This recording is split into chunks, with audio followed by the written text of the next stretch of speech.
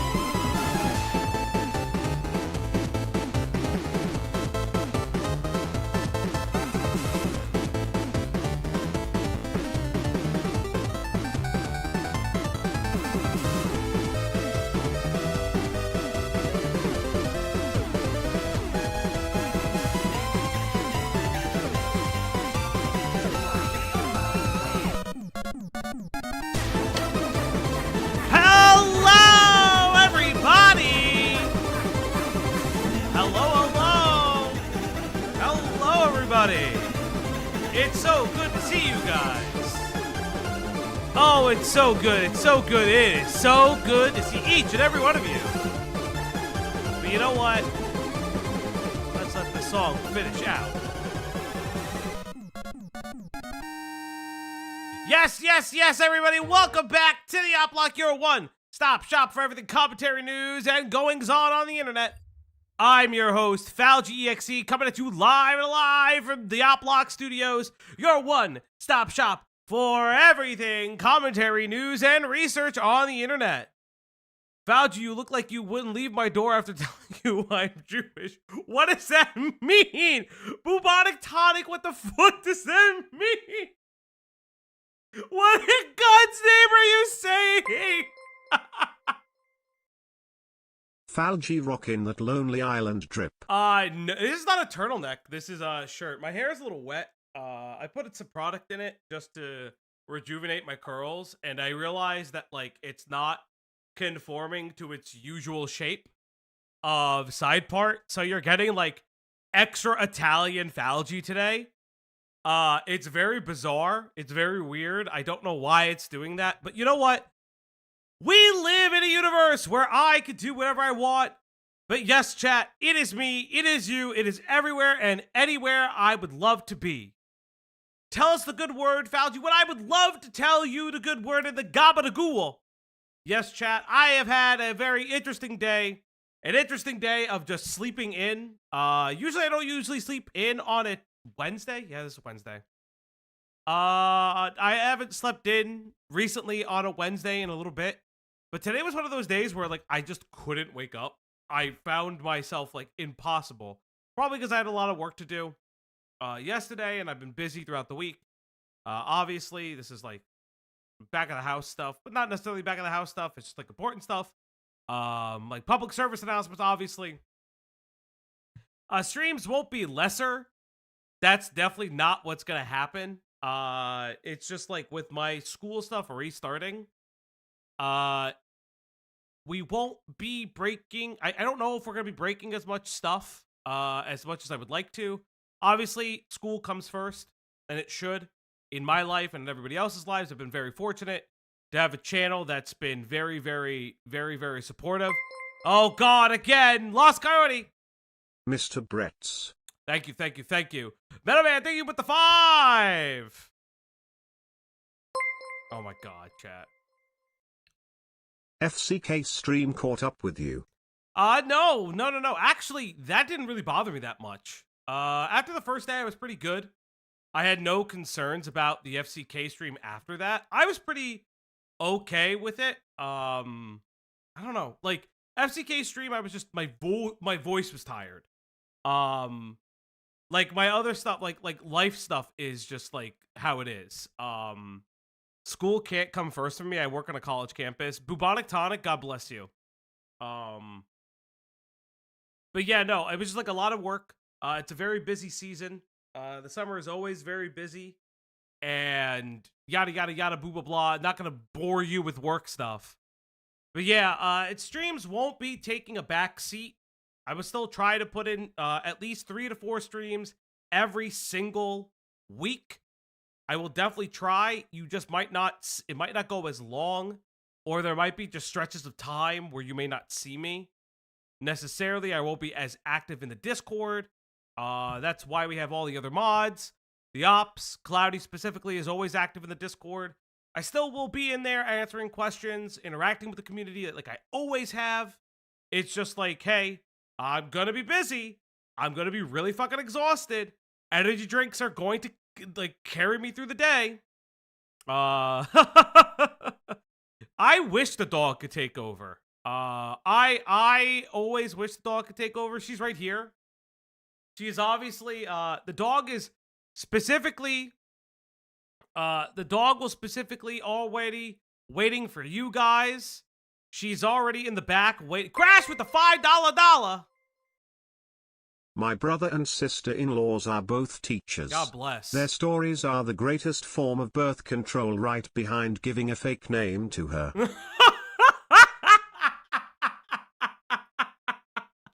Oh, fucking Crash. No, it's like, yeah. I've had friends that are teachers. So I've had friends that are teachers who have had kids. And when I was going to school, I had like teachers who had kids. And I'll never forget, we had a teacher, like a music teacher. It wasn't one of mine because he was more instrumental. And I was definitely, I wasn't an instrumental kid. And he named his kids like the most old lady names humanly possible. And I remember asking, hey, why did you name your kids like such and such a name? I'm not gonna like, think like Gertrude and like something else.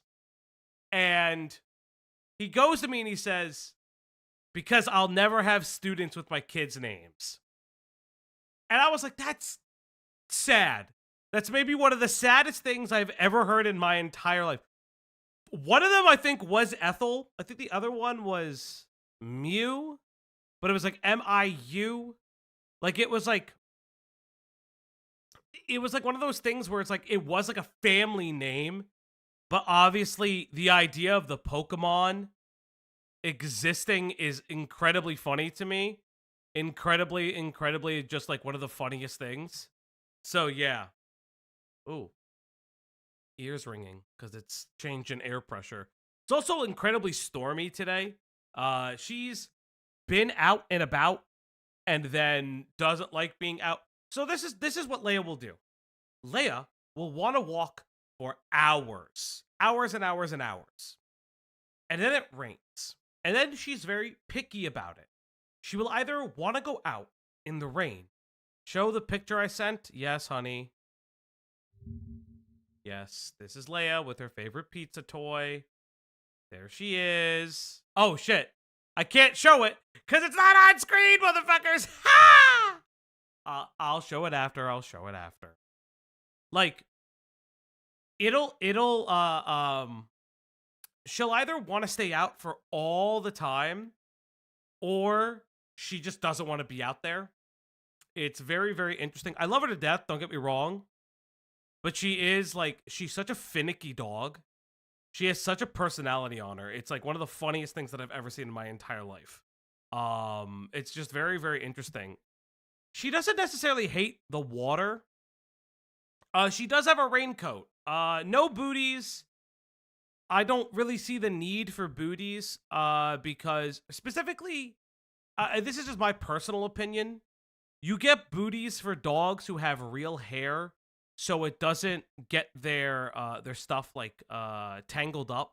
Like if you've ever had a dog with real hair, you would know this. It gets like really tangled. Unless it's like snow and like the ground it's like especially cold. I find the booties. I've done research into it. The booties aren't like the best thing in the world. Like they don't really do much, and she hates having things on her feet. So like that's like one of those things. But no, she's just like really really weird. Real hair? Are you calling Leia fake? No. So I had a growing up. I had a Bichon Shih Tzu mix. So those are both hypoallergenic dogs. Um, my mother is allergic to pet dander as well as the saliva. So this is like a fun fact if you're allergic to pets, by the way. Um, Pets, if you're allergic to an animal, you can either be allergic to the pet dander or the saliva. Now, it does depend on a couple different things because obviously dogs lick themselves. So, hey, their dander can have their saliva on them, and it's like a 50-50 shot if you'll figure it out. You can figure that out with an allergist, or God bless, just try. But just more importantly, that's just one of those things where you kind of gotta get used to it. My dog growing up, I have always have funny stories about this. Um, his name was Ramsey. He was a Bichon Shih Tzu mix. He's probably he died when? Last year? No. Yeah, last year, because I had Leia last year and they met before he died. He was blind, old, deaf. Like he far outlived his life expectancy, almost 20 years. Like the dog lived crusty old dog, crusty white dog that'll never die. Crazy fucking thing. Not a shit bitch. I used to call him a shit on because he was a Bichon Shih Tzu mix. And I'll never forget, we were getting him as kids, and we were missing Hell's Kitchen, and my brother and my brother and my father, my younger brother and my father were fighting over what to name the dog. Do we name him Spot? Do we name him Rex? Obviously, fucking thing weighed like, I don't know, this fucking thing weighed like fucking 12 pounds soaking wet. There's no fucking way this motherfucker was gonna be called Rex. And so I was like, listen, let's call him Ramsey and go back home and watch television. And we all kind of agreed on it. So, like, I had a dog named after Gordon Ramsay by complete happenstance because my mother and I wanted to watch Hell's Kitchen because we would watch it as a family every night when it was on. So, like, that's always, like, one of the weirdest stories I tell about my childhood dog is, we just fought. And, like, I didn't name her Leia. She just happened to be Leia, which is obviously, if you've been around the channel long enough, Star Wars is one of, like, the first movie franchises that I could actually remember. My mother, years and years ago, probably when I was, like, 3 years old, if you're old enough, you would know this, there was the re-release of the first 3 movies. Not the fucking, it was far before the fucking prequel movies. But there was the THX recuts where he added some CGI and stuff to them. George Lucas. By he, I mean George Lucas. And it's very much like where the Greedo Who Shot First comes from. And it's like my mom's favorite movie franchise growing up. So she's Leia by complete happenstance. So that's like, I guess, in a weird way, I've had 2 dogs named after movies and television, not by complete happenstance. It's just very weird. But yes, all of that, like, it's just like really, really weird. Yes, I do look especially Italian today. I don't know why. My hair is like just doing whatever it wants to today. Like you can see some of it is like too curly. I just like it rock today. I think my parents took me to that, but I was sleeping the whole time. Listen. I love the Star Wars franchise. Very good movie franchise. Always been a real ball, a real blast. Obviously, one of the biggest things is the prequel movies. I was a kid, so I was able to see them coming out live. Yeah. Raiders of the Lost Ark, Empire Strikes Back. I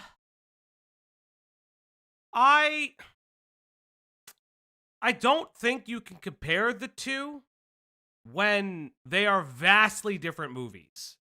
Have you seen the 2003 Clone Wars microseries? Rays of Red, I was like, that was targeted towards me. Like, I saw all these things coming out as a kid. So the only thing I personally, oh God, Metal Man. Falgi, you just need a Roman collar on your shirt and I will be ready to confess. Thank you, Metal Man, with the 5. One day I'll do a pre-stream. I'm not like Dickers. I wasn't ready for the cloth. I wasn't made for the cloth. What I said, New Jersey. I said New Jersey. What was I gonna say? But yeah, the only thing I really missed as a kid, because I watched part of it on television. I never watched the movie, but then I would watch it later as I was during the pandemic. Was the Clone Wars series. Now I had watched select episodes from it whenever it was on like television. But I never really like dove into it. I obvious, like, this is not obvious, but like, I finished Rebels before I went back to the Clone series. I know the art style changed, even though it was the same universe. I'm glad they were able to rectify that between Cartoon Network and Disney. Very, very fucking appreciated, even though, God, has the world become oversaturated and over inundated with fucking Star Wars content. But you know what? Not the real point. It is what it is. But yeah, I had done enough preamble enough to like be like, hey, crazy, all these things. Oh my God. The Star Wars Holiday Special. So I had the two. So there were two like little series. Falgi is what OIRL. That's fucked up, Lord. Wado! Anakin! What's going on? Are you Jedi? It's still the kid. You know, it's Wado! I even did a little fucking hand thing. You couldn't see it because he's done a little hand thing. Wado! It's fucking. If you've never heard Wado, it is one of the fucking most racist things ever. Oh God, it is so fucking bonkers. That man's like, I need racist caricatures. Why does that fit? Because I've practiced the Wado voice. Because like, it's very funny to me. Now sell me a used speeder. I would have to listen to the lines again. I would little yeah, I'd have to listen to the lines and the inflections. But yeah, no, I legitimately like practiced that voice growing up as a kid. I mean, Jar Jar Binks is such a really interesting character. He gets a lot more play in the Clone Wars series. I would really recommend watching it if you haven't, if you're a Star Wars fan. Obviously, Jar Jar has his own history with the franchise, his own, like, I always feel bad for Jar Jar. I really liked it. I know why Jar Jar isn't liked. It's Lucas's own fault. Like, like George Lucas is always. It was the same thing with the Ewoks. George Lucas wanted to repurpose the Star Wars franchise for kids, and so he would find ways to throw in things. And the problem was with Ewoks, you got a separate movie. And you got like, I think it's like 1 or 2 movies you got out of that franchise. I think it's like 1 or 2. I'm not entirely sure. But Jar Jar just got the fucking shaft. he just got the fucking shaft the entire time, and it's so weird. Oh my god. Yeah, yeah. Yeah, Battle for Endor. Yeah, like there's like it's weird. Hashtag justice for Jar Jar. Thank you, Metal Man with the 2. Yeah, I always feel bad for Jar Jar as a character because it was really just like the Gungans had really interesting lore. It was trying to bring more civilized and spiritual more spiritual alien races to this like crazy universe. And like it's like the Gungans are juxtaposed with the Trade Federation, which also equally racist. The Trade Federation is just fucking the space Chinese down to a fucking accent. I don't know why. Why was that the idea? Why was that the plan? It's fucking... I don't understand why the Trade Federation was the way it was. It was the worst thing ever. If you've never... I don't know if Disney would fucking strike me down for just showing you a clip of the Gungan, like the Trade Federation. Like, just their speaking patterns. But it is, like, hey, Greg. Hold up. You're muted. Go on.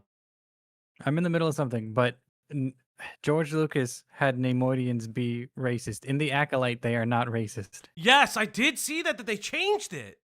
They unracisted the Acolytes, and also they're not, I don't think they're wholly exclusive to the Trade Federation because there's other, yes, but the Trade Federation was specifically supposed to be like was like like Red Scare Chinese Republic kind of stuff. I guess that's fair. In 99 as a pre 9/11 movie. Was it 99? 99? Ah, that makes me feel so weird because I thought that movie came out like 2000, 2001. Oh, fuck. That's crazy. You know what? That's why it's a pre 99 movie, or well, fuck, a pre 9/11 movie.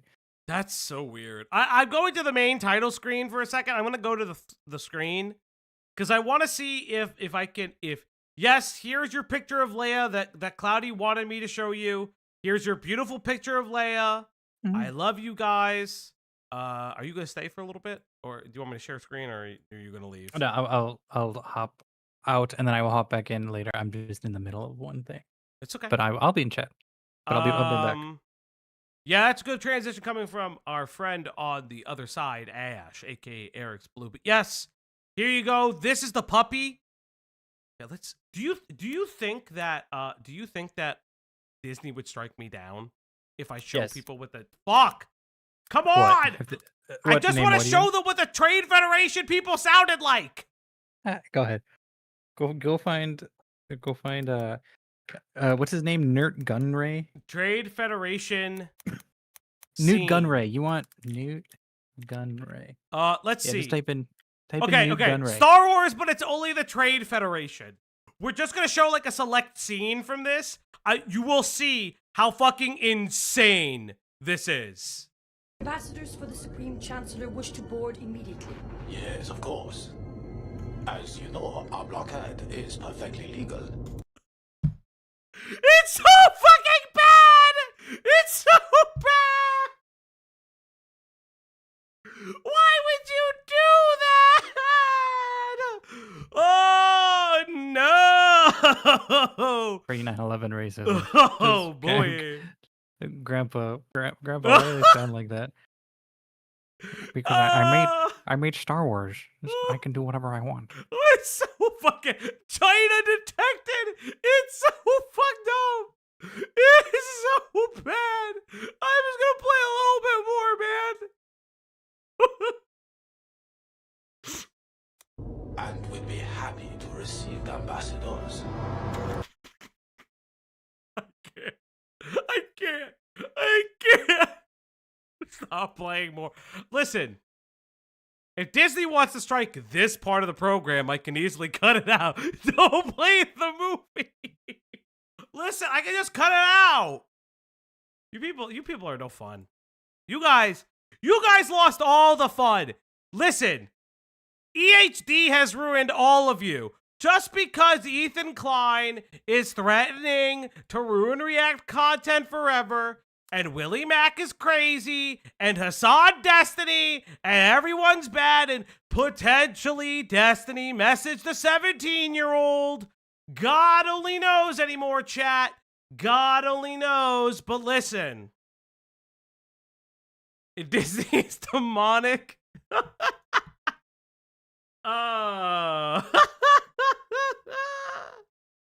Disney don't even let dead children have things. Yeah. It's apparently because China was a growing economy and it was stressing Hollywood at the time because they were worried the movie would make would move there. Yeah, but George Lucas has always been like anti like Hollywood. He always did his whole thing, like his own thing, and then he became a multimillionaire, and then he did his own thing with Star Wars again, and then people have opinions on it, and then he sold it to big business Disney. So I don't know. And then I have listened to the Dave Filoni interview about George. It's really interesting because if you listen to people like Dave and the gentleman who voices Darth first name Maul, basis. You mean Dave Filoni? No, the other fellow. There's two voices, but the main guy who does it is it's the guy that does the Sam Witwer. Sam Witwer or something like that. Witwer, yeah. They have talked about their interactions with George, Sam through Dave, and I think he's actually met George one time. And they like the way George talks about the series is so much more intellectual than his actual storytelling. It is kind of hilarious. Very, very famously, if you don't know this, if you look at the history of Star Wars, the original, if you look at the original New Hope, Empire Strikes Back, and Return of the Jedi, you will see that it's not George who saved the franchise or made the franchise what it was. It was his now ex-wife and their ex-directing partner, because they kept telling, they're like, George, you need to chill out. George, you can't do this. George, this doesn't work. George, the Ewoks are not what you think they are. Like they really saved that franchise. It is one of the funniest things. Some of the funniest things, like, if you look at the history, it's super, super funny. It's like, I don't hate George. I think George is really interesting and cool. He has become memed on the internet, and it's... I wouldn't call him cool. I would call him cool. I wouldn't call him cool. I would. He's grandpa. He's just old grandpa at the Australian mall drinking his Diet Coke. Yeah, but I think it's cool to be like a part of history. It's specifically movie history.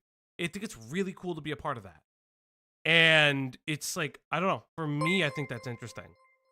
Bubonic Tonic with a 5. Star Wars fact. The voice of Asajj Ventress also voices the Khan Maker in Doom Eternal and Chum Chum from Fanboy and Chum I knew Chum. about the car. I have a signed pic of Chum. That's crazy. I knew about Khan Maker in Doom. That is super interesting though.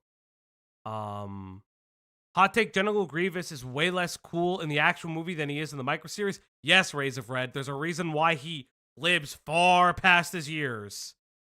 My dad also met George decades ago before the Return of the Jedi, back when it was called Revenge. May I introduce you to the WH-40K orcs with their Cockney accent? Thank you, Brian Isaacs. And that means, chat, we've hit a goal! It's time to feed the puppers. It's time to give her treats. It's time to feed the dog now. On the Uplock stream tonight. Yes, everybody, it's time! I hate fun of your channel going yellow. Feed my baby. Thank you, Cloudy. Listen, the streams mostly go yellow. I have to fight it all the time.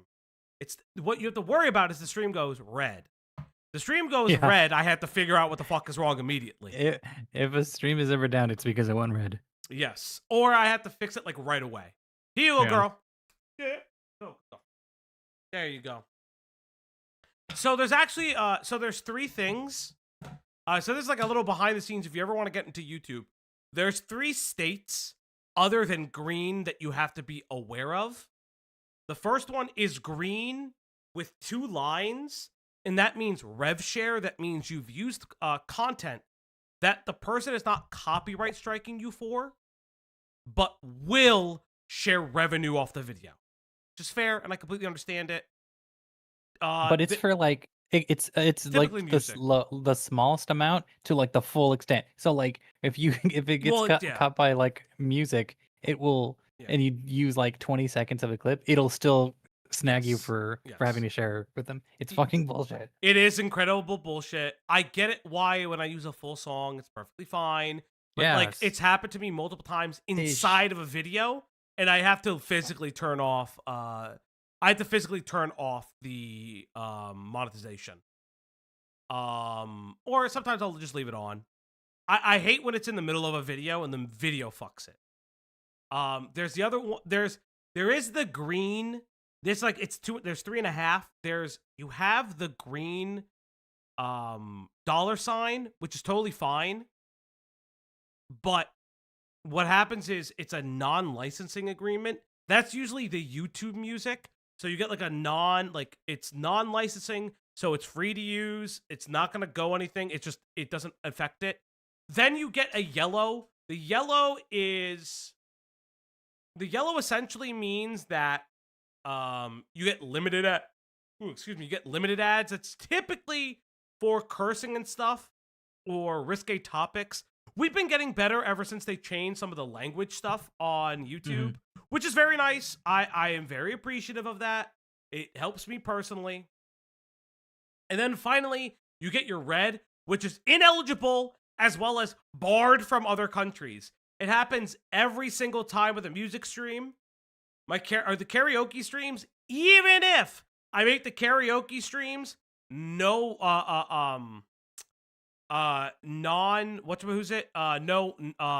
with no monetization, it'll still bar it from countries. Gets incredibly annoying. It's like one of those things that I hate to fight. But listen, it's not the time. But it is what it is. Chat.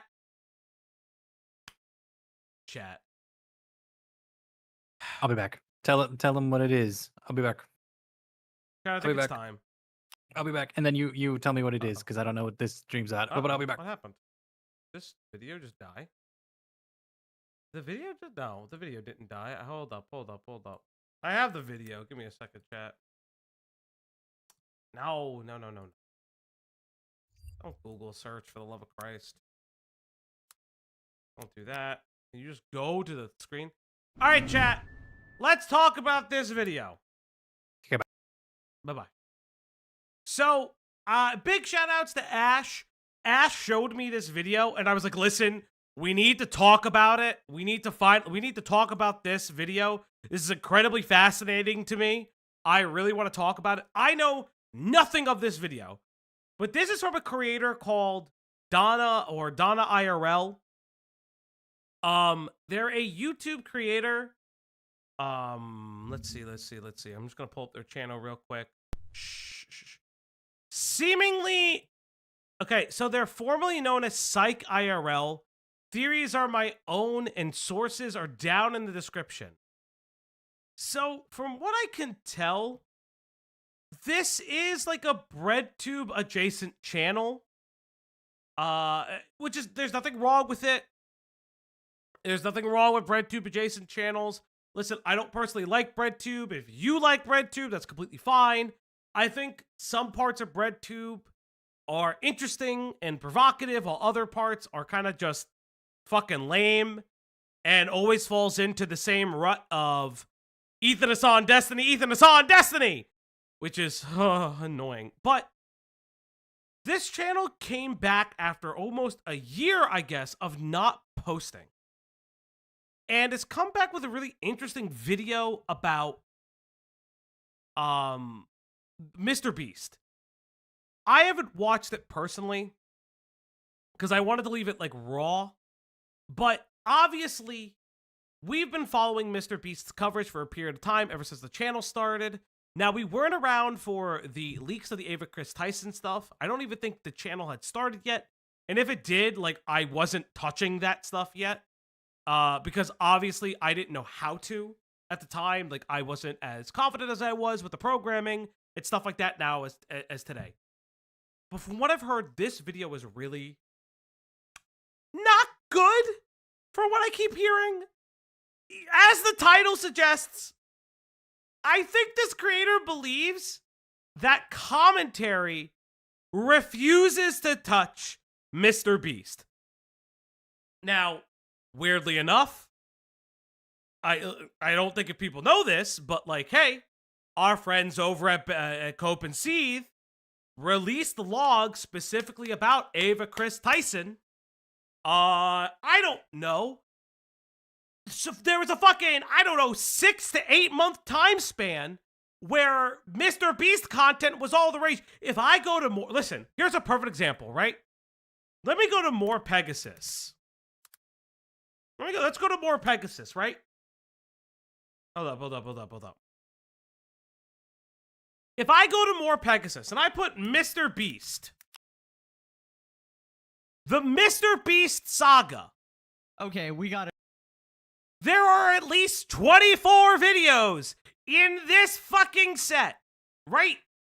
And that probably doesn't cover every single video someone like More Pegasus has done. Listen, literally 10 months of content was made on him. Look at this. I can keep, like, this is 3 years ago, sure. But, like, this, there was so much MrBeast content. There was so much of it. More Pegasus, WestJet, a Cheeto, Sensitive Society. A lot of people were making MrBeast content. And then, I don't know if you guys know this person. Chat, you ever heard of a person called Dogpack404? I don't know. Weird. Wasn't Dogpack404 for a long period of time the most, I don't know, beloved creator that ever existed? For a good period of time, it was seemingly like Dogpack404 could do nothing wrong before he got blackbagged. Now, listen, I know a particular schizophrenic says that she's the only one that knows what happened to Dawson. A lot of us know. It's very obvious what happened. There's a reason why people don't talk about it. Because you can't, right? And no, I'm not confirming or denying. I know where Dawson is. I don't know what black site fucking Jimmy Beast has Dawson in. But it's so interesting because it's like, if this video does not address the amount of content ever on MrBeast, I'm going to lose my fucking mind. Dogpack 404 YouTuber not found. It's not even just that, like, it was a running joke that any time you criticize the people criticizing MrBeast because their coverage seemed very weird and wasn't based in logic, you were called a MrBeast sweeper. And that's where I've heard this video kind of lies in, is the idea that commentary covered for MrBeast because commentary did not go hard enough on Jimmy. Now, listen, right? I don't like philanthropy tube. I find what MrBeast does incredibly exploitative as a content strategy. That's personally just me. This is like personally just me. I find it as incredibly exploitative as a content strategy, but I'm not going to be mad at MrBeast. I feel like that's like incredibly stupid. It's incredibly dumb. And there's also a market on MrBeast content. If you guys don't remember, Rosanna Pansino attempted, now I say attempted because I don't think she did very well, Rosanna Pansino made the attempt to switch over to commentary by going after MrBeast, went after Lunchables, interviewed some crazy fucking lady who eats bear meat or some shit, who was at the Beast Games, who says, I was abused at the Beast Games, even though it seems like reports show that she fucking went way too hard in the paint. She talked to Jake Weddle, of all people. Obviously, that surprise witness, that fucking crazy ass bitch. Dogpack obviously got his little hair teased, where very famously, Rosanna Pansino featured what she thought was CSAM in a fucking YouTube thumbnail. If you don't remember this, I don't understand. Like, there was an astronomical amount of MrBeast coverage. Like, an astronomical amount of MrBeast coverage. So if the criticism is we didn't go hard enough, my question to you, Donna, is what the fuck did you want people to do? What is the criticism of MrBeast? Is the criticism of MrBeast that he has psychologically created what arguably people think are the perfect thumbnails that got him to where he was and cheated an algorithm and understood it? Why? Why are we criticizing him for that? Like, why would I do that? What does that have to do with any coverage of him? Do I criticize him for his philanthropy, like his philanthropy content? Yeah, I have, but what the fuck am I supposed to do about that? Right? What's a Diorio? What's Adam McIntyre? What's like all these fucking people supposed to do about it, right? Why aren't you engaged? Like, a lot of top people engage with MrBeast because they see the philanthropy as a net positive, which it can be. Like, it's so like fucking bizarre. And yeah, you can listen. You can not like Adam McIntyre. I kind of have. I don't have like positive feelings or negative feelings. I don't cover his content long enough. But like, I need to like, what, like, is this video gonna is this video going to focus on the wide variety of people who attempted to either start or jumpstart their careers off of MrBeast coverage, or is it gonna weirdly, and I mean incredibly weirdly, circumvent that? Now, listen. You can hate the fact that MrBeast is a crypto bro. You can hate the fact that MrBeast may or may not have been involved in a rug pull. I am going to start this off right now that unless Jimmy Donaldson himself, makes a fucking, actually commits a motherfucking crime, there is nothing there's no way you're gonna topple him. Right? He has enough money to do whatever the fuck he wants. He has his own fucking Amazon shows. He has his own cartoon now. He has philanthropy. He has businesses in other sectors. Yeah, the fucking, whatever the fuck, the Feastables was disgusting from what we all heard. Like, all of this shit. Like, you sure the Shadman stuff, but like, you know what I mean? Like, sure, you can go after him for the Shadman stuff, but it's also tied to Ava Chris Tyson, a person he no longer works with. Isn't Mexico suing him? So there's weird things about the Mexico stuff from what I remember. From what I heard, they got permission from the town, but not from the government, or vice versa. So, like, it's stuck in who the fuck was supposed to have jurisdiction over it. The guy has lawyers. He can do whatever the fuck he wants with the lawyers. And remember, he did self-investigate. Like, it is what it is. Yeah. Jimmy was in Love, Death, and Robots. It's incredibly, and his acting was terrible. His level of cultural immersion is so high, he would literally need to be Epstein. He would literally need to pull an Epstein. I don't see that happening. And I also don't see YouTubers doing that. Now, does that mean that Jimmy Donaldson is above reproach, that we should never do videos on him or negative coverage? No. People have done negative coverage on him and looked at his past actions.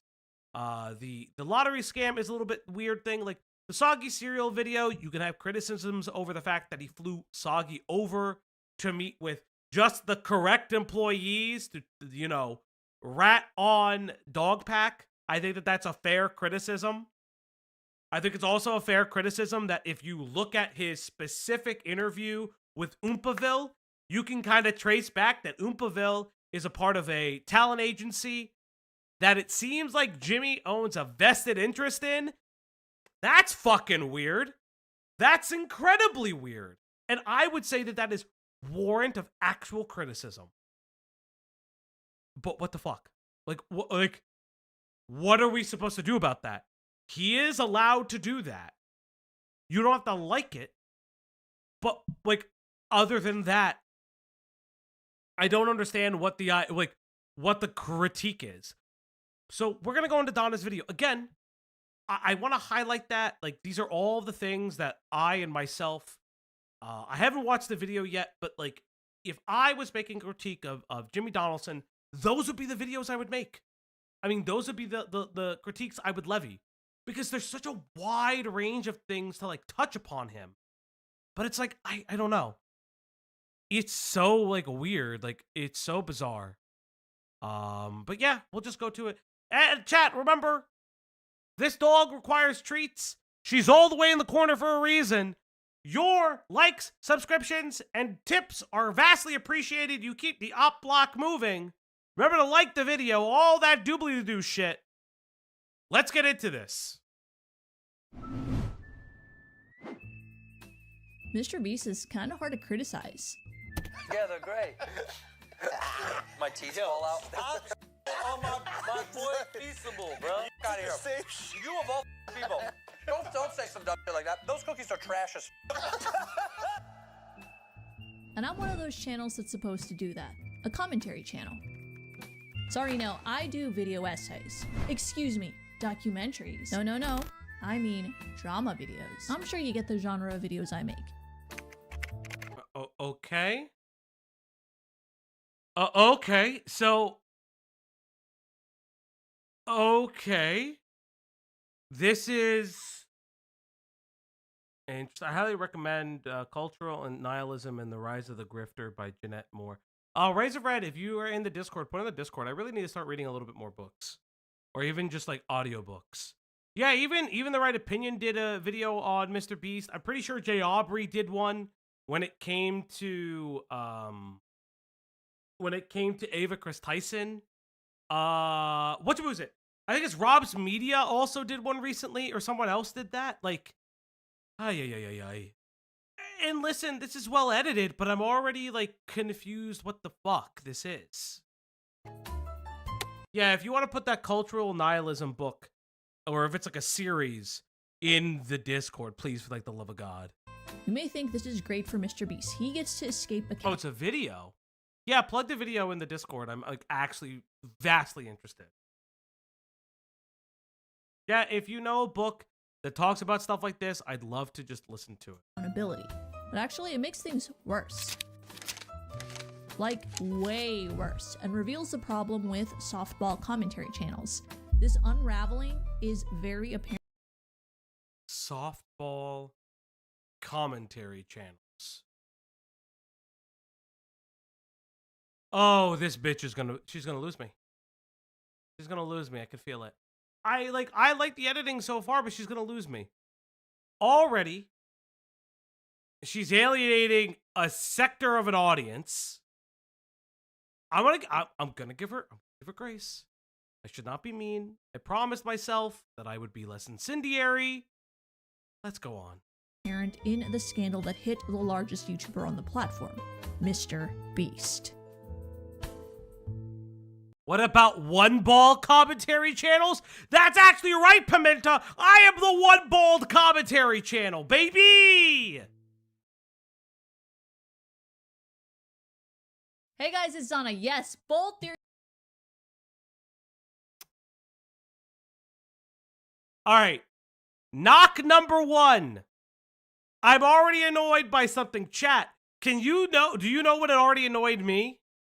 Do you know what annoyed me? Knock number one.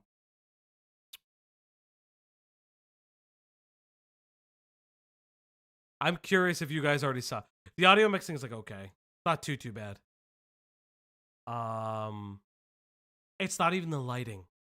You started the video with oh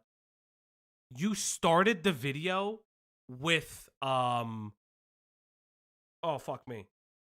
With closed captions, and now there's no closed captions. Donna means woman in Italian. That is very true. Donna means woman. Yeah. The name Donna. Yeah, I know. Yes, I already like if you put closed captions in the beginning of the video, you gotta do it. What bothers me is there's no dog. She's right there. I like reading along. Her name, it's Xena. But why are you called Donna? Oh no, what? Why? Today, softball commentary channels and less criticism for MrBeast in general is actually really bad for him. It sounds crazy, but so it's bad for MrBeast. Okay. So if I'm understanding, okay, let me not pause, Andy. Let me try to understand what she's saying. In general is actually really bad for him. It sounds crazy, but I think years and years of us blindly defending MrBeast for no reason have led to criticisms like this video right here. Does MrBeast actually love his fiance?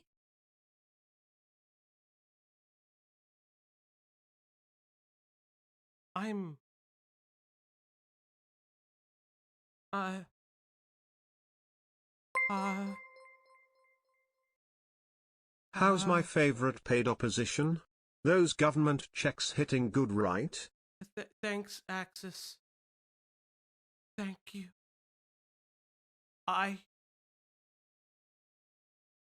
Is the basis of this video that he wasn't critiqued hard enough, so every critique is now crazy?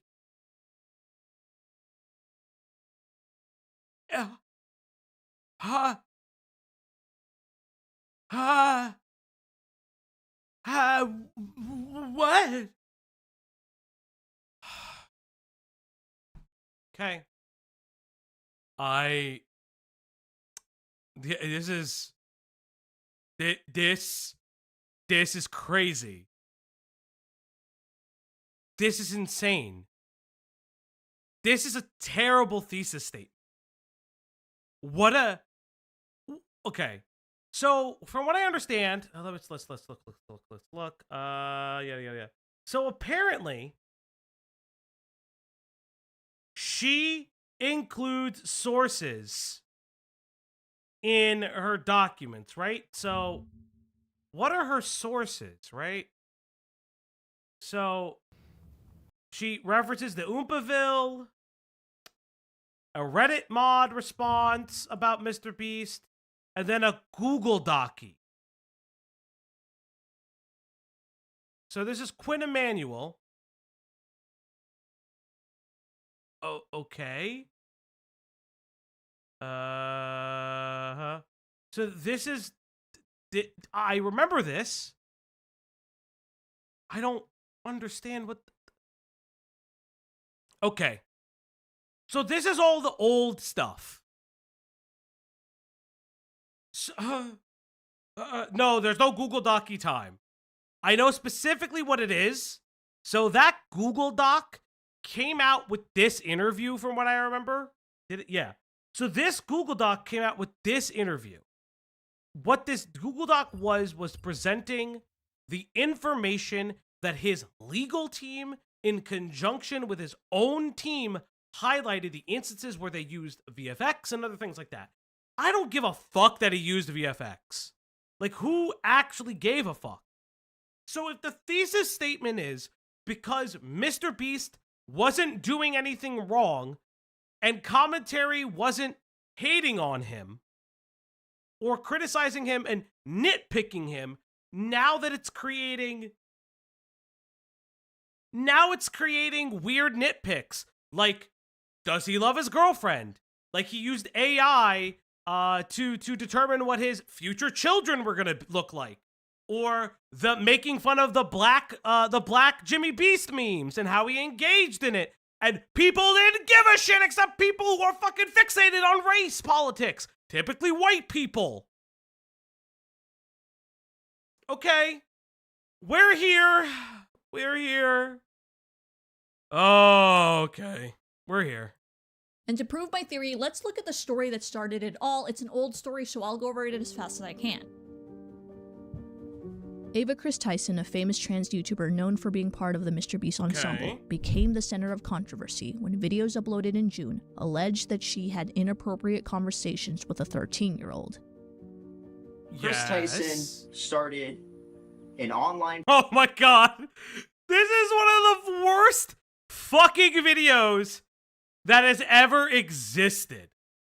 This was a reportedly rushed video because people have alleged that these guys are groypers. From what I understand, they are. I could give a shit less.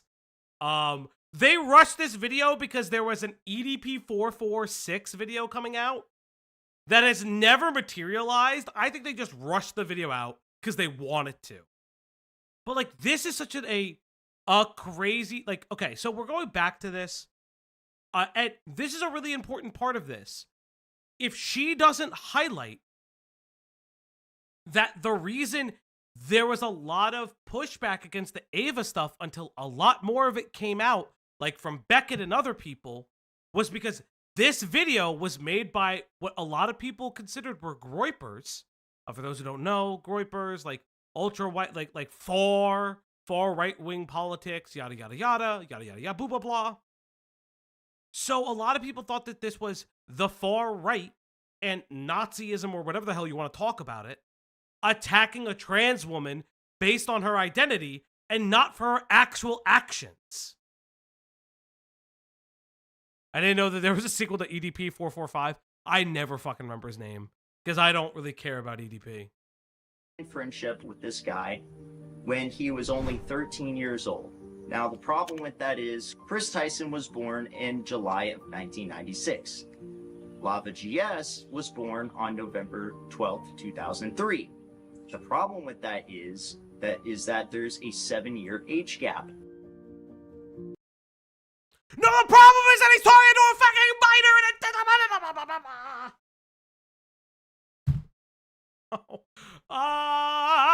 Subuemia. I was listening to the Lion King musical soundtrack this morning. I like that musical. Really nice. I saw it as a kid. What the fuck? It's not the age gap. That's the problem. It's the problem that an adult is talking to a fucking 12-year-old. Or a 13-year-old. What the fucking... It's a child.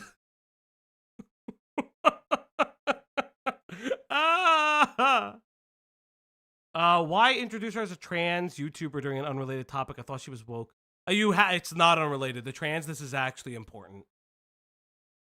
While a lot of the conversation is normal, there are instances where it was clearly inappropriate. It is never, ever normal for an adult to talk to a child in a fucking Discord server. It is never normal. I am tired of hearing that it's fucking normal.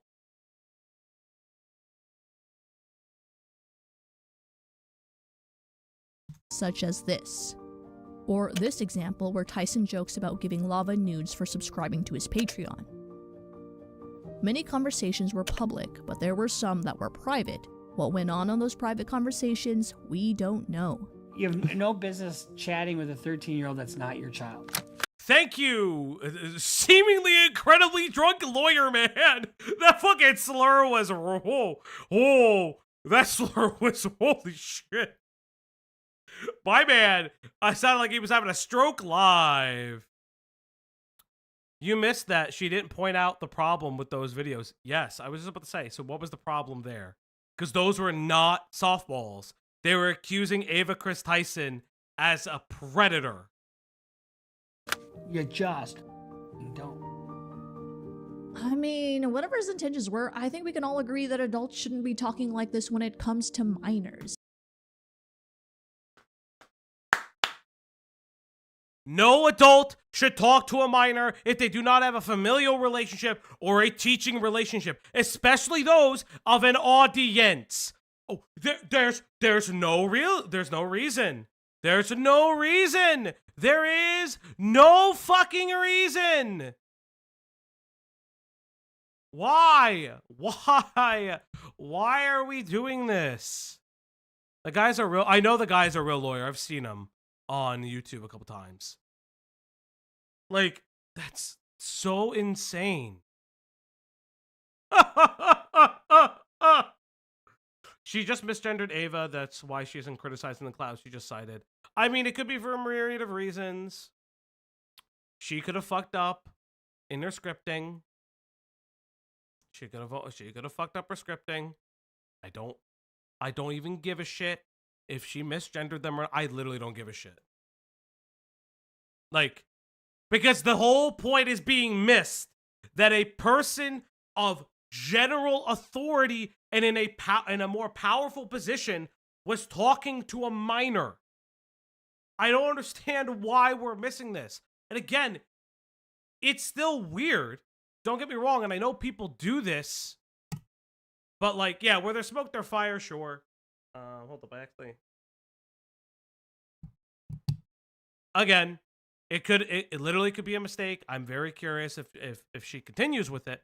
But like, this is so bizarre because it's not examining what the problem was. Like, obviously in commentary, we have the concept of understanding that we don't like kids on our Discord servers, obviously because a lot of our topics are 18 plus. So why are minors here? But more importantly, like, obviously it keeps you out of trouble, right? And I don't need kids in my audience. I've said this multiple times. If you are a minor, I'm going to delete his fetus. This is like a off tangent, by the way. I saw like a fucking VTuber get I talked about this a little bit in the Discord. I know nothing about this VTuber, by the way. But some VTuber got allegedly canceled. Like they got like banned off, they got like a suspension on Twitter for a day, and then got like canceled because they told children to kill themselves. And I want to highlight the conversation. The creator's like, hey, I'm a femboy. I make OF content and all this shit. Child, you should kill yourself. I don't want you here. You're disgusting. Kill yourself. And I'm just sitting there being like, everyone's like, oh, you should not tell kids to kill the blah, blah, blah, blah, blah. I'm like, yes, but the creator is... Yes, the creator probably went around it a little bit too harshly. But the creator is also saying, hey, children, please don't be around me. My content is not only 18 plus. I do things that are highly 18 plus on different areas. Do not be around me at all. Like, it's a bit much, sure. But how is that any different, like, from me saying deletus the fetus? Like, it's really not. Like, I get it, they were harsh, but like, and again, I don't know anything about the creator. The creator could be a massive piece of shit. Like an abhorrent piece of shit. But I think like people were overreacting because like, oh, we need to have this like prim and perfect look at the world. Like, we need to be nice to the children. We need to tell them why. Like, no. At a certain point, minors do understand that there's a reason why it's bad in these settings. They've been on the internet long enough. It's just like weird. It's a VTuber that have, so it's 75% chance that they're a rat or a bitch. I guess. When I make the transition to VTuber content, it is what it is. But goddamn, yeah. It's inappropriate all around. But what really made this interaction more suspicious was that Tyson was a fan of an artist that goes by the name of Shadman. Sure. Shadman. I agree with this. Now, this gets a little weird. Does liking Shadman's art make you a pedophile? Does liking the art make you nonce adjacent and engaging in it? I think that debate's gonna be until the end of time. Obviously, I don't like Shadman's art. Learning more about Shadman, there is this weird thing where there's a potential that Shad pushed a lot of the lolly stuff because he himself, it maybe not even been for sexual gratification, but for the fact that he wanted to make people upset. It's like, it is vastly like disgusting, regardless of the fact, but like, I believe he is a druggie, but I could be wrong. But like, you could still hate Shadman and his weird art, but I think like there's other stuff too that gets like weird touched upon, and there's other stuff that Ava did that I think is much more damning than enjoying Shadman's art. And the fact that this is like, oh, it was made all the more real by Shadman's art, like, I don't even fucking, like, am I weird to say that that's such a weird point to say that, oh, it was not the conversations, not talking about at the time before they had transitioned, penis pictures, Patreon OF, like, or nudes with an actual minor. No, it was made more real because of the Shadman art. I hate it. It's a priorities thing. It's literally an order of operations priority thing.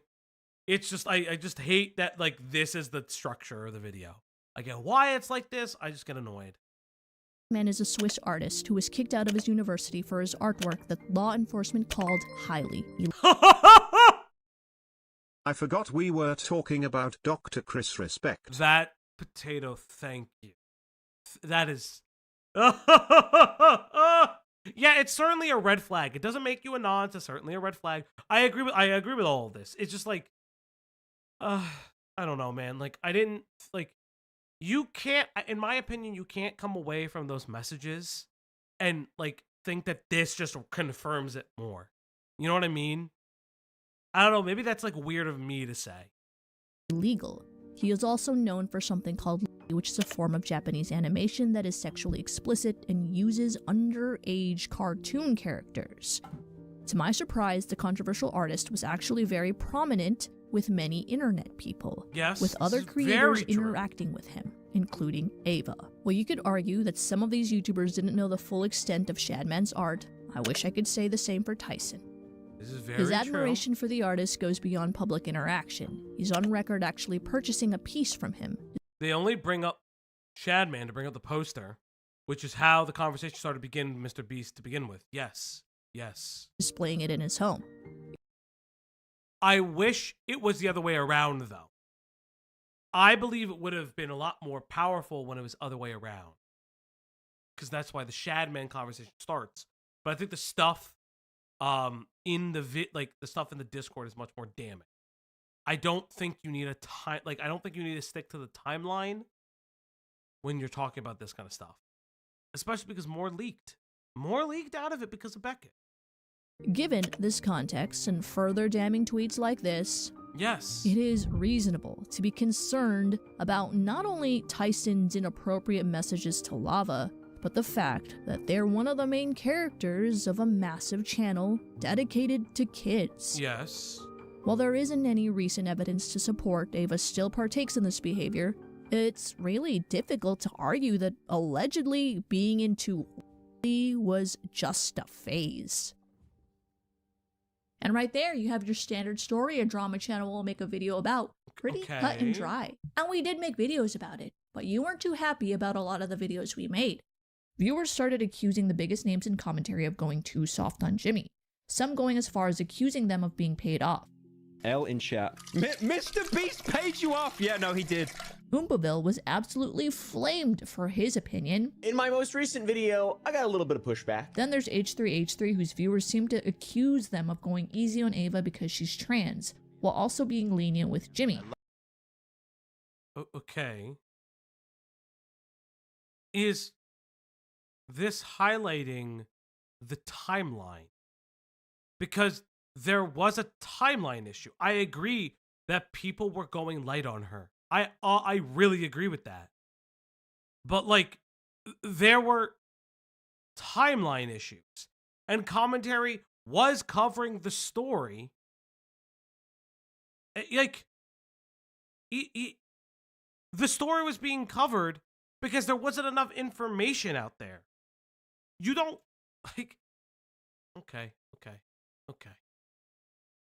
So what she's saying is that, okay, did she ever make one? There was light. It was light because there was not a lot of info at the time. Yes. I need to see if she ever made one. Did she ever make one? Let's see. Did you ever make a MrBeast video? Okay.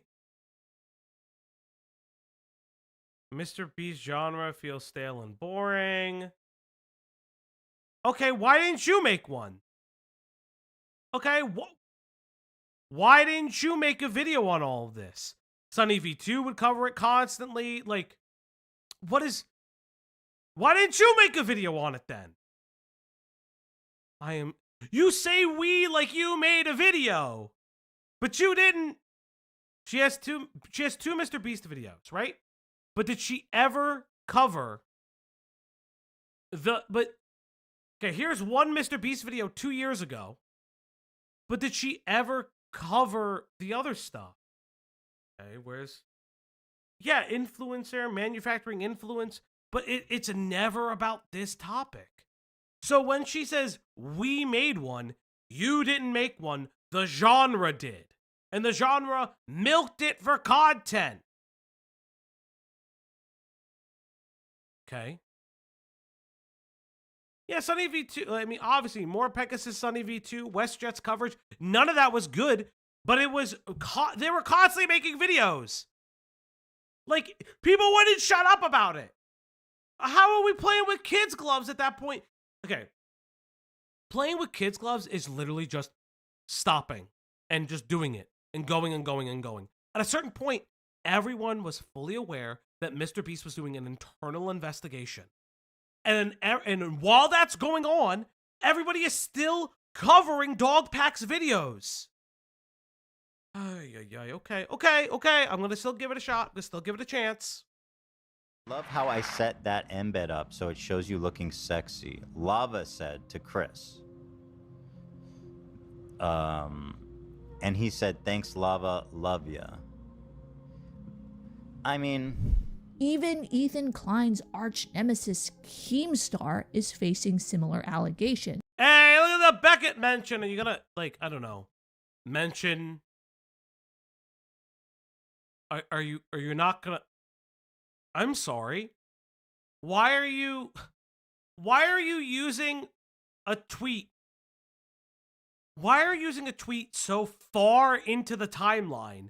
Why not use Drama Alert tweets? By the way, Drama Alert has been run by Keemstar in a bit of time. But, like, this is so far into the timeline, and it speaks to the internal things that Dogpack was doing. Like, I don't understand. I don't understand, chat. But okay, we're going to continue. Ethan Klein's arch nemesis Keemstar is facing similar allegations. I am not paid off by MrBeast. I'm not. Stop saying it, okay? Yes, and part of it was a joke. At a certain point, it was a joke! Other channels that reported on drama like Moist Critical and Ludwig have even been accused of not reporting on the situation fast enough. I've been being attacked on Twitter, just fucking dogpiled, about my ignoring the situation and refusing to speak on it, being too much of a coward to talk about all this. Now, you're actually not only biased, you are protecting MrBeast by not talking about it. There was so much info coming out. And again, MrBeast wasn't the focus of a lot of the early information. It was Ava Chris Tyson. Now we could talk about the Dogpack stuff, but the Dogpack stuff gets real messy now, knowing that he had a fucking personal vendetta about him and would make up shit. Would literally just make up shit.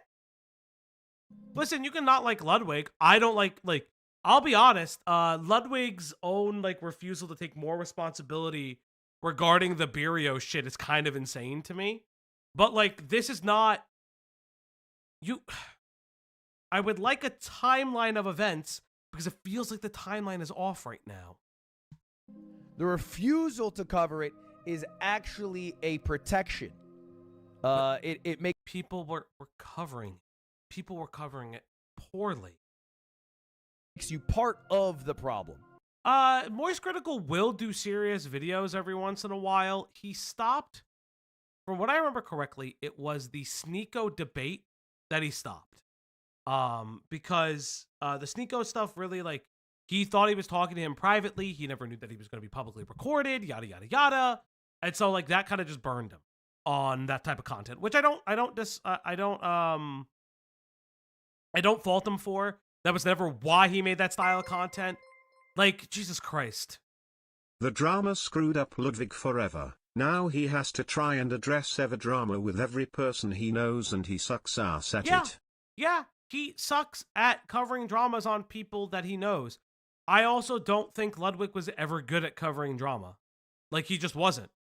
He did it because that was the meta, and he wanted to make more money, sure. But I don't think he was ever good at it. He was just kind of like regurgitating information. He was just not good at it. That's okay. You could not like Ludwig for a variety of reasons. I think his content's like serviceable. Like, he's just a top W creator. Like, I don't really give a shit about him. Like, this is just weird.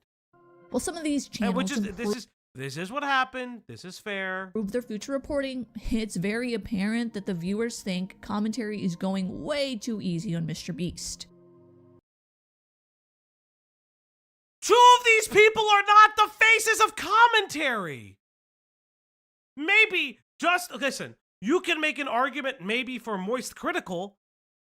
This is not a face of commentary. Keemstar is a lol-cow universe now. And Ethan Klein, sure, but like, Ethan Klein is his own person.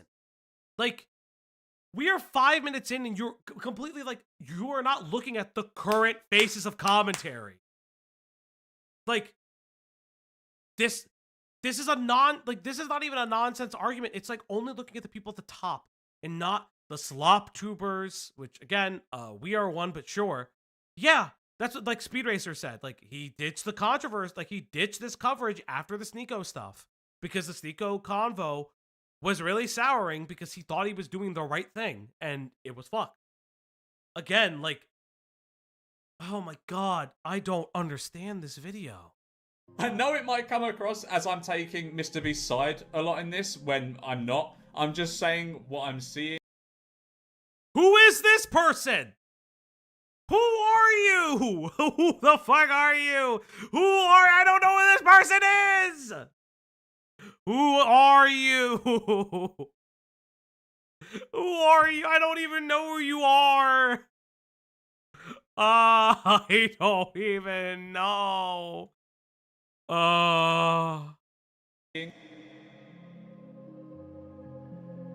That's Memulous. I have only heard the name. I've never watched any of their content. Yeah, well, that's what I'm saying. Like, I don't know who these people are. Guys, I know it looks bad. Just because all the bigger commentary channels thought pretty positively about MrBeast while the audience didn't, doesn't mean there's a cover-up going on. No. The bigger commentary channels knew more. They knew he was investigating it, and they didn't want to be sued. I'm sorry, but you do have to be incredibly careful, especially if you are saying that Jimmy Donaldson is covering for for someone who people believe is a pedophile. Unironically, you are not discussing that, and it's incredibly disjointed when you don't accurately discuss the timeline and when the information was disseminated. And who was disseminating the information? That's incredibly important too, because it adds more context. Anyway, since there was this discrepancy in what you thought about MrBeast versus what drama channels thought about MrBeast, lesser-known commentary channels started calling us out. Like, one creator that goes by the name of JoJo made this whole video about Ludwig called the controlled opposition of MrBeast. Okay, you say us. Lady, you never made a video on him. Who is us? You haven't made a video and oh my God. Stop saying us. You are not included. like it's so weird to say us because like you don't have a video on it. Like that's the question. Like you are covering a swath of people who touch commentary, who are commentary. Like who is the audience she's talking about? That's like what I would like to know too. If I've associated my name with a brand who, let's be honest, at this point has been accused of virtually every reprehensible act, to me, it's... Yes. Yes. But they were also told that they were also told allegations that like there was investigations going on. They were having internal investigations. And yes, the biggest one is about the, oh my God, what the fuck was his name? It's the employee who allegedly had sex with other employees and got shifted around in the company. It was the black gentleman. I can't remember his name. He was like the biggest fuck up. Like, again, like, unfortunately, that is how big companies work. Oh, yada, yada, yada. That's how big companies fucking work. But like, this isn't, oh, my hair is all over the place today. Like, this isn't how this worked. What the fuck is happening? Oh my God, my hair. Hold up. My hair is just like especially curly today. Yeah, I can't. Jonah Hill. Yeah. Jonah something. Fuck. Jonas. Oh my God. But like, that's what I'm saying. Like, this doesn't make any sense. Not Cameron Gerard Davis, you fucks. No, but like, this doesn't make any sense. Like, there's so much. And the fact that then, are you not going to talk about the fact that Jimmy's cousin was credited as the secret CEO who beats his girlfriend, and it wasn't true because his name was similar to so many. Yeah, like, yay.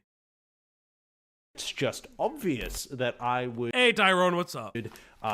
Tell my audience the truth and separate myself from that sort of environment. Ludwig runs the channel Mogul Mail. The channel is your standard commentary channel. He talks about Colleen Ballinger, Matt Pat, Andrew Tate, all standard topics for your average... I gotta know something.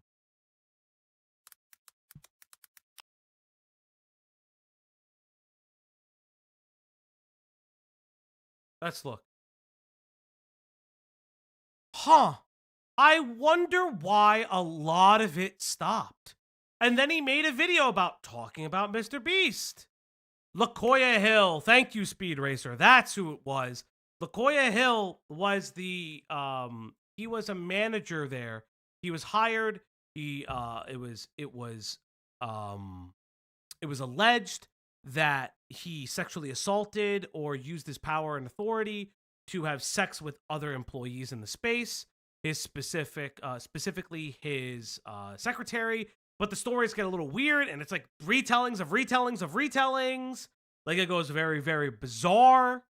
Like, but again, like, he stops making the style of content and just started again with the Jeffrey Epstein stuff. Like, this is like, why are you not, you know what, let me just, it's working. Drama channel. You would expect a channel like this to give the same energy, if not more, to explaining the MrBeast controversy. You guys are going to piss me off. I can't do this if you guys are this miserable within 30 minutes.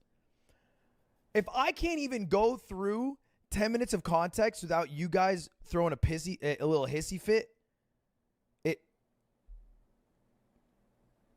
I'm not doing it. It is probably some of the most difficult stuff I've sat through and watched aside from XQC. Aside from the whole commentary channel fence-sitting meme that Moist Critical and Ludwig oftentimes get criticized of doing, Ludwig actually just does that in these two live streams.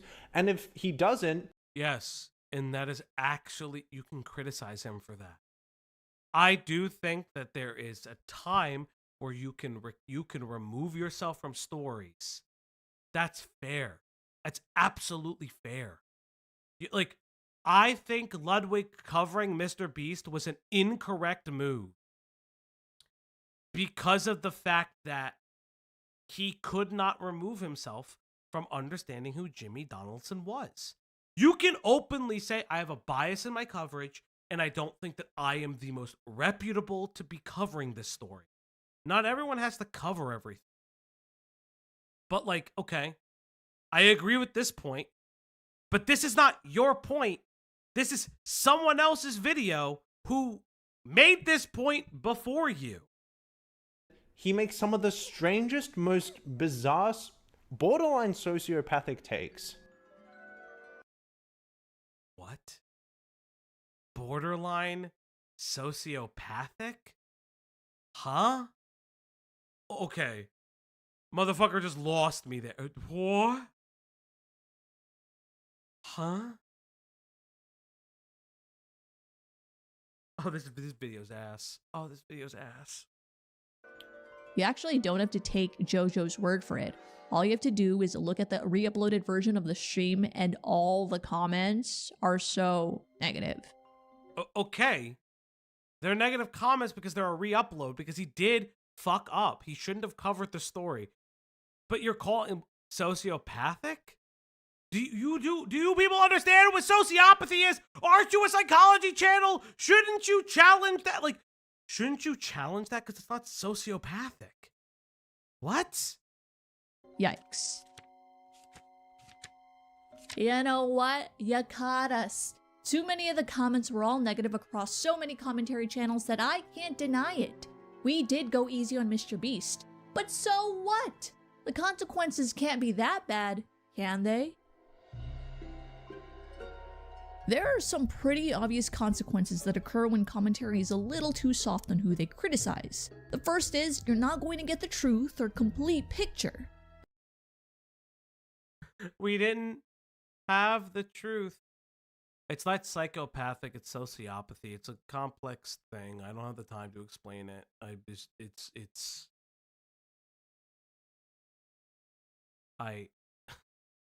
Yes, people are too soft, you may not get the truth. But like, we didn't have the whole truth at the time either. This was pretty obvious in the tell-all interview done by Oompaville, the only place— Yes, this is a fair criticism of Oompaville, but like, oh. This is a fair criticism of Oompaville, but the problem is that she is making wide sweeping claims on the nature of commentary as a whole. You continue to use the royal we, and you are making large sweeping claims on commentary as a whole when there's enough of the smaller channels who were saying things. First commentary video to have 20 different tones. Yes, I don't know where we're coming from. What the fuck? I don't even know. Basically, they are setting up the premise that is that anything MrBeast does in the future is something you can hold against commentary. Yes. As Gilla says, like, sociopathy is basically emotional indifference to other people and society as a whole. Psychopathy is the detachment from, it's as a small aside. It's a lot more in depth to it. But like, this is just, okay, we're just gonna go into it. Jimmy made a response to the allegations. Yeah, I'm just saying it seemed, and a lot of people also believe that. And again, so here's my issue with this. Did you dig in further and found out that part of his management company also supports and may or may not be owned by MrBeast? Why don't you talk about that? Why don't you talk about that the top echelon of commentary, like, okay, so why aren't you talking about that the top echelon of what I like colloquially called normie commentary? So your Oompaville, even Ludwig, maybe Moist Critical, and other people thrive off of fence sitting because rocking the boat is really bad. It's bad for business because they have direct correlations and ties to a lot of these people. Why is that not the critique? Why is it, oh, they softballed him questions? Why aren't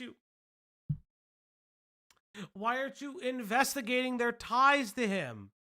Or calling out the fact that is so, like, these people aren't calling each other out because they're friends. And okay. Oh, was it good intentions when he photoshopped a fake live stream and falsely accused me of not saying something I did say? And yes, but then he's also like, you picked one of the worst things because this is This is what Dogpack did. Oh, I hate it here. Falsely accused somebody. It was a good intentions when he put a king-size Feastables bar beside a regular-size Hershey's bar and didn't disclose that, and then lied about us having more sugar than them. Was it? I mean, I could sit here and do this for the next 30 minutes. I understand. I think that's just a misconception that everyone has. It's like there's. It's just Oompaville sitting there asking questions and then accepting. Yes, and we all made fun of him for it. We all made fun. But this is like, okay, so I know this. This is like some commentary comedian in Australia. Yeah, he's big enough. He's got a fucking check mark. He's got like 500 plus subs.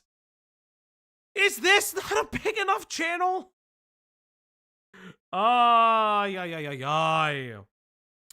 My issue with this whole situation only tangentially involved MrBeast. It was about Ava, but trying to jump on Jimmy instead. Yes.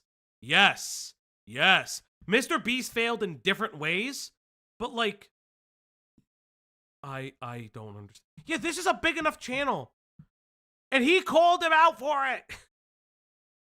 I hate it here. Pretty much every answer he's given without asking. This guy is like close to 600K subs at the time of the time of this recording of this video. Ugh.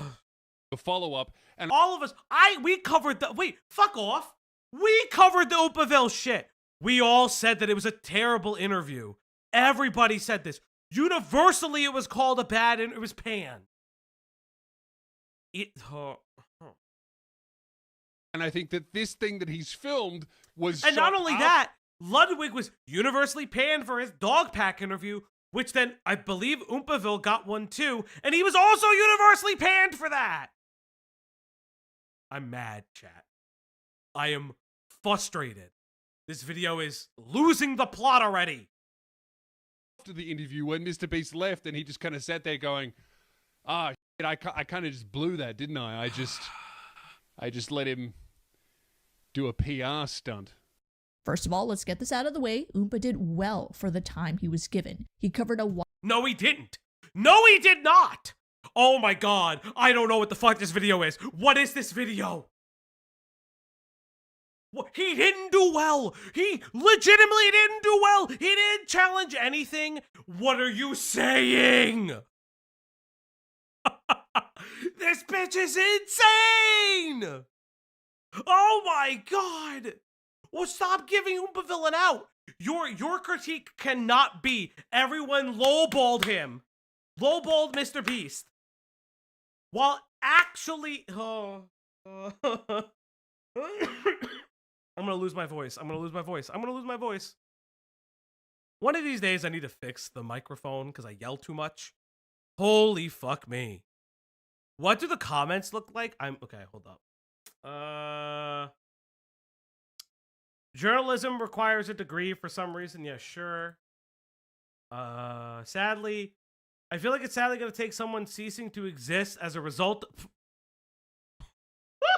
There's no fucking way this is a real comment. I sadly feel like it's gonna take someone ceasing to exist as a result of being in a MrBeast video or show for him to get truly canceled. That's... What? I can't. This is insane. This is wild. Bro. These comments are bad because they're glazing the video. Because this video hasn't broken containment yet. This is wild. Yeah, this is her audience not breaking containment. What about new comments? Subreddit, updating standards, something's off when this guy from the beginning. Yeah, no one, this is crazy. Wide variety of topics most people would have never brought up if they were in his position. However, where the interview fell short was when Oompa should have presented follow-up questions when Jimmy would answer. Oompaville should have never interviewed him. Why are you not highlighting that he had a vested, Jimmy Donaldson gave this fucking guy money? Why are we... What are you talking about? Why can't you, this would be a stronger burn the bridge with everybody at the top of normie commentary moment if you're like, there's a history of Jimmy Donaldson advertently or inadvertently giving him fucking money. What is happening? This video, like Pimenta said, this video is a weird hug box. What the? Bro, everyone should cover this fucking video. This video is bad. This video is bad by BreadTube standards. Holy shit. Answer. But, you know, at the same time, I think a lot of people wanted Jimmy to feel a little bit pressured. Like maybe this was a bit of an interview where maybe there was going to be some hard-hitting questions that would make him feel a little bit uncomfy or catch him off guard. Yes. And for a very long time, that did not happen. Yes. For example, when asked about the Shadman poster in Ava's living room, Jimmy essentially says he thought it was an anime meme. To which Oompa basically says, that's fair, I didn't know who Shadman was either. To be honest, I didn't really think too much of it because... Yeah, why are we not talking about that this was a follow-up question? I already sent this to Beckett and Chris. I know Beckett already watched it. This video is bad. I know he watched, like, he skimmed through the timeline. This video is ass. Yes, this is a... Why aren't you highlighting that this is a follow-up interview in regards to the controversy of him doing a bad interview? We just had, like, a lot of anime posters and things up, and it was an animated character. Yeah, that's fair, because I also, after all this stuff, I didn't know who Shadman was. I've heard of him a little bit. And sure, Jimmy can highlight that. Sure, he didn't know who Shadman was. Ava, blah, blah, blah, blah, blah, blah.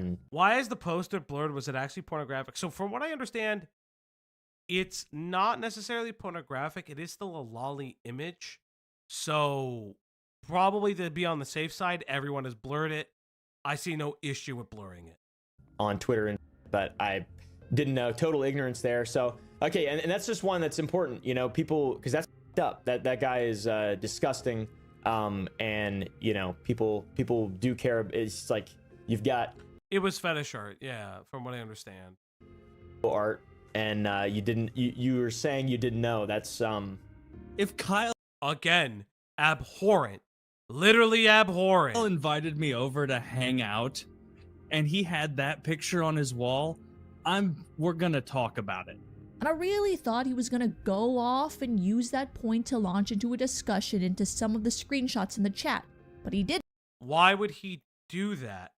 Ava no longer works there, and he has lawyers telling him don't drag. Fuck the motherfucker. He has PR people that are telling him to not drag out the fucking drama because it doesn't involve him. Because it was it was a private server that he was maybe a part of, but then didn't. And to be fair, he explains it's a young girl licking a gun from what you remember. Okay. Why the interview was done this way. I didn't intend for this to be the end of the conversation. I didn't go into this with an agenda. I definitely missed a lot. Which you should have. Again, he was universally panned. Yeah.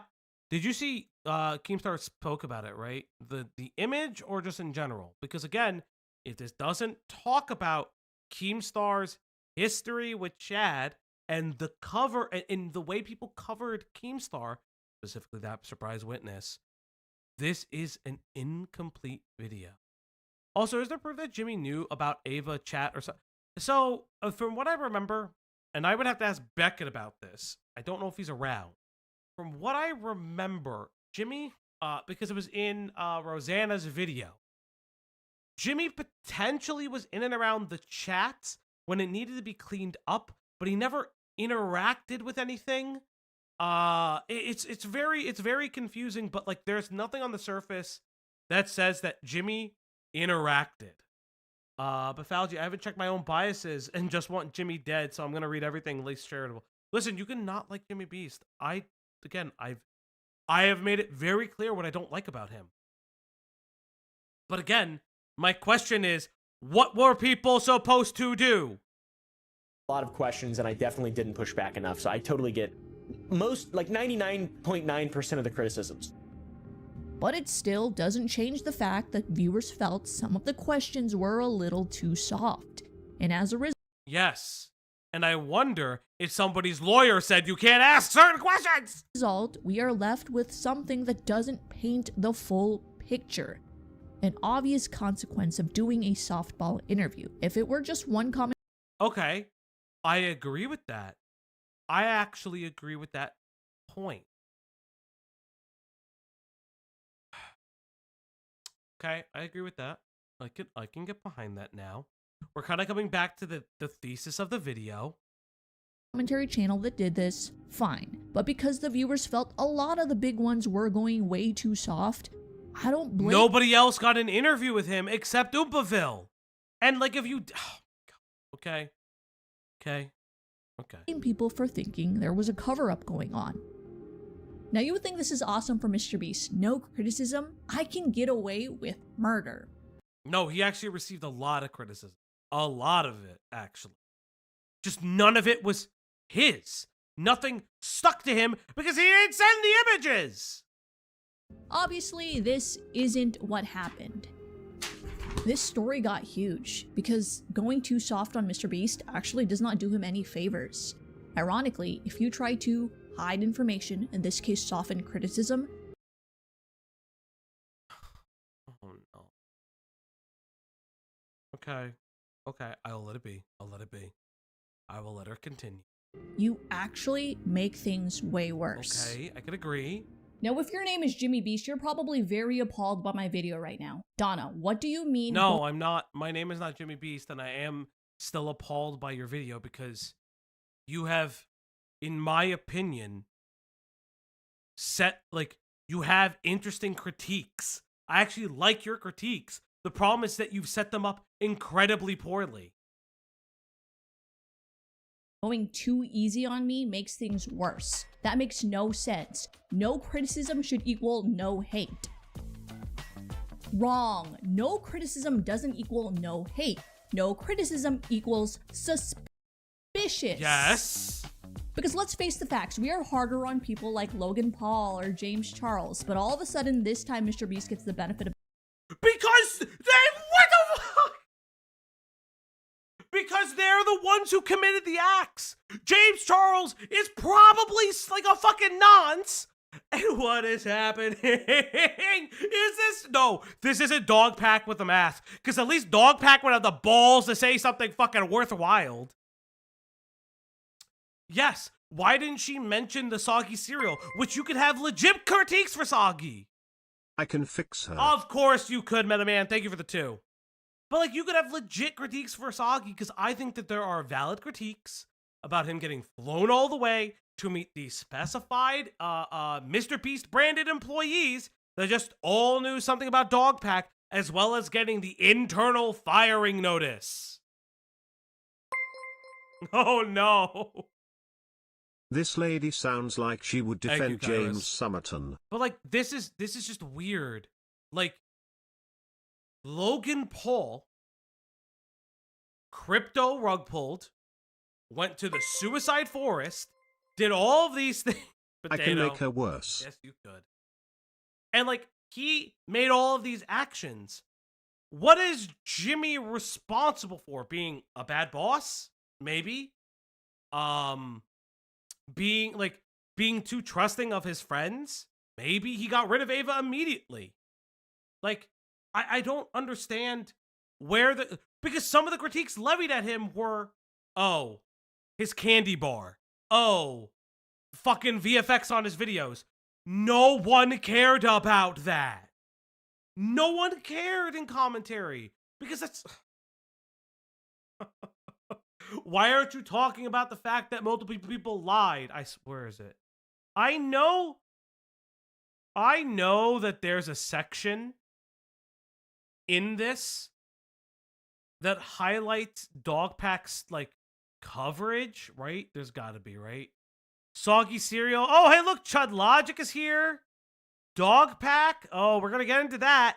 Tell Chud he's in the video, I guess. The doubt. And it's not even about MrBeast deserving it this time. It's about people can tell when we are being inconsistent and treating influencers unequally. When you got this nasally, inbred looking little throwing a bunch of unproven allegations towards MrBeast, it goes viral. So no criticism. Yes. And that's true.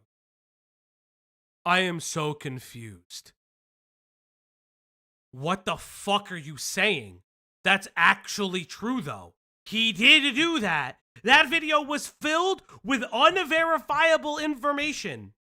And not only that, he would make the claim that Jimmy's cousin was like a fucking serial wife abuser rapist, but he couldn't figure it out because there were so many people with the same fucking name that they were waiting on court reports. Oh my god. Oh my god.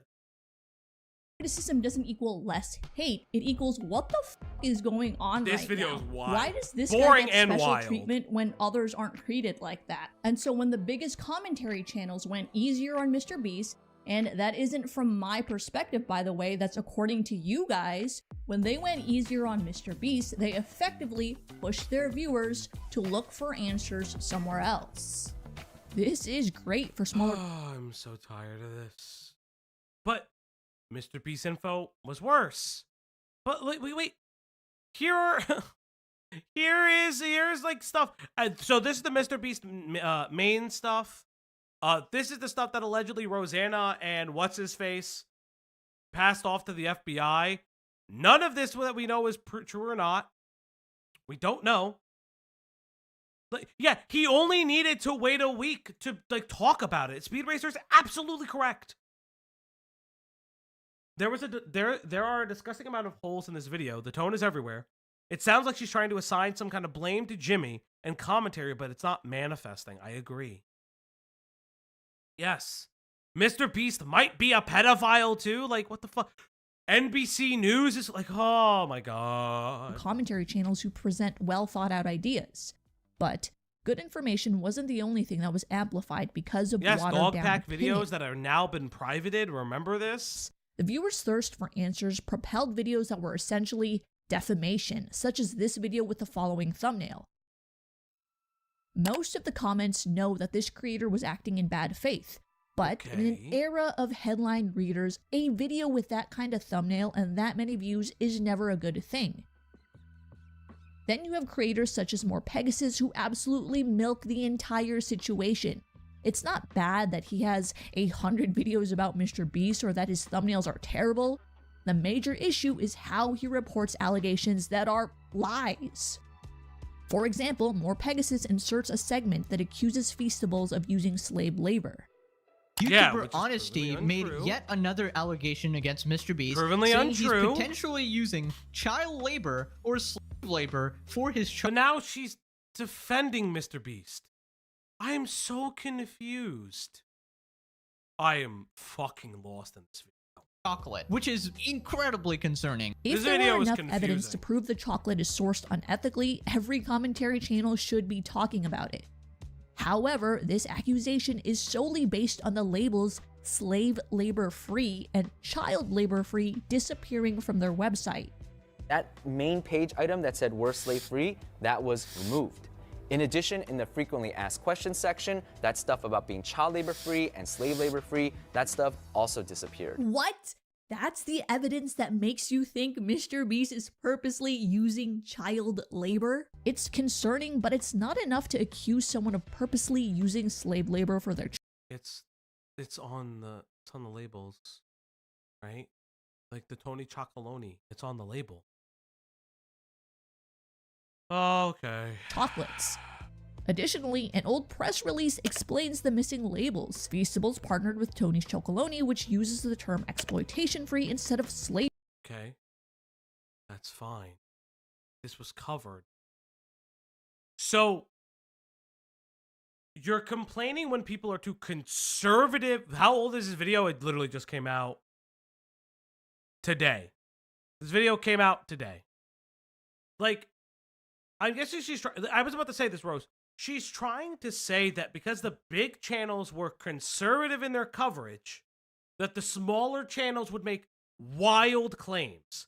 My issue with that is, then what is the issue with larger channels wishing to be more conservative with their content in the way of their reporting because they don't have all of the answers and would rather wait for answers to become apparent? Okay.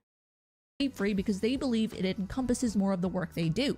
Essentially, it's a change in terminology based on the new supplier, aka Pegasus just propagated a straight up lie. Yes. And he hides behind the fact that he didn't make these claims, another creator by the name of Honestly did. And he's just reporting those allegations. Disclaimer, everything in this video is alleged. All parties talked about are innocent until proven guilty. Anything said or speculated is my opinion and not a fact. I'm simply reporting the news. But that creator's video got a measly 100,000 views, while Pegasus did over 1.3 million. That may be enough for Pegasus to avoid a lawsuit, but it still doesn't change the reality he's helping to cultivate something that just isn't true.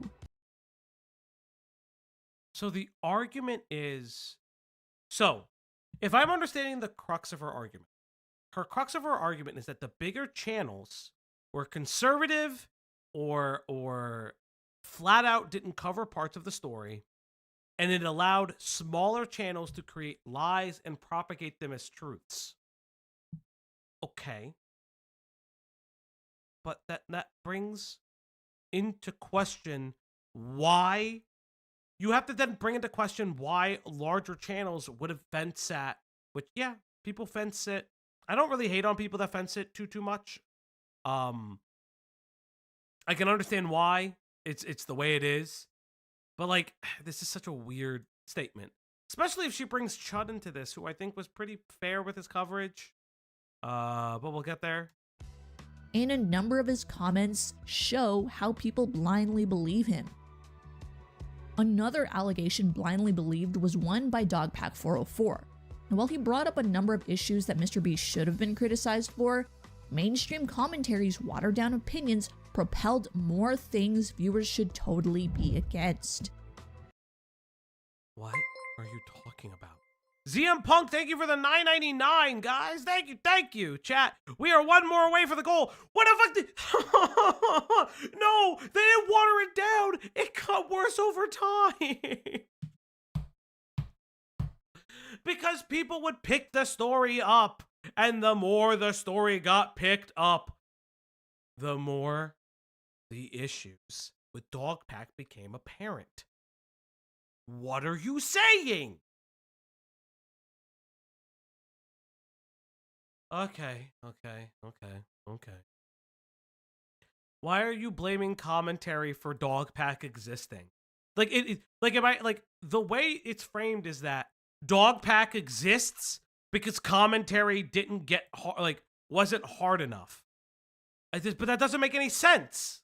This video doesn't make sense. Okay. One significant claim that lacked evidence is that MrBeast's former CEO was charged with domestic violence. Yes, but why? There's allegedly domestic violence charges that were filed against him. And I say allegedly because it turns out there's a lot of people in North Carolina named James Warren who assault their girlfriends, I guess. He says he's been using a YouTuber named Surprise Witness to verify these claims, but even she says it's not the same guy. I did look into this, and I went into it thinking he had done that, okay? I went into it thinking he did it, and I'm just gonna have to find the paperwork. But suffice it to say... This bitch is crazy, by the way. This bitch is crazy. There's, her history is so fucking bizarre. She's so... that I do not think that the case number that is associated with this picture right here, and I told Dawson this, and that's why he said this in the video, I do not think that this particular case is the same James Warren. After some time, Dawson later posts a tweet that the DV allegations are for a different James Warren. Why aren't you highlighting the fact that he received massive backlash for this? You highlighted that people are receiving audience. The reason it started to shift was because of the idea that people started realizing Dogpack was throwing things at the wall. Audience perspective also shifted on MrBeast because of Dogpack. And Dogpack was lauded and promoted by multiple people and became a large voice for the story. Why is that being missed? He was considered the voice of the story because he worked for MrBeast. He had internal information on MrBeast's operations, which is actually true. What are you talking about? This kid was looked at very positively in the beginning, and then over time, his commentary credit died because he kept fucking throwing things at the wall that were unprovable or just flat out lies. Apparently, this rumor came from employees Googling him. They found another James Warren charged with DV, then they started making jokes that it was the CEO. In this video, Dawson keeps using the words allegedly and even puts on screen that all parties are presumed innocent until proven guilty. However, once again, we see another example of someone cultivating a lie. And by the way, this isn't some new and amazing phenomenon that happens.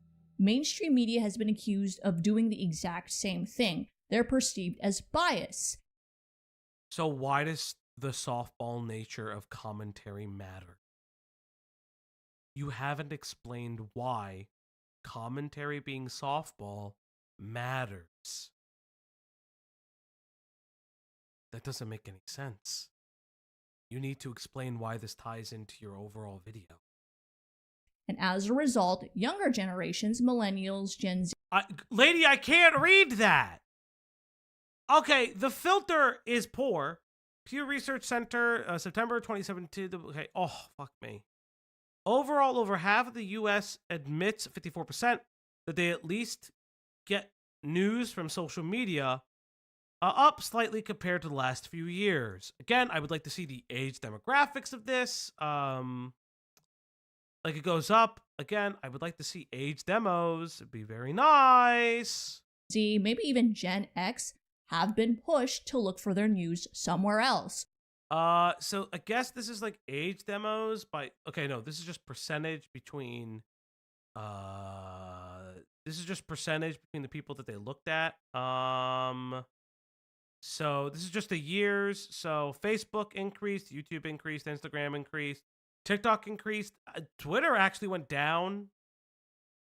Rumble was Reddit was a little up, and then Nextdoor a little up, Snapchat a little up, WhatsApp a little bit up, LinkedIn kind of remained neutral, Truth Social had just established, and Rumble had just established at that time frame. Twitter, TikTok, YouTube. I mean, not the best, but I guess it is what it is. Look, I put the majority of the blame on Dogpack and Pegasus, but I truly believe this misinformation... No, that isn't what I asked for. I asked for the age demographics. Those are the years. That's the change in... So when you're looking at statistical studies, you are looking at a couple different factors. This is just like probably like a metadata study or just like a regular data study. It's just looking at trends. All of this is trends of data. I'd like to know specifically the age group that they're looking at. I know she's talking about Gen Z and other things. I'd like to know the age group of the people that she's talking about. Are these the prime demographics for these individuals who are watching these videos? Which it probably is, but I would just like it. Please, please, aren't you supposed to, like, you made an hour-long video. Can I at least get demos? Is it too much to ask? Fuck me. Wouldn't have circulated if mainstream commentary just criticized Fuck you, potato. MrBeast regularly. Viewers wouldn't have been pushed to look for information somewhere else. What are you talking about?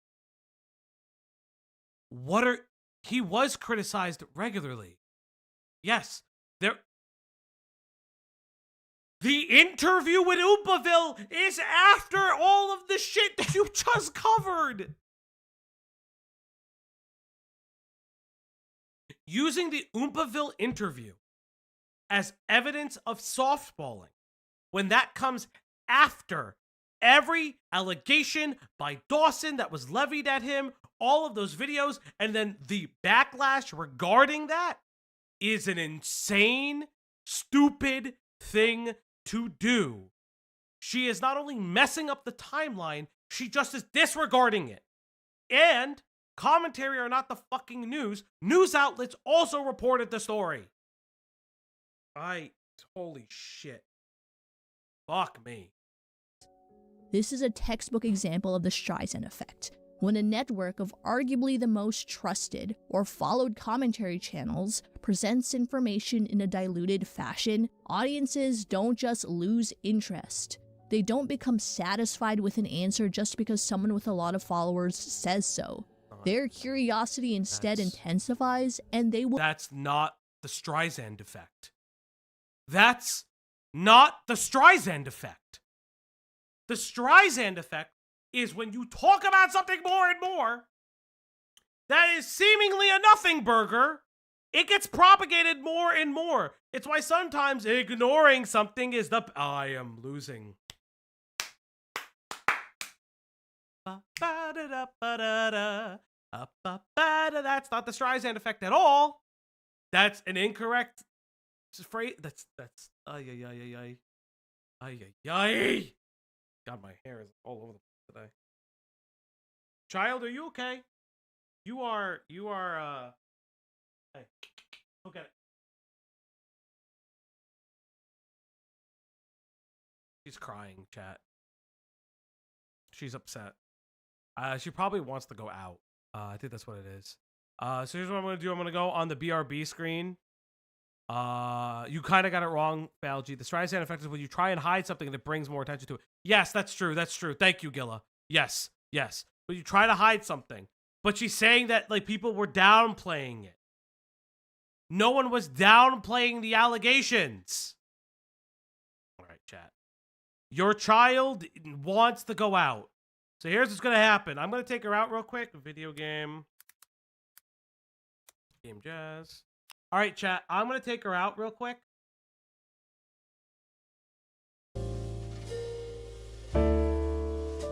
BRB, chat. Let's hit that dono goal when I come back, okay? Okay, thank you.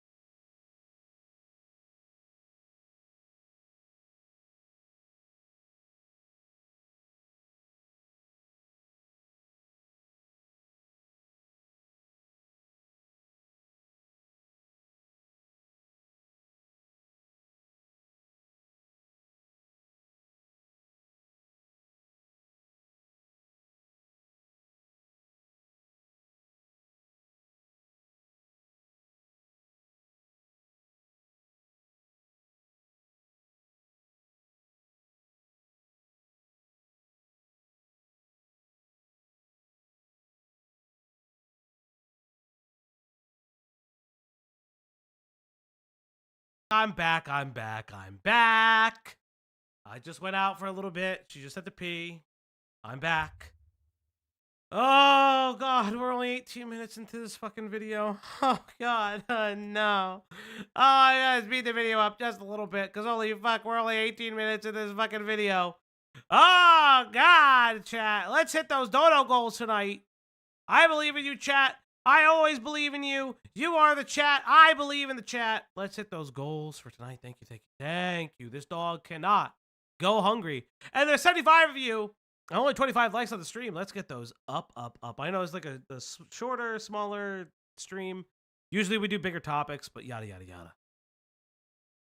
Will actively seek the truth elsewhere because this creator doesn't seem to be telling the full story. This explains why the videos initially breaking new aspects of this story were from creators you've likely never heard of before. Their videos filled this information void not presented in mainstream commentary. What? The people knew who the upper echelon was.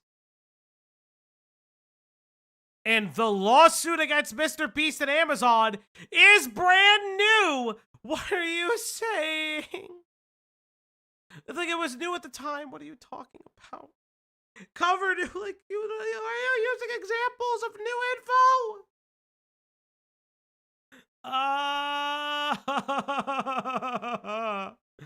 I want fried chicken, chat. I have fried chicken. Hold up. Let me get the fried chicken real quick, because I don't think I can do this without eating. Camera, come on. Hey, why are you?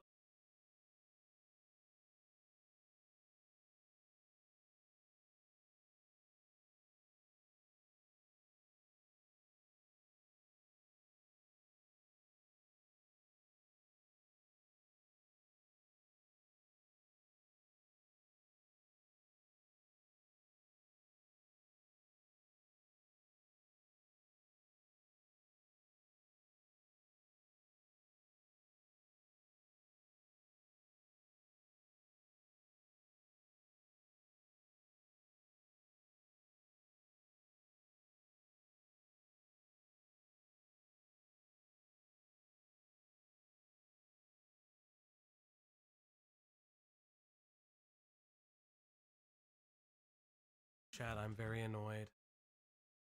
I'm incredibly annoyed. Why? Why is this video like this? Why did she make this video like this? Why? Just tell me why. Okay, well, there we go. Back on the camera, I guess. Now hold on a minute, is this actually our fault for going too easy on MrBeast? Maybe we aren't going too easy on MrBeast. Maybe it's your fault, the viewer. You guys criticized Moist Critical for not reporting on this fast enough, and he did, as you can see from the community notes. On this topic, a lot of the audience, I'm gonna say it, has been straight up retarded. But there's too many of them who think the same way. Also, the 3 individuals who are pushing this narrative the most are kind of unlikable, that I can't see it being a case of them using their charm or influence to change the narrative. This reminds me of mainstream media insisting the story is one way, but the audience saying no. I think I'm gonna have to go with the viewer on this. It's not that we're not making videos about this, we are. We're making videos about it, but we aren't going as hard as we would have if it were another influencer. And Moist Critical is similar in that he's talking about the Ava Tyson stuff, but he has constantly ignored all the terrible shit that's come out about MrBeast himself over the years for a variety of reasons. Unsubstantiated. It's unsubstantiated. This is okay, but there is clearly a demand for someone to talk about his involvement, and this isn't some big ask from the audience either. They aren't comparable, but in more mainstream examples like the controversy with Epstein and Diddy, people also asked if their surrounding circle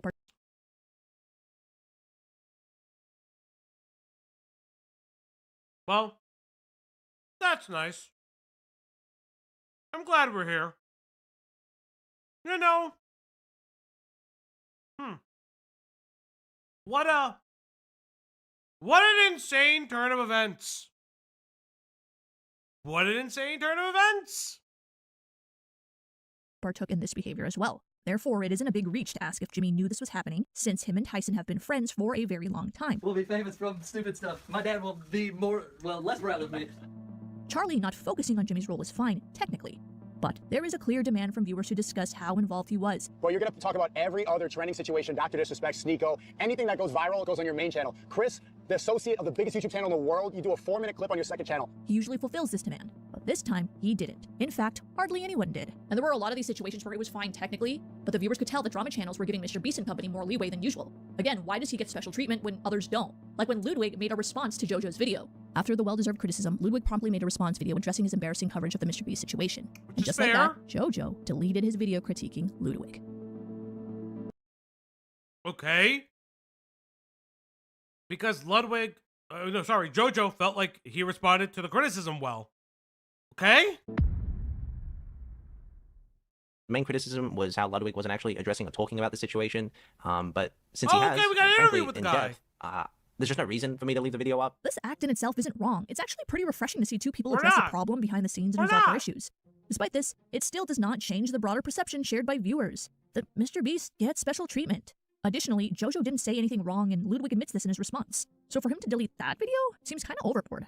In JoJo's explanation for privating his video, most of the top comments praise his actions, but it takes no more than a couple scrolls to find comments that accuse him of joining the cover-up. Viewers pointed out that JoJo started off as a fan of Ludwig. I'm a huge fan of Ludwig. I've been a channel member of his for many years. When Ludwig privately messaged JoJo about his video, fans speculated that he may have felt pressure to delete it because his idol finally noticed him. My man joined controlled opposition in less than 24 hours. Bro folded really quickly. Dude got gaslit into deleting a video. LMFAO. So Ludwig scared you when you removed it. LMFAO. So hilarious how he folded like this. LMFAO. As you can see, a pattern started to emerge. Many creators were behaving in ways that were technically okay, but still different in how they usually release critical videos of influencers. Initially, I wasn't going to make a mogul mail about the MrBeast situation, and that was for two reasons. The first one is because I made a video on this channel about a week ago called I Don't Like This Channel, and in it, I basically talk about how I don't like doing drama videos. Viewers could sense this difference and express their frustrations by calling this a cover-up. Ludwig does this a lot, where he tries to play the middle ground, and he did this with the Israel-Palestine thing. I do think that he does in some cases. I think with the Israel-Palestine thing, it is an instance of him trying to have his cake and eat it too. Explains why the same conspiracy comments are littered across multiple drama channels, even though they aren't connected with each other. No one is covering anything up, but they are going easier on MrBeast than usual. So now we have to answer the question, why are we going easier on MrBeast than usual? I have a MrBeast bias. I personally think that MrBeast is one of the most exciting people to watch in our space right now. I think he's pushing our industry further. Everything that I've seen makes me feel like he is a good guy and he's not just doing it for showmanship. I actually don't think people are being less harsh on purpose. There is a cover-up going on, but it emerges organically through the incentives in a given system. That system being the YouTube ecosystem. Being around MrBeast was like a literal inspiration to me, an experience I've never had before. If Jimmy had popped his titty out and told me to suckle, I would have done it without hesitation. Colin and Samir, for example, don't talk about drama, but they're known to discuss huge events that occur in the digital space. The paid subscription controversy with Watcher, dangerous work conditions with David Dobrik, etc. They were pretty straightforward with why they didn't do a dedicated video about MrBeast. We're talking with Jimmy, we're friends with him. Yeah. He had yet to speak for a while, and he said that. Okay, so what's wrong? What's wrong here? I don't understand the point of this video yet. I don't understand the point of the video yet. I'm curious. Was one of his biggest regrets was that he did not sort of talk about it soon enough. And so it felt really strange to like be speaking with him and know more than like the public knew. Sure. And to then think, okay, we're gonna go make a video. They're friends with him in real life. Their explanation, they didn't know how to navigate being a friend while also discussing the controversy objectively. And actually right now, Asmongold's own audience are giving him shit because he won't criticize MrBeast even on the video made by Dogpack404, which shows all the manipulation MrBeast has done. Like, he still won't call MrBeast a bad guy. Hey, crazy, that video is filled with lies! But there are others who aren't friends with MrBeast who also had a tough time critiquing him as well. Those cookies are trash. I'll be honest with you. You know what? Don't lie. That may be your boy. He may be cool, maybe nice. These are whack as You're not eating those. Nobody goes, get me some of them Feastable cookies I've been liking so much. Listen. Get the fuck out of here. Those are terrible. And you know they are. And I know yours are good. The bars are good. Listen. Let me say something. Let me say something about this garbage. And they had to have been bad because I can't find them anywhere on the website. Let's just say it straight up. People want to be on Jimmy's good side because they believe that it comes with certain opportunities. Schultz has podcasted over... Sure. This is a fair critique. This is a fair critique. This is the first like reasonable critique I want to highlight is that there are people who would do that. But again, like Layla says, why not show people who were outside of Jimmy's orbit who still didn't criticize him as harshly because they were waiting for more information? I am not attached to Jimmy Beast at all. Like, what the fuck? For 23 million views, for example. There is a genre of smaller creators who attempt to give him stuff just for an opportunity for him to make an appearance in one of their videos. Sure. There's been this industry created on YouTube now where if you make something for Jimmy and make a YouTube video about it and try to deliver it to him, you might have your dreams come true. Yeah. And so now he's like flooded with people in his life who are like, if I could do just anything for you to mention my name, YouTube might change my entire fucking life. Right. For aspiring influencers, Jimmy represents the person that'll help them make it. You're this Wizard of Oz, Willy Wonka. Why didn't you lead with this? This is a lot more compelling to me. But they also gave the reasons, right? Like they gave reasons they were close to Jimmy, which I think is a reasonable thing to be like, hey, my reporting's not going to be the best. Go to a different news source. The people who were reporting also felt this way, but the opposite. They wanted to report on this, so they... But why is this video lumping everyone together and still perpetuating the idea that there's a MrBeast cabal? I don't know. I actually really don't know. Like, this is what's incredibly confusing by the way this is presented. It's because she presents the video as everyone went easy on MrBeast. That's why the lies were bigger. But it was because people wanted to believe the lies too. Okay, so if they're going to point out that everyone was pro MrBeast bias and not check their own and MrBeast biases, like that's the issue with the bias based on criticism, you can't also have a bias. Yes. Yes. Yes. Wonka kind of William Wallace of finances type of energy going on. And it's not a delusional belief. In this video, I will be giving 1 million subscribers to one of these forceball YouTubers.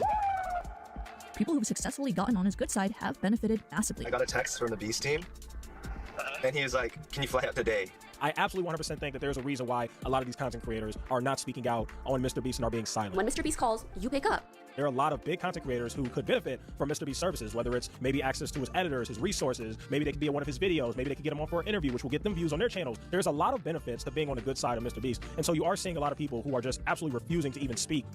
Yeah, like I do think that there's intentional bias, don't get me wrong. But yes, Gordon Ramsay, level up chef, it's a whole big thing.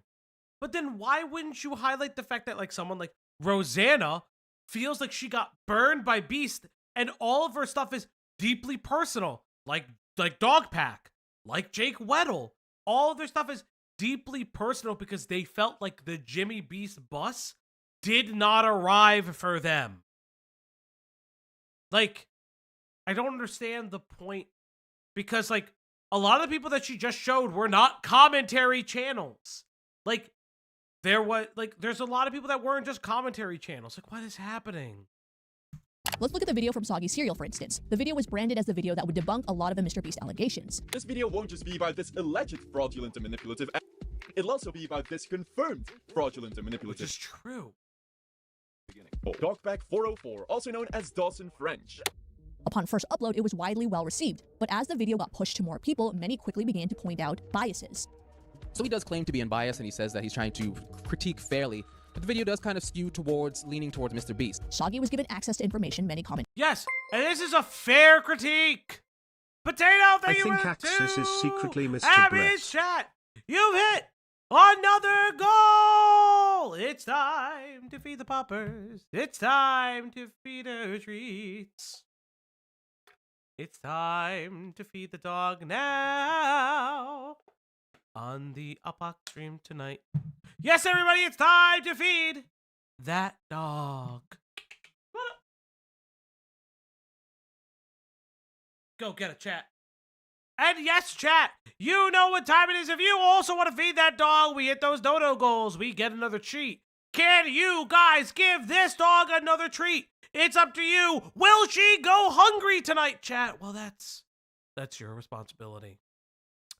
People have MrBeast bias because one of two things. One, he's a big YouTuber, they get exposure. And two, people believe that anyone who donates to charity that is like, they're a romantic, a good person. Yeah. I get what you're saying. Again, I have my own personal biases on the idea of this philanthropy stuff, but yeah. Hey, Blarna, what's up, bud? Commentary/drama channels didn't have, such as the leaked audio of Dogpack getting fired, the number of interviews from MrBeast employees. Yes. And these are all fair critiques. But do they detract from what Dawson was lying about? He was able to get and his flight to the US. But doesn't this equally show that there's a bias against MrBeast and any defense of him either? So there's like a general bias regardless of what kind of coverage you do? Shouldn't this show a level of bias in the opposite direction? That no matter how hard or soft you go, there will always be critiques? What?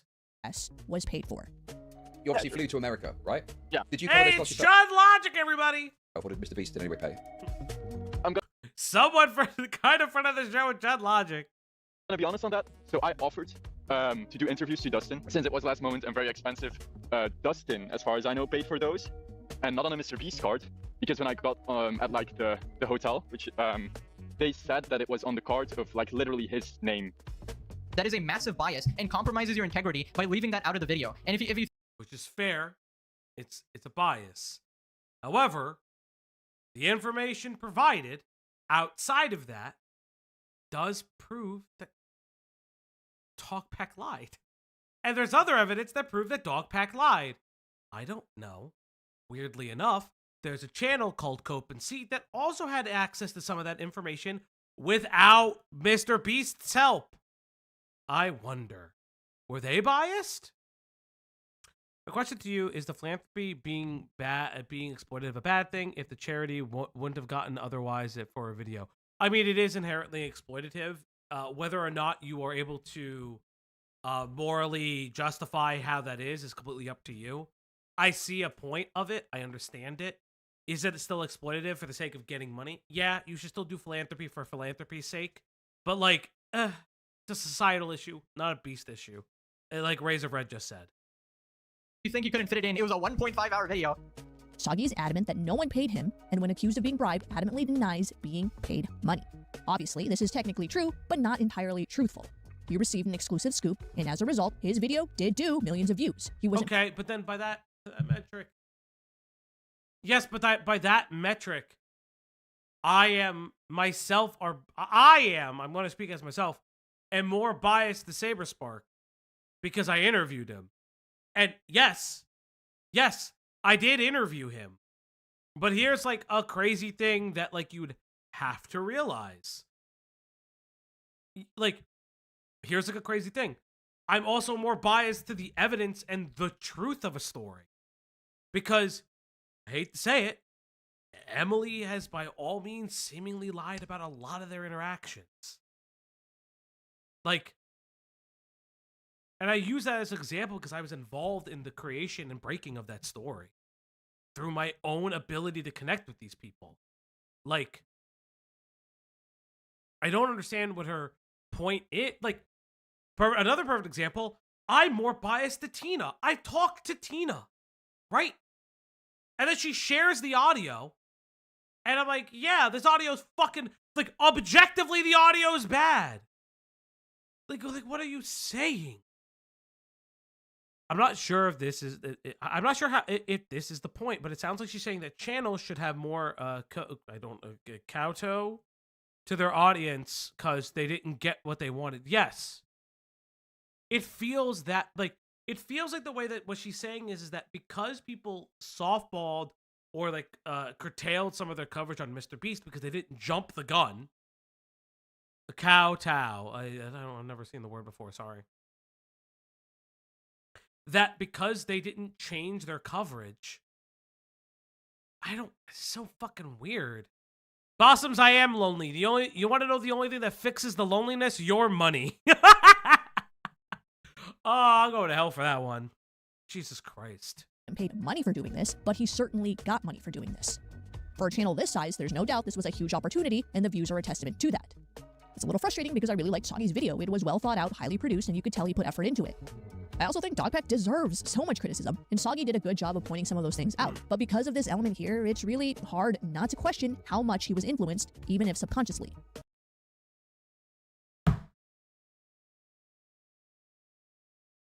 Every video like this is going to be every video like this is going to be biased. You should go in with the understanding of bias. Yes, Bossums. Thank you so much for the 2 Canadian. Take my money. It will cure your depression. One step away to cure my depression, chat. Will you help cure my depression? Yes, bias of an author is always implicit.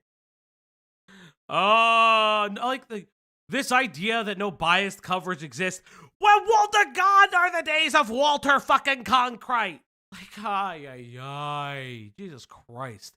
Video is horrific. By the end of this video, Soggy Cereal will have done some of the stuff that he criticized Dogpack 404 for, the same things that he said made Dogpack 404 an incredible source. There are moments in this video where Soggy Cereal will try and convince you of something using the same methods that it's a Concrete. Dogpack 404 used in his original video. I just said Walter Concrete. Y'all are like you guys are fucking with my language right now. Another massively suspicious thing is that there is a video by a YouTuber called It's Blanco that is very similarly formatted to Soggy's video.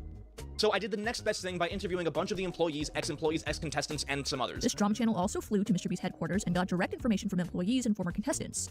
Both YouTubers have a similar break. So the same people. I've actually never heard of this Is Blanco video. Fascinating. Hold on. When was this video?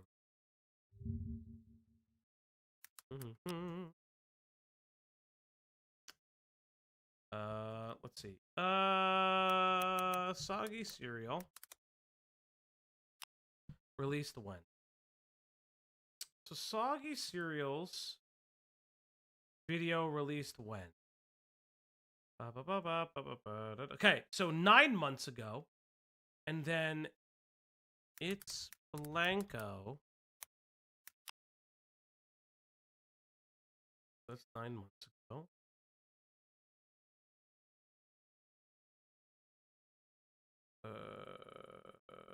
MrBeast. Where's your MrBeast video? God, you make so many videos. 9 months ago. That's a fair criticism to make, that these two people did the same video because MrBeast allowed the video to happen. Why is this not a critique on how MrBeast disseminates information? Breakdown where they debunk points. No, it's not a plagiarist claim if they talk to the same people. This is not a plagiarist claim.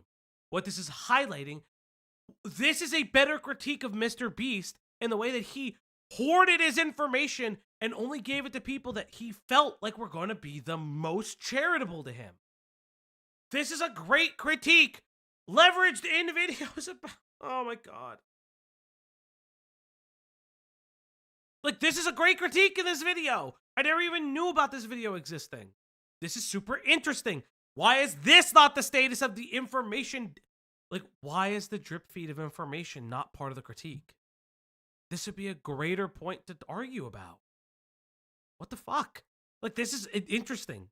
This is provocative. And so scandal in the MrBeast saga, and both also make sure to say they're going to be critical of the Beast himself. And no one has noticed this except for the audience. It's Blanco also makes it clear that he wasn't paid to make this video. Now, I want to say that this is not in any way a PR stunt by the Beast team. I was not paid jack shit, so I have no incentive. But yet you're interviewing the same people, and the information is being informed by some similar people. This is like, there's like a, holy shit, this would be more interesting to say anything that I don't really want to say. Once again, I believe him. He didn't get money, but he did get an exclusive opportunity. Yes, and there's an inherent bias with that. And again, if I remember correctly, Jimmy was also, why aren't you also discussing the fact that if I remember correctly, Jimmy was like telling people about Soggy's video coming out. That was very weird, and people called Jimmy out for that. If I'm not mistaken, people were like, hey, Jimmy's mentioned, or it was about Oompaville's video.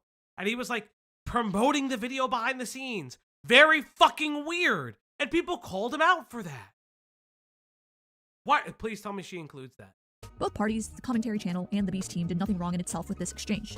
It's natural for the Beast team to want to prove Yeah, their Dioria was one such person. Yeah. innocence, so I don't doubt they reached out to a bunch of drama channels to explain their side of the story. I got a message that I didn't expect to get a message about. I got a message. This is real. This is not fake. This is real. He basically said, there's been a lot of disinformation. Yes! Yes! She's highlighting it! She's highlighting it! Thank God she's highlighting it! Fuck this one! This is a better video! This is the better part! How are we the 30 minutes in? The 30-minute mark is actually the good video. The video got good at 30 minutes. Around me these past few months, and I feel like Soggy did a good job hitting a lot of it with facts. When I got this message, I was like, it doesn't feel like a threat, but it just feels like he's obviously trying to do damage control on his public image. He wants people to cover this video that is saying that some of the things said about him before are not true, but something about the following and asking someone to make a video, it's odd.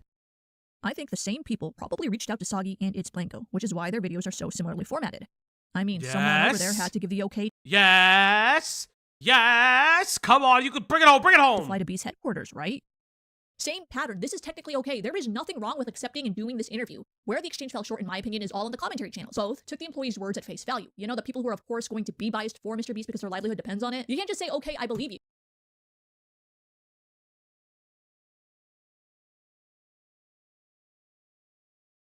You had a recorded interview. You had the reason he was fired. Like, there was, what do you mean? Commentary channels dropped the ball on not being skeptical from other side of you because we were waiting for the other side of the information. No, it's not the commentary channels. It should have been, oh my God. I can't believe she fucking dropped it at the 1 yard line. She dropped it at the 1 fucking yard line! Why aren't you talking about the fact that MrBeast himself made the drip feed of the information humanly possible, that it was all the same? And we were all waiting on his side of the information, and there are multiple people. Yes, the idea that they are protecting their jobs is, of course, going to be obvious, evident, and it's going to be there. I understand that. Here is the issue. You should be criticizing why MrBeast is handpicked individuals, why he was readily available by lawyers. Remember, you know these motherfuckers didn't speak without lawyers present. There is a lawyer always in the corner of the room in a big company like this. If I look at the EriksBlue video and the Soggy Cereal video side by side with their interviews, and the interviews are the same between the people and similar phrasing, those are fucking PR statements, motherfuckers. But again, what does that mean for coverage? The reality is that we may never know. But softballing isn't the problem here. It's the fact that you are, like, these are YouTubers interviewing a multi-million, if not billion-dollar industry. How are YouTubers going to solve this problem? How? Like, yeah, this is a soft and very fancy-ass way of saying commentary back, but I don't think that's what she's trying to do. I don't think she's trying to say that because she wouldn't constantly include herself in it. I think what she's trying to do is say commentary is not journalism, and that's absolutely correct. It's not journalism. But journalists weren't getting the story. Like, yes, and many of Dogpack's proofs from Anons, which could have been odd as well.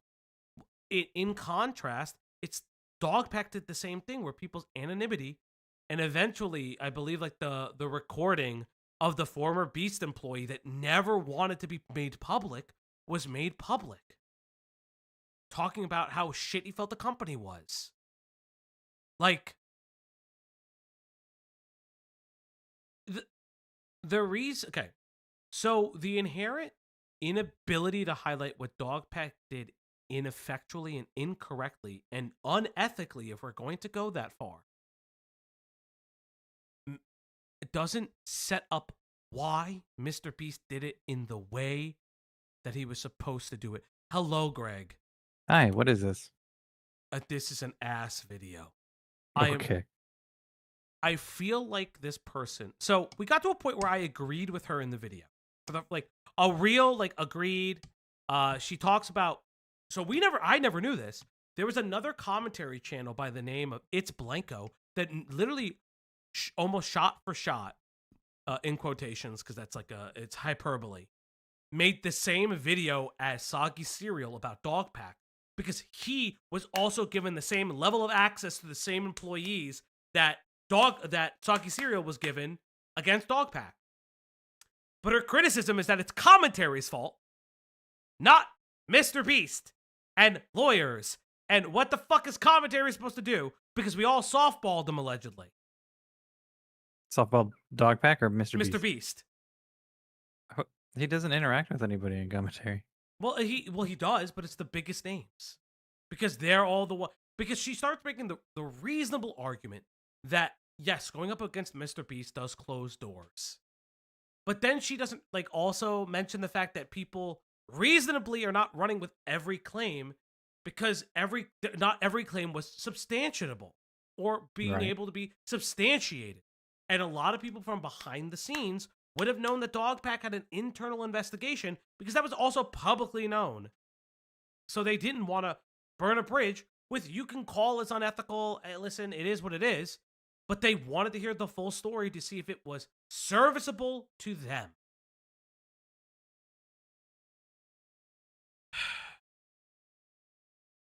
But also she like neglects to like highlight any parts of the timeline and just goes by like, oh, it's bizarre. Bizarre, Greg, it's bizarre. We're just gonna get into it. Why they didn't, who knows? Whatever the reason, comments show the results were the same. The same cover-up accusations still showed up in the comments. Anyway, I too asked MrBeast for his thoughts. Why did he think there was a conspiracy theory of him paying people off? His reasoning was censorship. He says the same thing in an interview with Oompaville, specifically from the YouTube subreddit r/YouTube drama. Anytime something was proving that I wasn't evil or, you know, contrarian to what everyone was saying, they were suppressing. But this actually happened. Like, things that would, but this is true though. r/YouTube drama, there was evidence that when people would be like dismissive of Dogpack, those would get deleted because Dogpack was everybody's favorite child for a period of time. That's actually correct. He was the golden child of Reddit for a week. Yeah, well, not even for a couple months.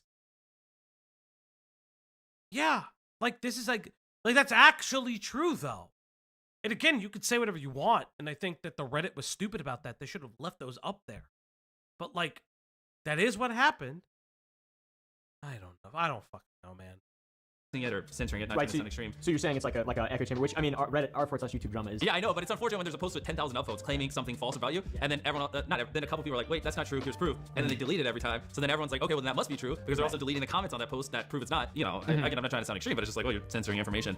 Jimmy provides Oompaville with a number of posts removed by the moderators. There's quite a few, but some examples include, should we still trust Rosina Pansino? With the mod replying, this is not YouTube drama. Dogpack versus accountability. The mod replying to that post, this is not enough drama to warrant a new post on this situation. Another thing to factor in is that this isn't the first time r/YouTube drama has been accused of being not Diorio. Yeah, but this is, there we go. Greg, are you pregnant? And then on top of that too, YouTube drama also redid their rules again, like this month or last month. They did it because like last week as to not be a snark Reddit. Yeah. Like, it's a Reddit, but the Reddit holds a lot of weight for stupid reasons. Chat. Greg, they had a question for you. I read it. Are you Gregnant?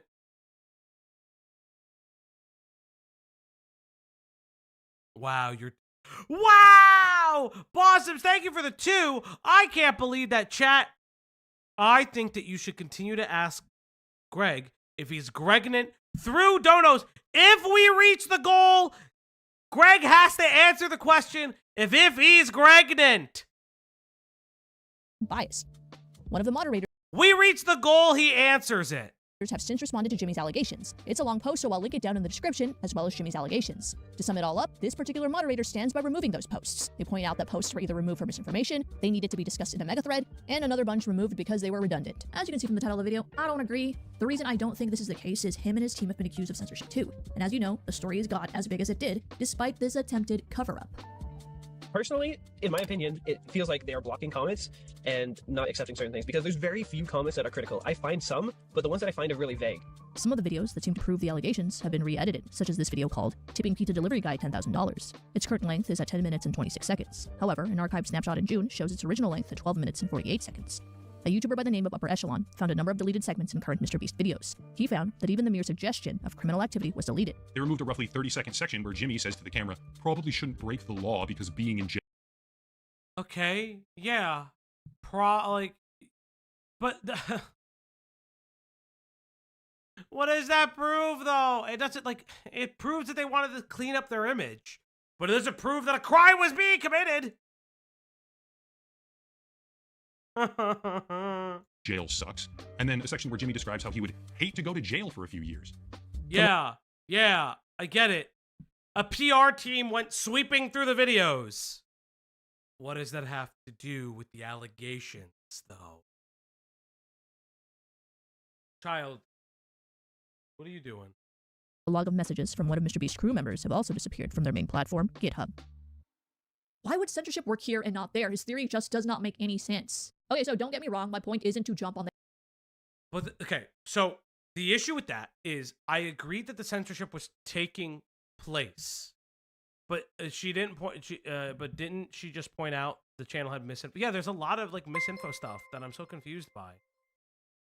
My tickets for Lightbox are finally Rotting, shipping. thank you for the But the bigger $19.99. topic is Greg being Gregnant. Chat, remember, if you hit the goal, Greg would answer the question as if he's Gregnant. Well, congratulations. I don't know who Lightbox What is Lightbox? is. I don't know. Rotting, explain to us what Lightbox is, preferably in another dono. Holy shit. This is so good. Thank you, Pinker. Oh, wow. Wow. Holy shit, this is so good. Holy shit. Thanks, Pinker. Fuck. Why are these so good, dude? Why are you so good at the yappers? I'll have the yapper as another not because I don't use Fuki, I use the Veo tube. I'm definitely gonna. Lightbox is an animation con. Well, that's really cool, Pinker. Congratulations. Okay. But yeah, Pinker, these are these are dope. Yeah, I'm gonna add it to the Rotation. I'll add it to my Veo tube rotation. Very cool. The hate bandwagon. It is for commentary channels to just treat MrBeast like they would any other influencer they criticize. That may seem like another way of saying jump on the hate bandwagon, but it's not.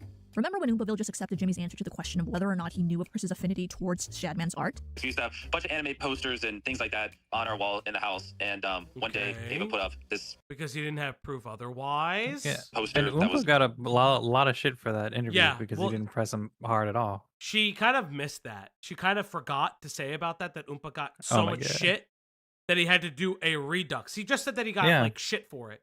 He got so much shit for it, he had to do a follow-up redux to ask more questions. That's being left out, that the second video is a follow-up to the first video. It's like an animated character holding a fidget spinner and a gun. Admittedly, it's a weird image. I didn't know who made it. You know, I just kind of... Rotting with a $4.99! Thank you, Rotting! Only for you, Greg. Lightbox is an animation expo, where for 3 days you can meet other animators and recruiters for the big studios. Well, Rotting, you better get fucking recruited or I'm gonna lose my goddamn mind. How long is the usually Gregnancy? Or you recruit others to your cause. Yes, that too. Yes, get the op block more animators. Oh my god. Greg, how long is your Gregnancy? Find out when we hit all the gold donos, chat. Find out. Assumed it was a meme. I was pretty disappointed with that conclusion, but believe it or not, it's possible for the viewer to accept that truth as well. You were saying you didn't know. That's, yeah. The reason many people weren't satisfied is because the interview didn't show how Oompaville got to the point of accepting Jimmy's explanation. It was just, oh, you said you didn't know him? Okay, cool. Oompa could have walked the viewer through the journey by pressing Jimmy with harder questions. For example, when Jimmy explained he thought the picture... Sure. Hold up.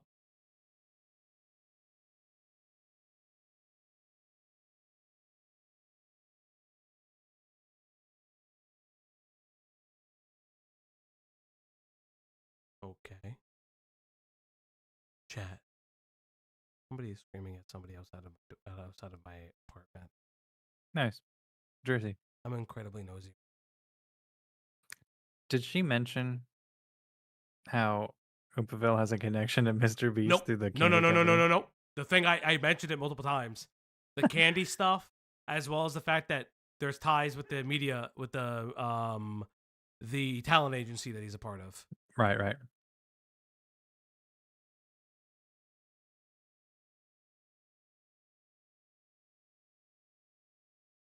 Yeah, it's why Leia is like morphing, so she can hear them.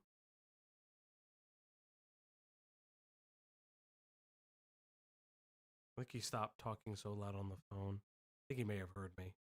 Which is, hey, my guy, if you hear me, it's totally fine. It was just an anime thing. A natural follow-up could have addressed the chat logs. How the hell could Jimmy say he doesn't know about his best friend when he's posting this in the chat with him? Well, I have your work chat logs here, and Chris jokes around with some pretty dark stuff. But he didn't have the work chat logs.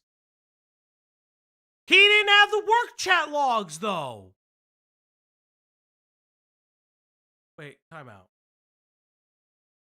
Didn't Rosanna and Dogpack only have the work chat logs? I'm so confused. Wait, hold up. I need to know something now. So when did Oompaville's video come out? Oompaville. Felt like a year ago. Oompaville, Mr. So that's 8 months ago. Rosanna, Pansino, Dogpack. 8 months. 9 months. 9 months. So, if they never gave Oompa these chat logs, what the fuck was he supposed to do? Yes, they were out. Yes, he should have pressed them on that. But, I don't know. Maybe a lawyer was telling them to not ask about Dogpack stuff. She's using two people who she said just lied about shit. Yeah, specifically, Dogpack, obviously. And yes, the chat work log wasn't great, but it doesn't give enough information about what Jimmy would or would not have known about the extent of Ava's interactions with minors outside of the lolly stuff. Like, Dribble Geek, I get what you're saying. I don't think Oompaville should get any grace. He knew what he wanted to do. He was given the interview because, in my opinion, there's a vested interest for Oompaville to do it through the shared talent agency. That's me. Are you saying none of that ever gave you a clue about what he was into? I get that some of the stuff in the chat can look bad out of context, but it was never meant to be taken publicly or seriously. I don't know, okay? Something like that. I'm sure someone on the team can make it better. I don't work in PR, but you get the point. This is how interviews should work. When an interviewer asks tough but fair questions, they... But then the critique is Oompaville's a bad interviewer, which is absolutely correct. Yeah. But he got flack for that, though. I don't understand. Yeah, nobody's praising Oompaville for this interview. He was universally panned for this. I don't.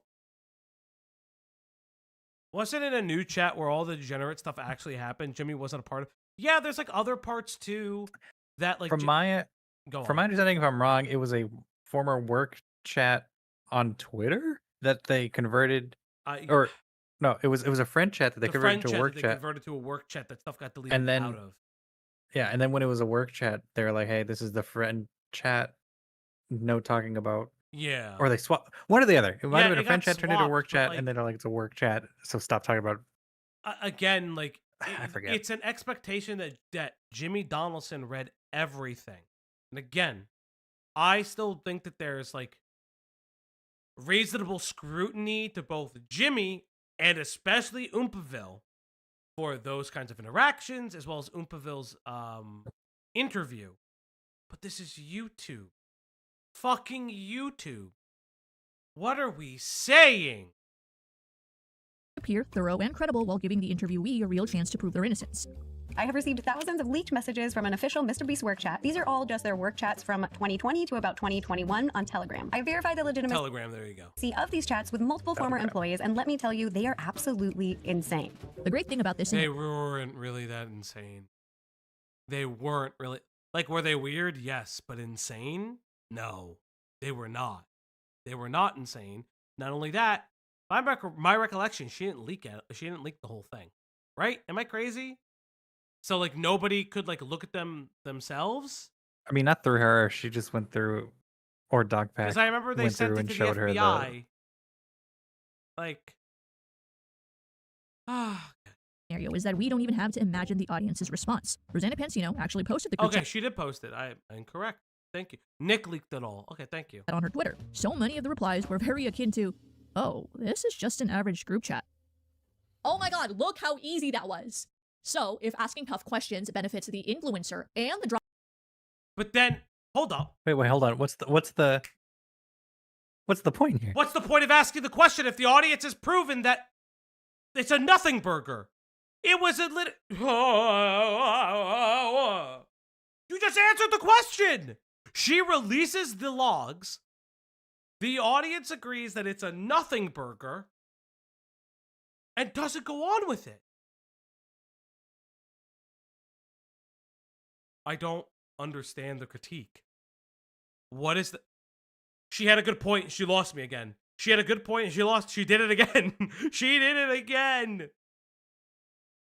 drama channel, if they're innocent, why don't more people do it? Well, let me let you in on a little secret. Most commentary channels are little. We'll talk shit online, but we're ducking that influencer if they want to meet up in person. I wanted to meet Alex so badly. Yeah. Wait. Okay, We'll talk shit online, but we're ducking that influencer if they want to meet up. Nah. If Rosanna Pansino, Brad Taste, or anyone wants to meet me in fucking person, I will meet those motherfuckers in person. No, fuck that. I talked to Lazy Bedhead. I literally went to Lazy and was like, hey, just want to talk. I know I said some rude things about you. I'm just coming at... That's... Oh.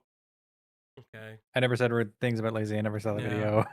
This is so fucking annoying. This is so fucking annoying, dog. Like, not everybody's like that. Yeah.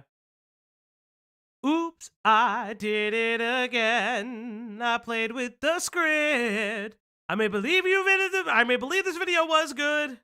Oh, baby. No, I made you believe. Wait, no. How does the melody happen? I did the melody correct. I don't think you did. I don't think you did. I don't think you did. I did okay, it just play it real quick. Just play it like 20 I played seconds. with your heart. Got lost in the game.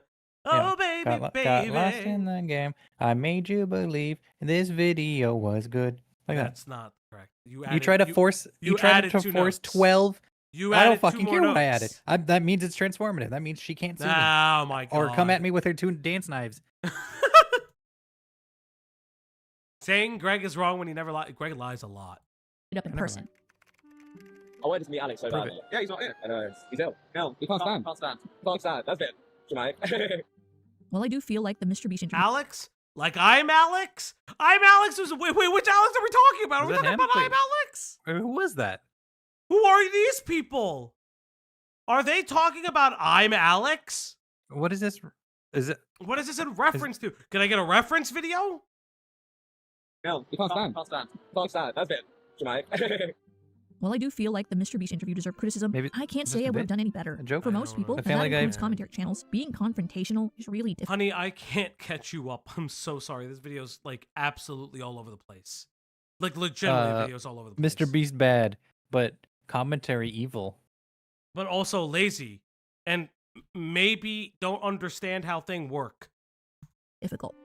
It's a different thing to look someone in the eye. Yes. It's totally different. Completely different. And, like, we have a non-confrontational, most people do anyway, like a little bit of like a non-confrontational vibe where it's like, all right, I want to press you, but I don't want to start a fight. When someone is being friendly and presents you with an opportunity, you've got to be a real psychopath to go against social norms and challenge them. I mean, if I could do it again, it probably wouldn't, if I didn't like have the context that I have now and I had more time to prepare, I can't promise that it would be any better. In fact, I can't really think of another channel who would do better than Oompaville. Huh? What? What are you don't think saying? anybody else could have done a better interview than Oompaville? You don't think there's anybody else? There's nobody else? No other channels? You can't think of one? You can't think of a single channel? Unless this is going to be a reverse bait and switch. Like, are you kidding me? This girl's been out of the game for too long. She's been out of the game for too long. That's actually it. This person's been out of the game for way too long. This is, oh God, this is, ooh. Yeah, this is a bad video. Oh, wow. Wow. Just briefly speaking with MrBeast or meeting him can change your whole perception. I opened up Instagram and sure enough, Jimmy gave me a follow. Bro sent me the link to a video, asked if I'd seen it, which I haven't, and then he asked me to cover it. I was like, bet, I'm gonna watch the video and see, I'm gonna give my honest opinion on it. And wow, I'm actually surprised. I encourage you guys to go check this out for yourselves. It was a very good deep dive. Probably the best I've seen on the whole situation. This video does actually disprove a lot of the allegations that were sent against MrBeast. Why aren't you calling that out though? Why aren't you calling it out? Yeah, Oompaville doesn't have any idea what he's doing. He's absolutely incompetent. Is a correct. Oompaville is a glorified Reddit reader. Oompaville just reads Reddits. I'm told we should do that if we want to make the big. Yes, I am also told that we should read. Again, that's literally what the VTuber will be there for, is to do Reddit reading. That's it. Well, no, it's gonna do other things, but I want to have the VTuber read, like, not only like read Reddits, but do like fast recaps of drama stuff. So it's like it's a lot more like I've told you this, but like I don't remember this. we've had this conversation. Like I said, I times. didn't remember this. Oh, Look, if you get boring and I start looking at Reddit or Twitter, that's not my fault. Even Ben Shapiro, the guy who is known for dissing. I think she just used 2 separate episodes of the unsubscribed podcast to prove her point. Yes. If you're gonna make references like this, you should have you should feature what videos these are from. Like, seriously. Feature what videos these are from. I don't know if they're spliced to get. Wait. Hold up. Is Oompaville? No fucking way. Are they not on this podcast? Confrontational vibe where it's like, all right, I want to press you, but I don't want to start a fight. When some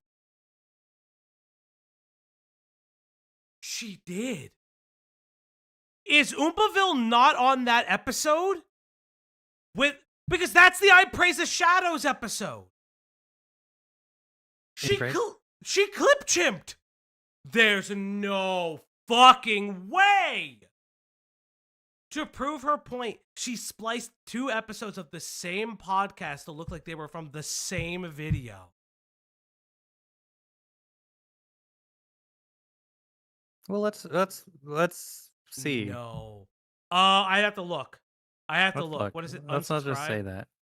I have no idea. I didn't know he had a podcast. I thought he was a guest. Well, it's not his podcast. It's the Wendigoon episode. So there's an episode with Wendigoon. Hold on, let me look. Wendigoon. Oh, no. They are on this episode, guys. That was an incorrect statement.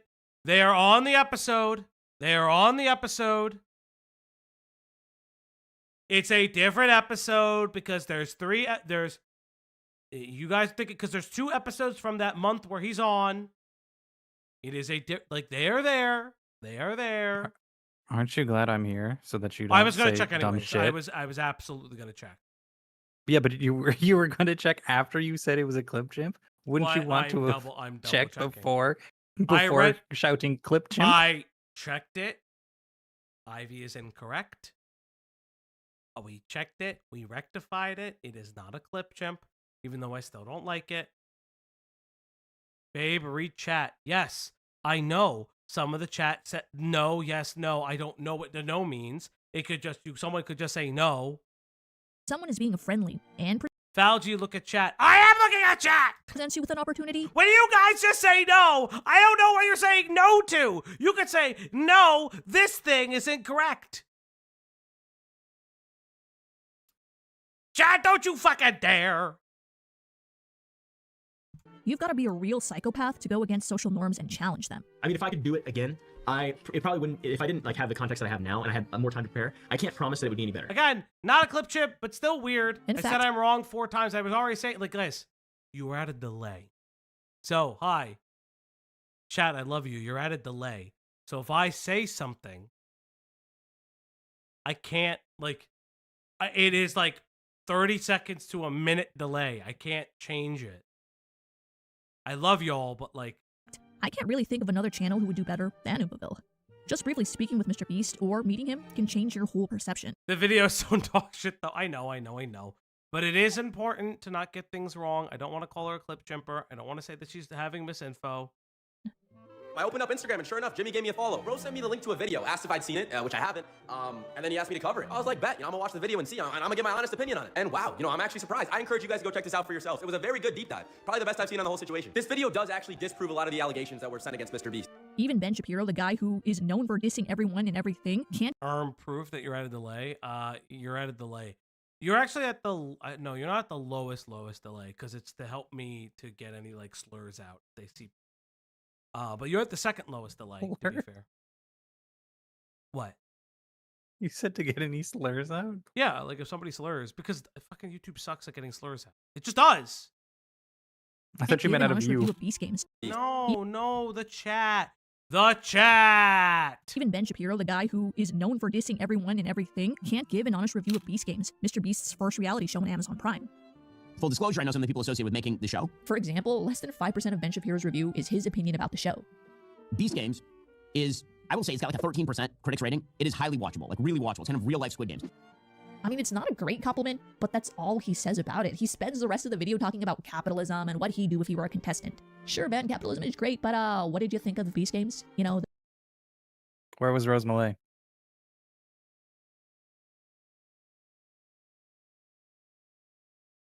I'm so confused by this critique. Ben isn't commentary. He's commenting on what Squid Games is about through this. What the fuck are you talking about? He's like a political pundit, right? Yes. Yes. He's a political commentator. Yes, of course he's gonna springboard into politics, like Rays of Red just said. Like, what are you saying? You fundamentally don't understand how people. Oh my god. the point of the video? Why title it a review video when you did no reviewing? By strictly discussing capitalism, Ben sneakily gets away with placating both sides. He never calls Beast Games good, thereby not misleading his audience, and he never calls it bad, thereby jeopardizing his relationship with MrBeast. What relationship does he have when he is Ben Shapiro isn't like a YouTuber in the same way that Oompaville's a YouTuber. What These aren't relationship really, like, does he relative. have to MrBeast? Prove the relationship, for the love of God. Can you prove the relationship? No. It's just watchable. Very watchable. It's definitely tempting as a drama channel to take the Ben Shapiro route. Make a video that fulfills audience demand, but also doesn't piss off your influencer friend. This keeps everyone happy and doesn't ruin your career. Once again, I'm here to argue the opposite. That treating MrBeast like you would any other influencer is way better for your career. Scott Kramer, for example, did an exceptional job reviewing Beast Games. His video was about half an hour long, and it— But that's his content, though. That's not Ben Shapiro's content. Yeah, well, I'm very confused. Why are we comparing YouTubers' content styles to one another over MrBeast? Where's the through line? Well, I'm very lost on why. What? Yeah, this is all confirmation bias. This is so weird. Who's getting paid off? I don't know. Are we getting paid off? Did we get Am paid I getting off? paid off? MrBeast, if you're in chat, pay us off. Jimmy, I need Jimmy. the dollars. Jimmy Beast. Shout me out, Jimmy Beast. Give me millions of followers. examined the entire Is series that the activation code? Jimmy. back to back. Not That's only Jimmy did his Beast. video get 1 million views, but MrBeast asked if he wanted to help for season 2. You would think Scott's video was full of over-the-top admiration for Jimmy and his show, or maybe it was just neutral like Shapiro's video. You couldn't be more wrong. Scott was highly critical of the production. This was an incredible logistical feat to pull off, okay? Don't get me wrong on that. Having this many people do anything that's even remotely organized is impressive. But I just know that the goal was always to get on some Wikipedia list of the most expensive game show ever made, or the biggest cash prize ever given out, the most money given out in TV history. I want to break the world record for most views in 24 hours on Amazon Prime Video. So no, it isn't a psychotic, unhinged, dystopian hellscape. It's something so much worse than that. It's forgettable. That's fine. But how could a reviewer / critic assist in the production of Beast Games 2? I don't know, but it'd be interesting if he took the opportunity. I guess my follow-up is, okay, yeah, it's forgettable. I hate to tell you this, 90% of television today is forgettable.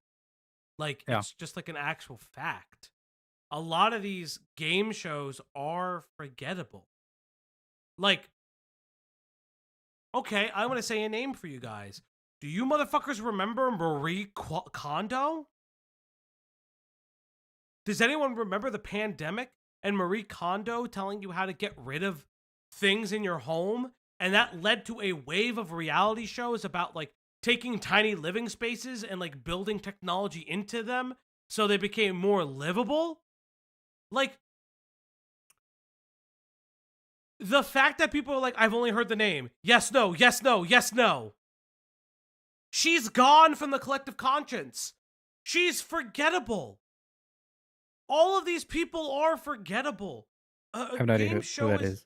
Marie Kondo, she did like a Netflix show. Her biggest thing was like, this doesn't spark joy when like telling people to declutter their homes. Oh, that lady. Yes. I don't know anything about her. Other But that's than what I'm that meme. saying. Like that is incredibly forgettable. Like I mean, the only reason why the we talk about Beast games is because A, Jimmy Beast is involved, and B, it's tangentially related to Squid Game, the Yeah. biggest show of Netflix from like 2020 to 2022 or whatever.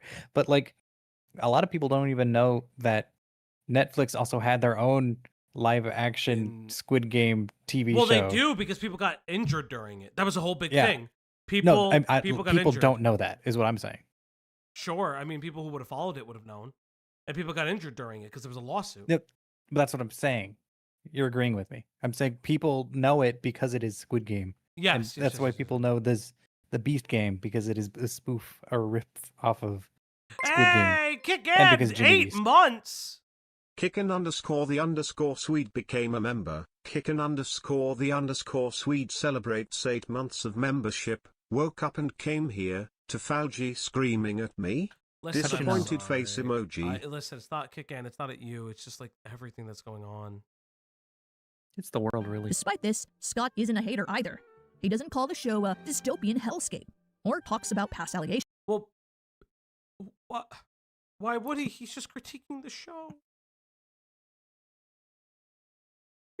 He's just critiquing the show. The show came after all of this. What the fuck are you saying? It separates him from the anime fans who just want to hate on Jimmy no matter what. His video was just his honest thoughts. Unlike On a show! Full commentary channel review, which goes something like this. It's not my cup of tea, but his audience likes it. His critique of Beast games was the same as his critiques of other shows, and expressing those honest thoughts certainly paid off.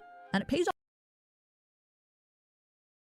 The allegation was that Jimmy Beast had 2 pedophiles on the payroll. Not 1, 2 pedophiles on the payroll.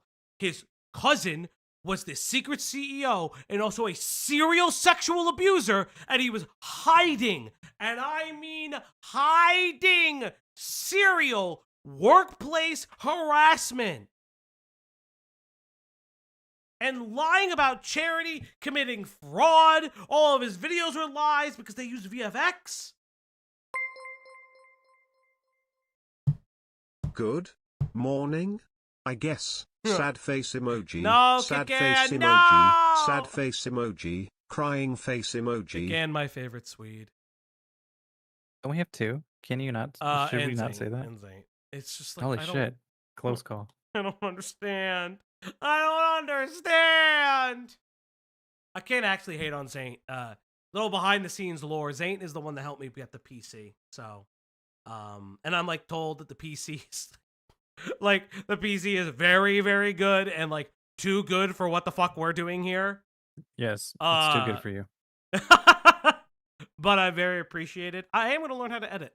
That's definitely kind of one of the goals with it, is learn how to edit and render a little bit. Render what? Like the shorter videos. Like I want to do like the 15 to 30 minute videos by myself.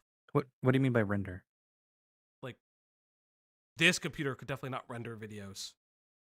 Yeah, but you mean like Yeah, if you're whatever the making a fuck video, you you're people going to do. export it. Yeah, whatever. None the of fuck this people has do. anything to do with each other. I don't know editing terms yet. I haven't learned. So you're just using them? Yes. You piece of shit. It's all for MrBeast as well. For someone who has received the title of wanting to be the best YouTuber, having criticism like Scott's is invaluable, so you're able to learn from those criticisms and improve. Jimmy knows this. If someone is like, hey, here's some ways I think you can improve, or some way you could have, helped people in this situation better, blah, blah, blah. That's like an objective comment, which of the bucket of hate comments is going to be a very small percentage. And those are the ones you look at and you're like, is there truth to this? Yes, okay, consider it. If not, vote out and then you just move on. In conclusion, harsh criticism that's valid. Valid is an important keyword here. You can't just go around calling people dumb. Harsh criticism is good for everyone. It makes commentary channels look good because it makes it look like they're demanding answers for their audience. And it makes the influencer look good because it gives them a chance to clear their name. A commentary channel throwing softball questions just looks like a puff piece. And it makes it look like they're covering up for that influencer.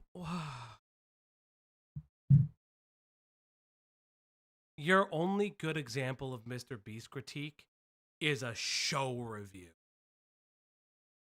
Holy fuck. This is...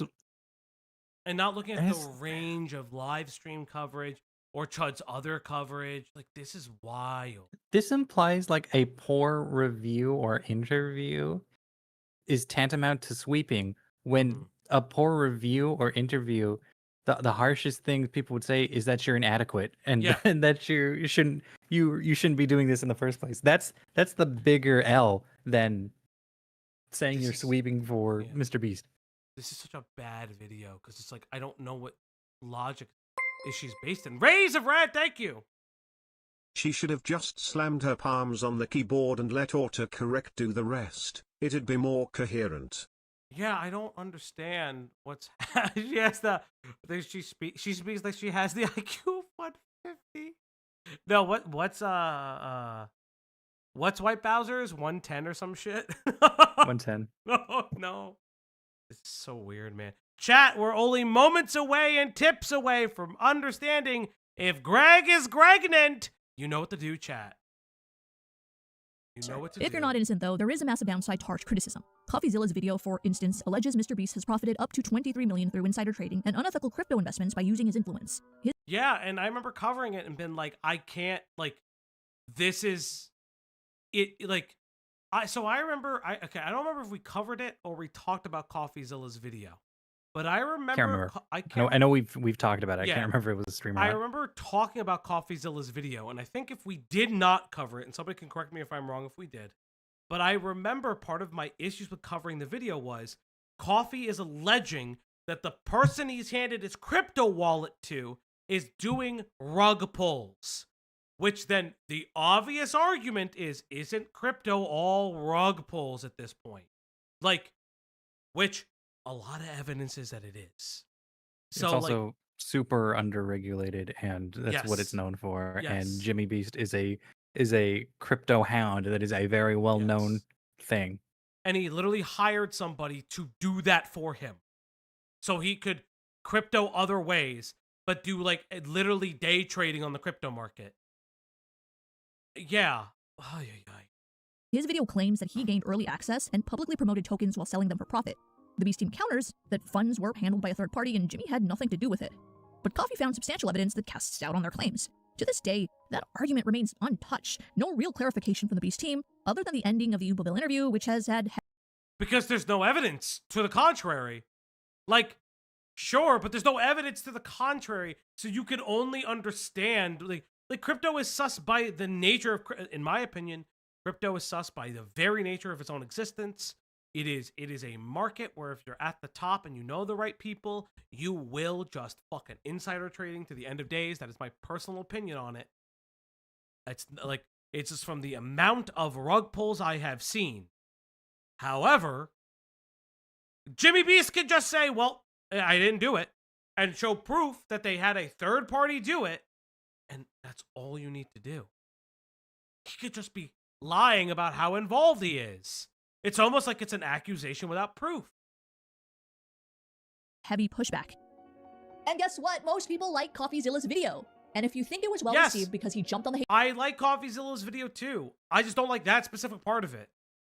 bandwagon and accused MrBeast of being a scammer, you're wrong. He literally opens the video like this. Instead, I think the answer will depend on you. If you love MrBeast, there will be an explanation at every turn and a scapegoat. But if you hate MrBeast, what I'm about to show you will seem unethical and like a clear abuse of fame for money. So already, this story is difficult. In my opinion, the reason this was— Embry, go to bed. Why are you saying you're sad and you need to go to bed? Go to bed.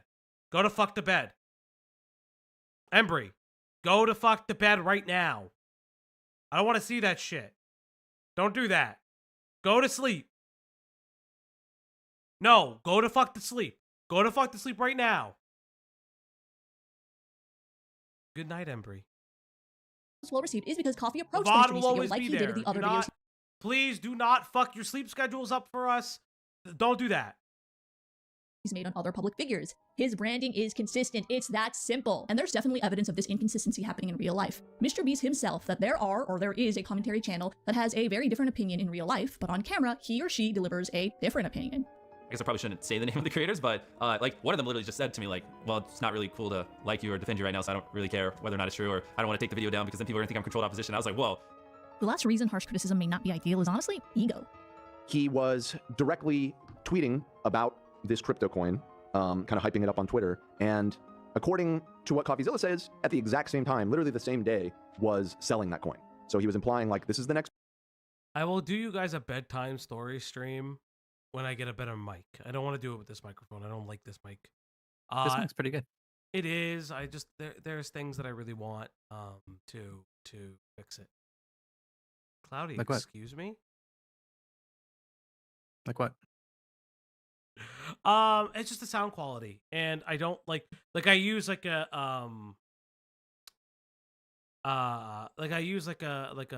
program to digital EQ. mixer? I use like I use a digital EQ. Yeah, Falgi he's a daddy to some. Okay. That's what Cloudy said. I can read. I don't know why you read it. She said to reread it. But she I didn't don't know show why the she comment. she didn't say to read it out loud. She did. She just had to reread it. I said, see. No, she said reread it. what She I didn't say said, reread whore. it out loud. I just did. I don't know who, but the some. But we all know what she's insinuating. Next big thing, and in the meantime, he was just offloading it. For some very odd reason, Jimmy just can't get himself to admit that replying super to this tweet is all out bad and irresponsible since he had a vested interest in the coin he was tweeting about. I just replied super, and I know the next thing where people are going to go, but this was a planned coordinated thing. It wasn't. It's not like I'm on the phone with the people managing the crypto fund going, hey, I'm about to reply super to this tweet. His argument is essentially he didn't tell anyone to buy it, he just tweeted super. There's so much gray area. Sure. But like then you have an example of Haley Welsh, who openly was talking about the crypto coin and knowingly knowing that there was going to be a rug pull. What the fuck? Oh, okay. Oh, yeah. Area in the crypto space. Like you're gonna see like When you hit 5K subs, you should get a soundboard. I do want a soundboard. Unironically, really want a soundboard. Everybody on this, everyone who helps make this stream possible hates the idea that I want a soundboard, but I really want a soundboard. He wants to radio. do it. He wants to do it because he wants it to be a radio. This isn't a radio Yes, thing. I love He radio. wants It's my it to. favorite thing. It should. Why can't is it be radio your favorite thing? Bar Faroni. This is a visual medium, you idiot. I love radio. Yeah, There's a reason that radio is done on the radio. This is insane. Motherfucker, we're getting new animations. You haven't been around. Yeah, animations. That doesn't mean radio. And you can't see animations I on the can radio. still do radio. like projects where somebody gets an allocation Damn you, Greg. tokens for a project, and then they just are socially signaling online that they're part of this project or whatever, and they're not blatantly saying buy this coin, but they're using their pull to kind of bring eyeballs Greg, to it. And then if you entertain see the that audience while I go get a drink of something. So mean to me. See, radio is a banger Okay. medium. See, people get it. Ban that guy, whoever said that. Okay. Is MrBeast a crypto rug puller? Maybe. I haven't seen it happen. I haven't been following MrBeast's crypto excursions. But anybody who is in crypto, nobody's ever felt bad about rug pulling. Except that one dude in that one it was like a YouTuber rug pull, and he kept all his coins. It was like for the kids coin. You guys know who I'm talking about. Oh, okay. Oh, no. Oh, this is weird. Hello? Oh no. Are you talking? Yeah, I am. So, I got the incorrect energy drink. I got Rain. I've never had it. It's weird. That's not how you spell Celsius at all. I know. What color is it? Show it. Oh, wait, you It's showed it. orange. This is orange. Like, Oh, you know what? They're very close. I could see why you mixed them up. yeah, I don't think I mixed them up as much as you may think. They were in the Celsius section when I grabbed it. I think they moved. Were they everything. cheaper by like 2 cents? No, same price. So you just got the wrong one. Well, let's get back into it. Yeah, I do love radio. No, I would not overuse the memes. Yes, he would. We're gonna have fucking lead pipe and No, all the no, cartoon sounds. No, it'd be cartoon sounds. It'd be memes from the community. It'd be old clips. I don't like the. No, I actually hate lead pipe. Lead pipe is really stupid, and I fucking hate it a lot. I hate that people use it. I also want like sounds too, like music cues. How, as you see that project start to gain traction, they're then dumping their allocation. The craziest thing about this is Coffee doesn't even say that what Jimmy did was blatantly illegal. Again, is it an illegal scam? No, I personally don't think so. I mean, I think we'd need more evidence for that. But is it shady, and should you take accountability for this? Like, obviously shady move? Yes, and I don't feel like he is. With all that considered, he still can't admit that what he did was wrong?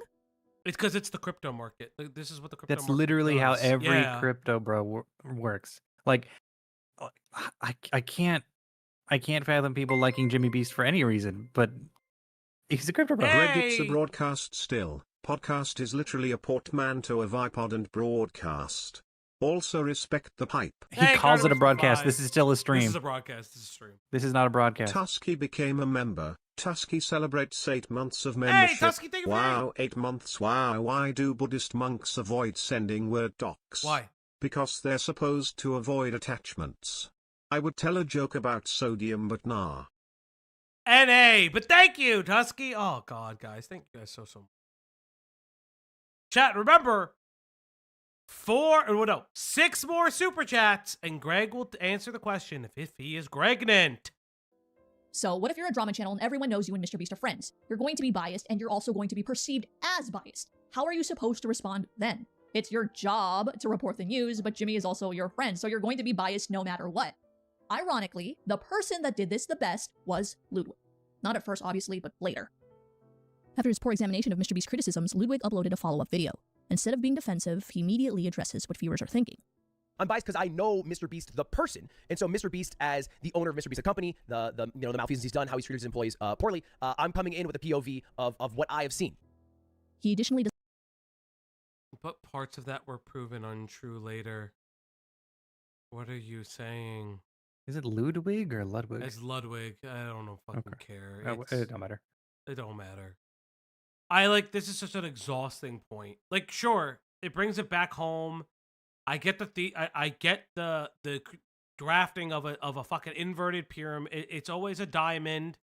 You start, so you can always make things 2 inverted triangles, like essay structure, either a diamond where you start granular, broad, go back to granular, or 2 inverted triangles where you start broad, go to a very granular point, and then end broad.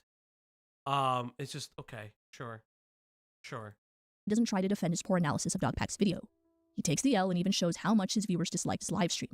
With that, though, he also doesn't just fold and join the hate bandwagon. He explains that some of the questions he raised to Dogpack were fair, among other points like JoJo misrepresenting his arguments. I don't know Ludwig personally, but to me, the video comes off genuine. He's not pandering to the hate bandwagon, nor is he pandering to MrBeast. So what you're saying is that, yeah, but like what people were complaining about was that he also softballed Dogpack. Yeah. But you say that guy who critiqued him was covering due to deleting his video after seeing Ludwig's. Yeah, that's weird. Some criticisms he thinks are valid, and some he thinks needs more investigation. Additionally, unlike other drama channels who typically open their videos with the line, "I'm going to try to be as unbiased as possible." Yeah, it feels like it just feels like she's saying that because people were mid on Jimmy, because a lot of the allegations at the very beginning had nothing to do with Jimmy or were unsubstantiated. Fuck me. Possible. Ludwig acknowledges that it is impossible to be unbiased in this situation. I know MrBeast, the person. And with my experiences with him, I came to the conclusion that I thought he was a good person. I thought he was doing right by people. I never worked at MrBeast Incorporated. I just know as talent on shoots how he operates. And Dogpack came with POV of, well, look, dude, you don't know MrBeast, the company, right? Or MrBeast, the... Neither did he! Barely fucking worked there! He didn't last a 90 fucking day period. Barely did he! Ugh. The CEO or whatever the title he has at his company. By doing this, he effectively tells his viewers lasted he's not longer than Dogpack. Yes, indeed. Going to stay silent, but they have to keep in mind his judgments will be clouded by the fact that he has a personal relationship with Jimmy. There's no way that somebody can prove, including me or any of the chatters, that Ludwig is or isn't changing his feedback to MrBeast based off of potential business relationships or prior, relationships. There's nothing that Ludwig cannot say anything that will prove to people that, oh, never mind, I'm not like this, right? There's nothing that he can say. But there was nothing that could have ever done that anyways. This is so confusing. So it's like also Asmongold is not a good commentator, not a good barometer of commentary. The guy fucking flip flops and doesn't have a fucking thought of his own I have ever seen. He is the most I am beholden to my chat commentator I've ever seen in my entire life.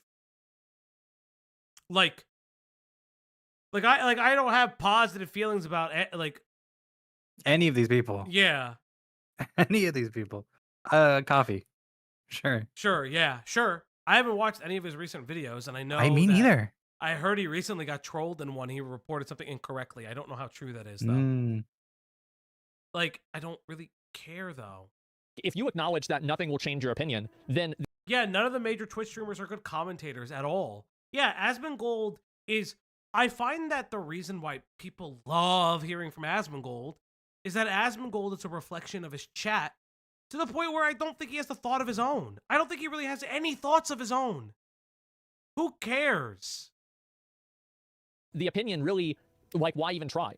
The ongoing scrutiny has forever shifted the way Jimmy is viewed by the public. Back around 2020, any pushback would be met by the angry mob of the Beast fandom. Jimmy's one of the few people to sit at the top that everyone just seems to like. I mean, if you ever made the mistake of going onto Twitter, you would certainly find no shortage of threats criticizing him.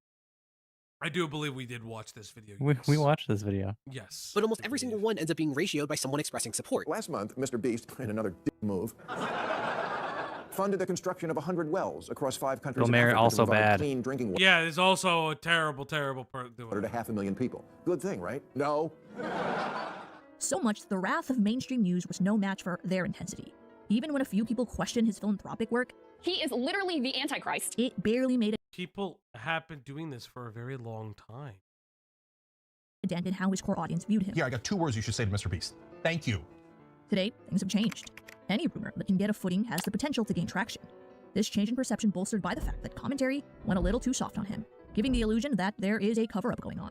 And the good thing about this is why don't you compare and contrast comments from previous videos like that? Does she express what the accusations and or allegations are against MrBeast and then contrast them with? No. I'm going to tell you no. This is a video about commentary being too soft, opening the door for, I guess, bad commentary, operators. The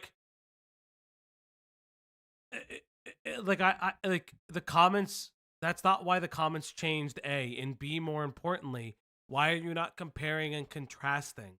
Why are you not pulling up all the video comments? You're using other people's research. That just feels lazy. Now it just feels lazy. You've been out of the game way too fucking long. A lot's changed in a year. Nothing, but it's not even just that. Her thesis, the focus is commentary was too soft, allowing people to be bad actors towards Jimmy, that his reputation is forever tarnished, which it is forever tarnished, but I don't think in the way that, my whole thing is that I had always heard the negative comments about MrBeast prior to the Ava Chris Tyson stuff. I don't think people care about all of it post his company's response. I'm sorry, but why can't you, because you showed it a recent upload, why don't you go back and look at another upload in the past and see if the comments are still there and very similar? It would be great. She's somehow giving way too much and little to no grace to Jimmy. Yeah, this is so ping-pongy. This is just there's a lot to criticize MrBeast over. Yeah. I started the video off with that. There's a ton of things, like the crypto stuff for sure. Yeah. Yes. But who are we? Who the fuck are we? But not only that, these are critiques that are nothing burgers in the grand scheme of allegations of allowing employees to purvey and be predators within the company. which it's seemingly only one of them is true with LaKoya Hill. And we to this day, we don't really know what happened. And I do think that's a big L that nobody has really investigated or pushed Jimmy Donaldson on. And I do think that that is everyone not having access to that and being a little scared of MrBeast. But by no means is that like a cover-up. Or softball. And or it was already taken care of Yes. like by lawyers or whatever. Well, that's what I'm saying. Like, they shifted him in the company, and lawyers took care of it. We have no like at this day. I think LaKoya Hill is still employed, but like we don't know anything else aside of that. And unfortunately, we're not entitled to it. A regulatory investigative body is entitled to it. If he committed some kind of crime, or one of his employees wanted to report him to OSHA or any other kind of workman rights organizations, or wanted to sue Jimmy for an unsafe workplace, it would come out in discovery. But we don't like. Remember, Jimmy Beast also gave Jake Weddle money after finding out that he was still in like debt. I don't think and everyone said that was a bad fucking idea because it made him look guilty. And Jimmy Beast didn't even say that. Weddle said that. We know that from Weddle. Yes. And I think some people knew Jimmy did that. What I mean, like Jake Weddle's the one who came out and said it. Yeah, I think so. It wasn't like a tweet. Yeah, like maybe. he wasn't responding to Jake Weddle with a tweet about it. But that's what I'm saying. Like, Jimmy, you could say a lot about Jimmy, but he had tried to do the right thing when he saw a previous employee / friend suffer. And again, what Jake Weddle suffered is bullshit. He didn't suffer, but that's besides the point. He could have kept working for Beast. He just chose not to because he didn't feel like he was one of the important ones. I personally think that Jake Weddle didn't feel like he was important, like he was getting play at the company, and that's why he left. He wanted to be talent, and it's obvious. And he wasn't getting it. And his one attempt at being talent, like, was just poor. But like, what the fuck? This is now, several things have been accurately criticized. Like the failed MrBeast experience that happened in Resort World Las Vegas. Fans of the content creator and Beast Games host can book a 3-night stay at Resorts World Las Vegas and receive an exclusive MrBeast mystery bag stocked with limited edition merch and goodies. One lucky bag will contain a $10,000 gift voucher redeemable for cash. The event was essentially a flop. Okay, so we're at Resorts World for the MrBeast. Okay, it's a flop, but whose fault was it? This is what happens because Jimmy Beast is famous for this. He puts his name on everything. He has collabs with everybody. A lot of things are just running with his name on it. And that falls on him because his name's attached to it. But there's a ton of shit that he doesn't have fingers in. Like there's the MrBeast burger, which I think his name was just on it. And like it was facilitated elsewhere. Yeah, because it was a ghost kitchen stuff. People didn't care at the time. But also like his Lunchly thing, like his face the mold is of the on Lunchly, it. Yeah. But he's not the one putting the mold in the and he was and he was clearly handed this is like it's still Jimmy's own failure, but he was clearly handed a product and then people started cutting corners on the packaging, and that's what happened because he wanted to make it like healthy and sustainable, but didn't realize the preservatives were used to prevent the mold. And I feel like I don't remember if we brought it up then or what, but his face, he's the face of the company. Yes. So people associate his face with the company, but that doesn't necessarily mean he's in charge of every decision at every step either. Is he responsible? Like his company is, but is he personally responsible? I don't know. People are going to say whatever, right? Donna has made uninformed assertions before in the past. It's one of the reasons I stopped watching her a year or so back, which I could pick out only because of my work field. Ash, what do you mean by that? That's a fascinating claim. What do you mean by that, though? Is Donna just bad at YouTube and just got a lot of views because of the editing?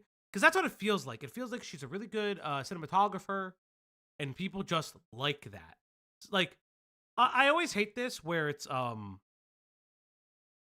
talked about this before. I forget what stream it was on. Oh, it was, I think, the Pyro stream, where somebody's like, I don't like that you did this, this, and this. I feel like you were adding too much commentary, you weren't letting the videos play, yada, yada, yada. And I was like, that's what the channel is. It's the ethos of the channel. There's 4 videos. There's 4 videos. not only that, we had the video creator in the thing. They're like, oh, well, you only have the video creator for the last hour. That's not an own. I'm like, I talked multiple times about talking to Toastify throughout the entire stream. Him showing up was a boon, but it wasn't. Yeah, it was just like it was just like a fundamental misunderstanding of how live streams work. But I still put as much effort into these live streams because I treat live streams specifically as if they were edited videos, like edited commentary. Like I that's how I view this. I view this as a live video essay. So what? Bonkers bizarre. Reese experience, and this is horrible. Guests received what appeared to be merch that wasn't even their size. It looks small. Oh my god. Okay, that's not on MrBeast. What is extra small? Extra. Really? But the thing is, I'm like in a group chat with all the other people who are on Beast Games, and right now they're saying there's actually nothing there. They have advertised it and might potentially not even be anything. The community responded, and for once, I actually agreed with more Pegasus' coverage about this one. Then you had the ViewStats AI tool that MrBeast released. Yes, and this was horribly bad. But this was a... Yes, there's also something you criticize him for. But like, this wasn't because people got comfortable about criticizing MrBeast. It's the fact that everyone universally hates AI. What are you talking about? It was her bad urban planning video. Makes sense. Makes sense. Basically launched AI-generated thumbnails. Give me some of that AI-generated slop, Yes, and ladies everyone and gentlemen. universally hates this. As long as you had tons of And people. here's Mudahar commentary, putting MrBeast's toes to the goals here. Like, yeah, as well as Phil DeFranco, Skinny Yeah. Phil. Skinny Phil is how I like to call him. That's what his name is on my phone. I really don't. I miss Fat Phil. I don't like Skinny Phil. Whoa, He don't call, scares that's me. rude. He scares me. Skinny Phil. What? Okay. I'm just gonna say. You know what? I'm not gonna say it. I'm not I know gonna what say you're gonna it. say. I'm not gonna say. I know what you're gonna say. What do you think I was gonna say? I'll DM you later. Because you know what I was gonna say. DM me I know what right you're now. gonna say. DM me right the fuck now. DM me right the fuck now. No, that's not fair. Go. What? Phil does seem nice. I've watched Phil Yeah. on and off for years. I've never been sub to, but I have watched Phil Yes. on and off for years. I mean, I'm 100%. I've known Phil is just YouTube. He's YouTube Phil royalty. has Like, he just is been- like YouTube yeah, he's royalty. YouTube royalty. Without like the dark history. And if that changes, I've never liked him. Hold up. Hold up. I sent you a DM. That's not what I was gonna say. That's fucking crazy. But am I wrong? Am I Now I see fucking it. wrong? You see the vision. It's fucking insane. I'm sending you a GIF.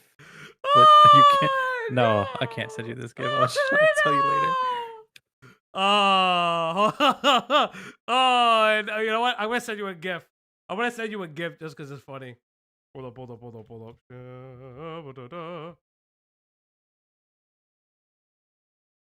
It's so stupid. I would if this. I sent you a GIF. I'm looking at a lot of loading. Jesus Christ. We're moving on. Okay, it's okay. Okay, never mind. Go on. That's a joke for me and Greg, and you guys will never understand it. We don't leak Doing DMs. this tool, it hurts thumbnail artists and editors and allows people to just blatantly copy and rip off other channels. The backlash from both events resulted in corrective responses from Jimmy. Anyone from now on that signs up for ViewStats Pro, there will not be the AI thumbnail tool. It just doesn't exist. We pulled it down. And on top of that, I wanted to go one step further to really show artists out there that Yeah, but that's not in a response to the allegations of improprieties in the workplace. It's a separate issue. care. If you go on viewstats.com under our more tools section, it will say hire thumbnail artist. No. I like Phil. I think he just got way too skinny, and the clothes don't fit. Fill out Phil. Hashtag fill out Phil. And attendants from Resorts World were invited to a studio tour. Awesome interaction, in my opinion. MrBeast makes a mistake, the audience and drama channels criticize that accurately, and then MrBeast delivers an appropriate solution. But not so fast. As I said before, the shift has created an overcorrection. I've already shown you the tweets that criticize MrBeast for not helping Americans on a video that was dedicated to helping West Africans. I've also shown you a video that makes fun of MrBeast's relationship. Thank you. This $10,000 dude. Hey, he made eye contact during the hand kiss. He's starting to redeem himself. All that commentary is pretty ridiculous, but I expect it. Instead, I want to introduce you to a new type of criticism MrBeast has never faced before: agenda-driven outrage. This is my friend match. And if he loses 100 pounds in the next year, I will give him $250,000. In the video, lose 100 pounds, win 250. I'm sorry. He has received this type of criticism. Is this insane? He has received this level of criticism. Specifically with the unblinding Yes, 100 people. the unblinding thing. Thank you. He received a massive backlash for the cataract stuff. What the fuck is this person saying? And a lot of people, well, then the counter argument was cataract surgery is really like, yes, the blind people shit. Like this is an insane retelling of like he has been receiving this level of critique. Oh my shit. Tico Taco, thank you for much for the subscription. Hey, thank you. Like, what the fuck is happening? It's not like, I don't think she wants this. She already got the call, allegedly. That's not it. It's just, there was previous criticism of his philanthropic videos, as well as some of his exorbitant wealth videos. Like, I'll never forget this. He goes on, like, different types of yachts. And, like, I think, like, it's abhorrent uses of wealth. Like, yeah, it's cool. But then, like, you realize, yeah, this guy's, like, not doing anything else. Yeah, has she never seen anything about MrBeast online before 2024? I don't think so. This is an inherent problem. This doesn't feel like a good critique of commentary. I don't know who she's critiquing at this point. $50,000, for instance, Tyler Wall, the coach training the contestant unexpectedly, passes away. MrBeast and company navigate this by integrating it into the narrative by showing how the contestant actually uses it as motivation to complete his weight loss journey. Yeah. With that, commentary and drama channels have thrown their opinions in the ring and called this video exploitative. The only thing that's atypical from MrBeast's usual work. Who the fuck is this guy? Who? Nobody. Fucking nobody has said this? Bottom right, my friends call me Rat. My friends call me Rat. Is that the first, like, actual, Is that the first actual, fucking... It's like the base font that you would put at the very no, bottom. No, but, like, that's the first actual, who's it? Like a label? Yeah. Well, what's the word? Oh my I'm trying God, to think of the word. Citation. Citation. It's the first Citation, actual citation. My friends Unless call it's on the me video. Pat or Rat. Oh, I think it's Rat. My friends Pat? call me Pat. Oh my, it's like right there. It's like right on top. My friends call me Pat. Okay. Okay. Yeah, who the fuck is this guy? Like, unironically, who the fuck is he? He's a 76 subscriber Andy. Like, who the fuck cares? Like, legitimately, who the fuck cares? 76K. Let's not just go. You know what I meant. But you know what I mean? Like, I'm sorry. Like, motherfucker is under 100K. Like, this is not a big name. He's not a mover and shaker of the genre. Like, what are people? What are you talking about? Like, what are his most popular videos? I'm curious. I saw one at 151. Okay, Squid Game. MrBeast. God is not dead. And, like, he's just like Matt a Walsh. woke person. Okay, sure. Sure. I don't know. He's so cookie cutter. Like, there's nothing of his videos would bring joy. None of you haven't seen them. Anything. You're just looking at them. You're literally judging a YouTube video by But you know what? thumbnail. But you know what I mean. Like, how is this different from any other bread tube nonsense, whatever, Mahoober? Sure. Like, you know what I mean? Like, this is a little guy in comparatively to all of the other channels who would talk about this. What is she saying? I'm not even 1.9K, so I can't even say that. I'm 1.75. No, Thank you they're very talking about much. themselves. They are the 1.9K. Andy. Work is that Coach Wall dies halfway through the filming of the video. It is prominently highlighted in the video. What's this video called? MrBeast exploiting death for clicks. I do want to say, while you're looking for that, this is not uncommon either in the world of television and what's the fucking word for like live television that I'm blanking on the word because my brain is fried. Do you know the word I'm talking about? Reality television. Reality television. If somebody dies, producers and editors will milk that shit. Yeah, they will. This is not uncommon. The only reason you care about it is because MrBeast is the name and the Jimmy Beast is the face of the company. My dear, this is a 94K video. This isn't making waves. What are you talking? This video ain't making fucking waves.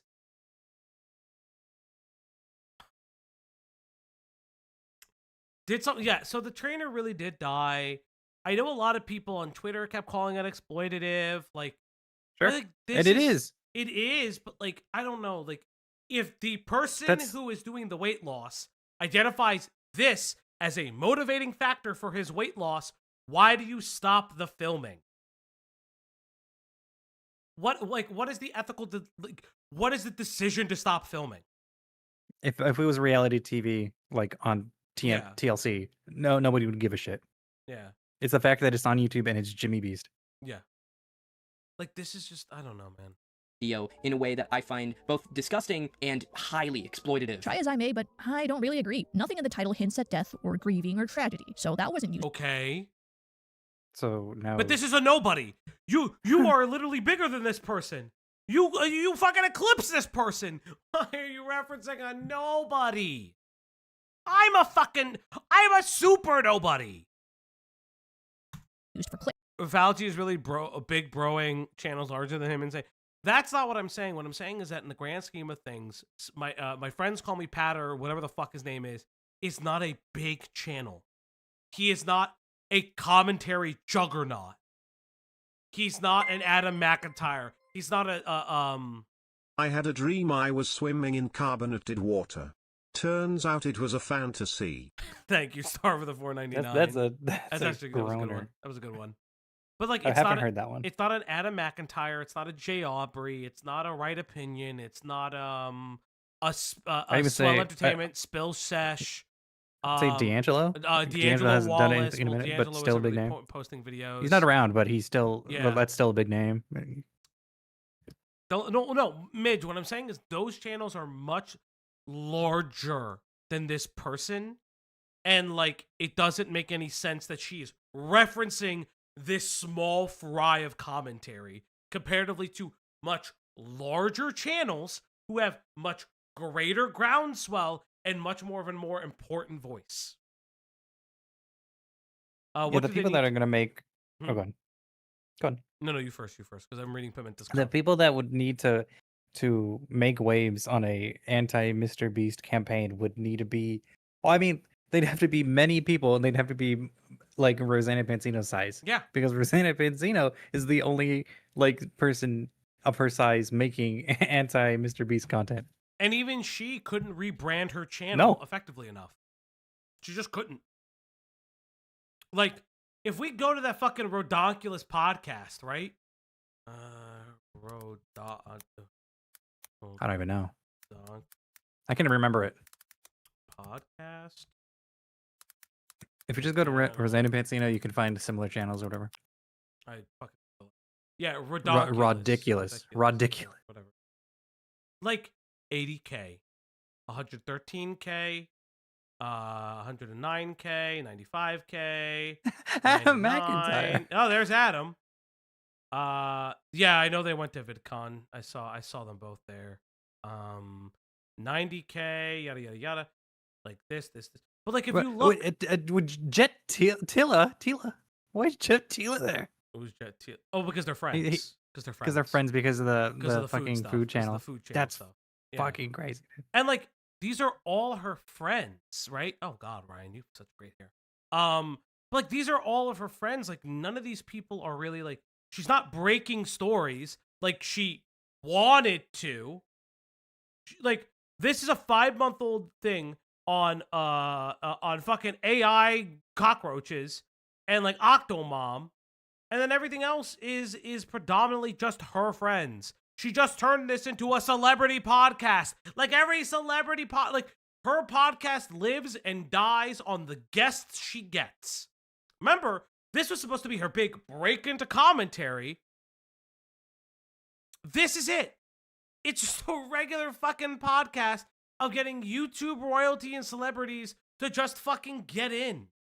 That's all this fucking is. Like, and like, listen, don't get me wrong. Like, I'm not even shitting on her for that. I'm highlighting that that's exactly what her podcast was. Like her podcast is just that. It is no more, no less. Remember, this was supposed to be her doing hard-hitting journalism. Where is the hard-hitting journalism? But even other celebrity podcasts do numbers. Yeah, I mean, yeah. She should be doing more numbers than her sub base. It's literally just going to her subs and that's just it. Or the other person's subs. Yeah, it's just wine mom shit. But the point being, like, you would need a lot of people of her like level or her notoriety and higher making claims against MrBeast, or but nobody's really doing that because it's all kind of, there's nothing really there. There's not enough there. And that's what this video is missing. This video is missing bite.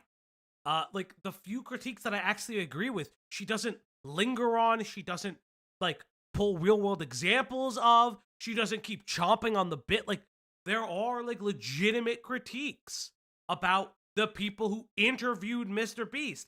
Oompaville, and she literally doesn't bite into it. She doesn't like fucking. She doesn't do like the crocodile shit and like fucking roll of death. Like, she doesn't like dive in. Like, this is a nothing. This video says nothing. It is an hour of wasted time. Literally an hour of wasted time. And by proxy chat, we've wasted your time. No.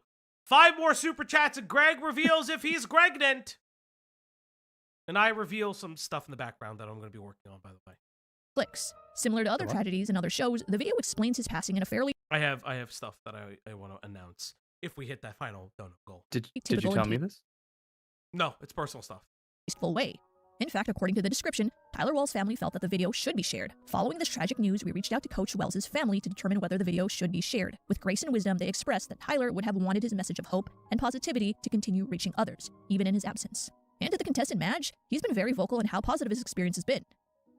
So the fact that people did get to see this and feel what I felt in the moment and me seeing their reactions was crazy, right? Because they're like internet trolls, but then like everybody has to understand that just because it's a video doesn't mean that's a video. Like, this is real life. Yeah. Listen. Is that the dude? Yeah, trick to lose weight, shave. Bottom right. Shave. Bottom right, they labeled Oh, they did. It was just impossible. This to is see the it. worst placement. Yeah, I can't for see it. that. I literally I can't. can't see it. It's covered by everything, and it feels like you use just like the starter font. Yeah, it should be. It's very small. So where it should be is either bottom right or top right, so people's eyes can catch it. Yes, should be right around here. Any significantly larger than that. And then if you were like any better, you would actually use resources here, in my opinion. You would put your resources here. And yes, I'm very grateful that we got to showcase that, right? Or that's included. No, not the OF. In the video. The people not yet, Blarna, not yet. affected by this tragedy aren't expressing outrage. Yet some commentary channels are on their behalf. It makes no sense. And that is agenda-driven outrage. When someone already dislikes a public figure, they'll often use any emotionally charged event they're part of as fuel to reinforce their narrative. It's not really about the event itself. It's not about the feelings of the family or Madge. I don't care about the fact that, yes, there was a tribute in the video, or yes, there's they got Adam permission to include this. There we go. There's an Adam McIntyre. The video I can tell from the bottom right of the video. It's about finding a thing that justifies the grudge they really already hold on to. In other words, the moral concern is secondary to the opportunity. So, but then that highlights the fact that there are mainstay commentary people talking about it and pushing back on it and highlighting where there's inconsistencies in the coverage. But that's not them. I don't understand. What are you saying? To criticize.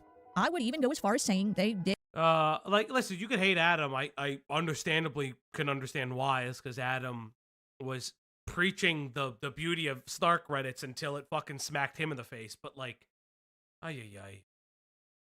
did exactly what they claimed MrBeast did. Exploited a tragedy for views. Because did the family want this? No. Oh, great. Sure. And this is one thing I've noticed about MrBeast is a lot of people can come out about him and basically say anything they want, and people will just kind of run with that. Some of it in the past definitely has stuck to the point that he has actually had to come out and address things. But then there are situations like this where there isn't really too much proof shown apart from like a singular transaction and just a story time with no screenshots, and people will still run with that as well.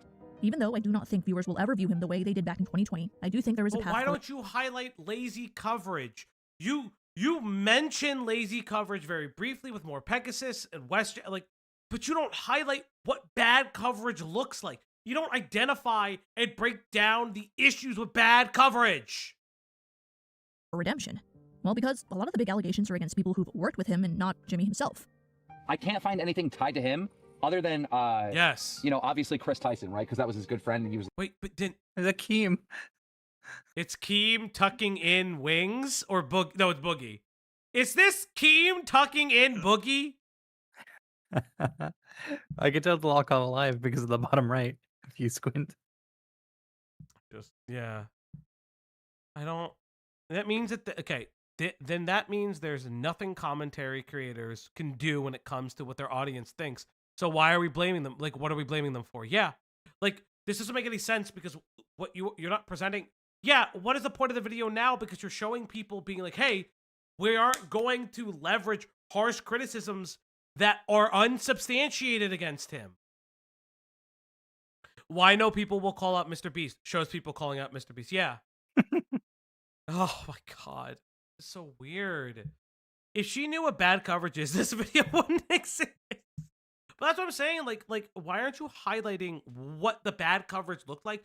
And so this is the big glaring hole in the wall, aside a hole in the room, aside from the fucked up timeline. The elephant in the room. Elephant in the room. Yes. Gaping hole in coverage is what I was trying to say. Not highlighting what Dogpack specifically got incorrect is a problem because it doesn't reveal how poor Dogpack's coverage is looked at. Elephant in the wall. That's funny. The focus in this video is like if you tried to use cheap plastic microscope lens as glasses. Yeah, like it's just disjointed. It's so like this is not it.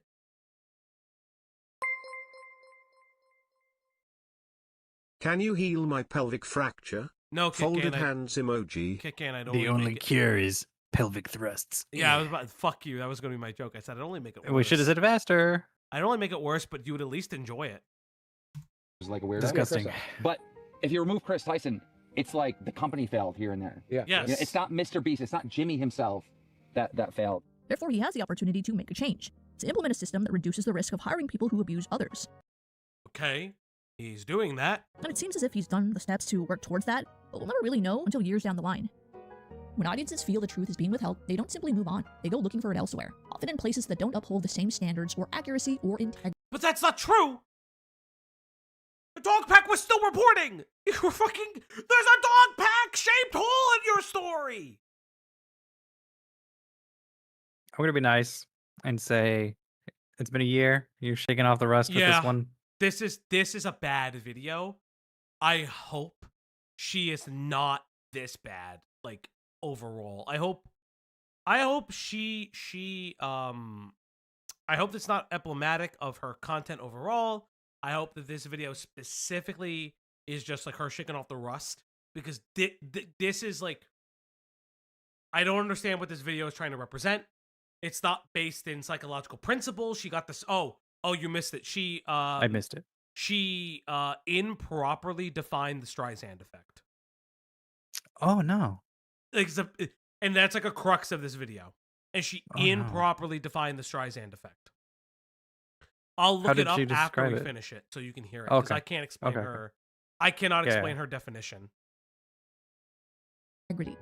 This isn't just about MrBeast, it's about the role I will again say her fans say it's her best. Then her fans have zero expectations for her as a creator. Oh no. Again, want to point out this is a 500K YouTuber. In a day, it's done at least 7K. This video is DOA comparatively to her stats. This is what happens when you take a year off. Yeah. And if she never like promoted, let's see if she ever promoted the video. That's 564. I thought it was 56.4. Nope, 564. She didn't promote the video. She just came back raw after a year. No promoting of her stuff coming back. Let's see if she ever did it on her Twitter.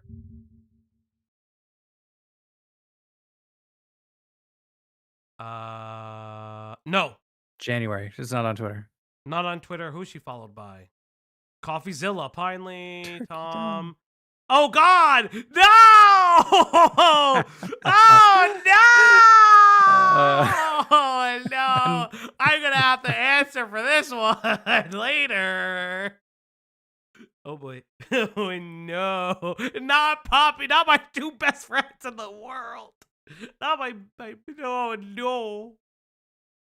Well, oh boy. Plays in shaping public discourse. Maybe she's old commentary and I don't know anything about her. Maybe. Yeah, she could just be old commentary. Remember, follows are not endorsements. Follows are not endorsements. If the big names in commentary refuse to engage with certain topics, checked her Instagram. That was one thing that she promoted at the start of the video. Maybe she posted there. Maybe. Instagram might dox you. So I don't know if you want to open another chat window or whatever. Well, I don't have an Instagram's Instagram, funky. so it doesn't matter. Oh, okay, that's right. That's right. I'll turn the window capture off just for a second so it doesn't actually do the thing. Thank Just you. in cases. What is this? I can't even see. I don't even. You won't even. Instagram. Well, that's the problem. I can't even see. I can't even see when her post history was. Because, you know. Yeah, Instagram sucks. Yep. Doesn't look like it. If you're not logged in, it doesn't look like it. Yeah, it doesn't look like it, chat. I mean, this is it. This doesn't seem like a MrBeast related video. That's Steve Buscemi. Yeah, coming rip off Raw. Psychology and internet culture. You've proven nothing. You have no psychological features. You haven't referenced anything. You're just saying buzzwords. This is a bad video. This is an incredibly bad video. She's been making videos for many, many years. Well, maybe she should. Maybe there was a reason she stopped. And maybe she shouldn't have come back. That's mean. That's mean, me. That's mean. less reputable voices will fill that space, often with exaggerations, bad faith arguments, or straight out lies. The irony is that by trying to soften the blow, these creators have only intensified the backlash and fueled a narrative of cover-ups and controlled opposition. It's a reminder that honesty and consistency matter more than audience loyalty or personal biases. Because if you go too soft on the wrong story, you might just end up making it worse. Alright guys, you know why else I think that this cover-up is more organic than something that is planned out and schemed? Is because Ludwig and Moist Critical plan to stop doing drama content at the same time. Come on, if you were gonna plan a cover-up, you could at least space that plan out. Anyway. That post is from 2023, by the way. I looked it through a different means. So she hasn't been using any of her social media posts for a little bit. So bad video is bad? Yeah. If this is the type of video she makes, it's just bad. Is it dangerous? Listen, Listen, you don't lose respect for anybody. Follows are not endorsements. You don't know how long somebody's been following somebody for. And remember, she took an entire year off of content making. Diesel is not the person who recommended this video or this person. No. Did you hear what she just said about why it feels like a cover-up? It was an organic cover-up because these two were going to stop making videos on drama content. Yeah. But, like, cover-up still implies, like... Yeah. Like motive. Yes, it does. Anyway, I think that explains why there are a lot of cover-up accusations going around. If you think something different, leave it down in the comments below. That's the end of the video. I will see you guys next time. Stay psyched. Wait. I'm confused. Is she not the one making cover-up accusations? I'm so lost. So she's saying the audience is, and she's trying to explain why the cover-up is. Okay. Because everything. What does this have to do with Diesel? No. I thought you guys were saying because she followed with Diesel. My bad. Look, y'all need to look into spreading stupidity. Listen, I can only read the chat so much. Here's what I will say. This video is incredibly bad. This video I really think is very, very poor for a lot of different reasons. There's not a lot of media literacy within this video. And this is part of it. Yeah, she never answered the most important question, who are we? Yeah, she constantly says we. She wasn't making videos on MrBeast. Okay, where can I find this Streisand effect? How do you spell her last name? How do you spell Streisand? S-T-R-E-I? Streisand? S-T-I? The problem is... Just do effect. Effect? You think that'll make it work? Yeah. Fuck it.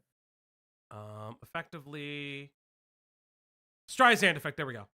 All right, here we go. Here we go. Here we go. Criticized it's Mr. so Beast bad. regularly. Viewers wouldn't have been pushed to look for information somewhere else. This is a textbook example of the Streisand effect. When a network was circulated if mainstream commentary just criticized Mr. Beast regularly, viewers wouldn't have been pushed to look for information somewhere else.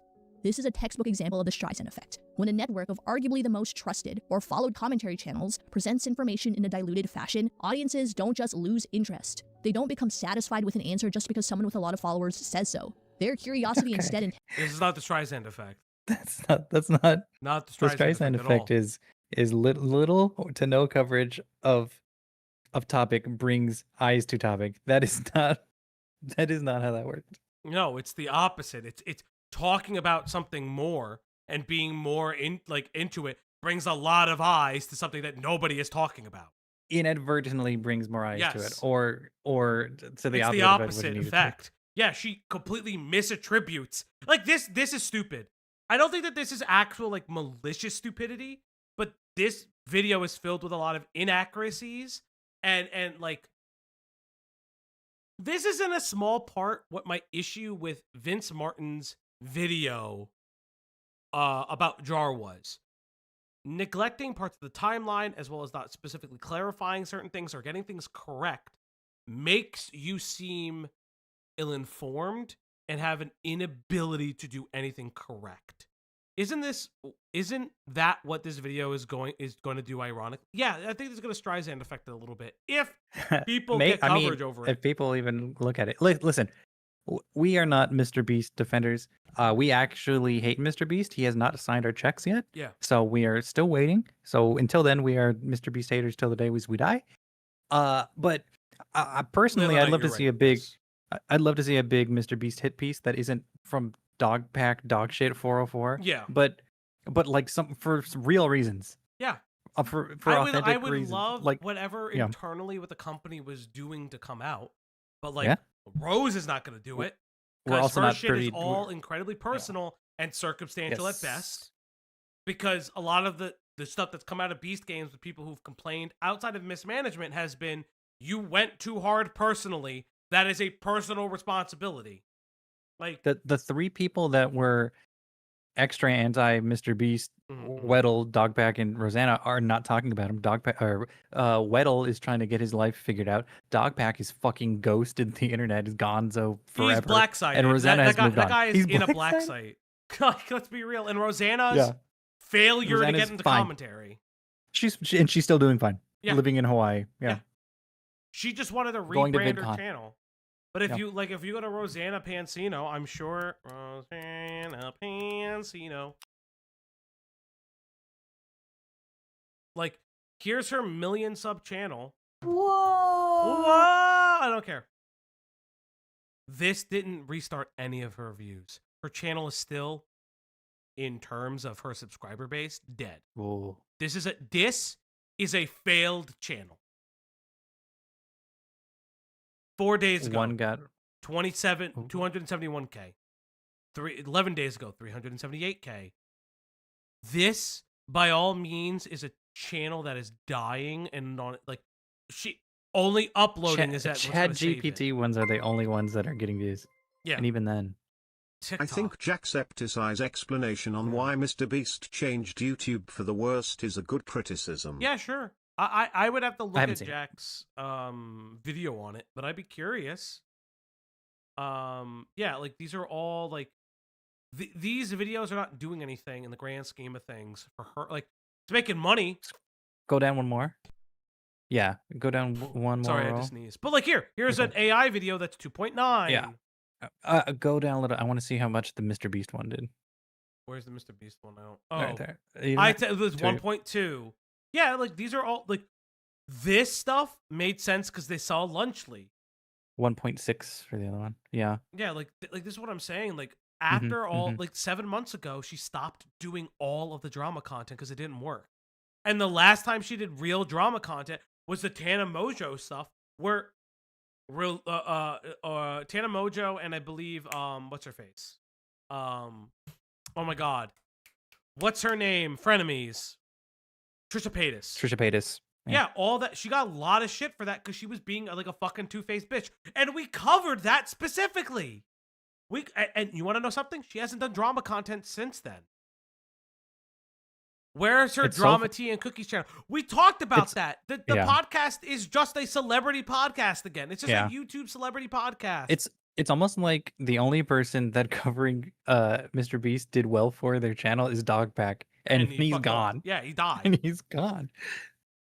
Literally, listen, like I said before, if you know where he is. I'm not gonna say where he is. I'm not gonna say what happened. You can fill in the blanks. Like, that's what I'm saying. Like, this doesn't make any fucking sense. Christ. Like, this is just a dying channel. That her name is the only recognition. But, like, if she pumps out a video like, one video every month that makes 1 million views, that's not good for a 14 million sub channel. Like, iJustine isn't even helping her. Yeah, is iJustine even popular anymore? I don't think so. We're getting off track. I'm actually curious. We're gonna go off track for a second.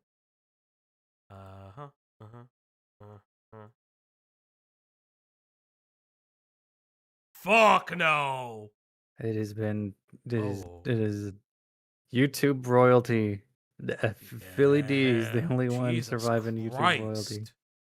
That's an AI thumbnail. These are AI pictures. Below it. Look at the one below it. Best pool cleaner. A best pool cleaner? Got that much? Okay. What the fuck is because of the thumbnail. Whatever. Yeah, I guess. But, like, I don't even know. Like, this is like... Don't look up your favorite YouTubers from 15 years ago. Save yourself the trouble. From 20 years ago. Fuck. Like, I you know what? I'm curious. Like, Jack's... Yeah, Jack's Films is pretty active. Jack's Films. I'm curious what his numbers are now. Is Dogpack really dead? I don't know. No, he's not dead. I haven't seen him. I haven't seen him a lot. He's black-sided. We know this. Who is iJustine? Hi, I'm Jack, and the questions today is a very special. That's she's like old. I mean, his views are okay. Like, he has a multitude of channels and like products. I think he's fine. Like, a lot of the old YouTubers are now like what you would call legacy media. They've branched off. They get sponsorship deals. They get like other shit. Like this is just, it is what it is. Oh, interesting. Thank you. MrBeast. Oh, I've seen this.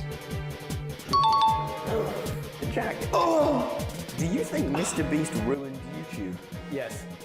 I've seen this. I would like to address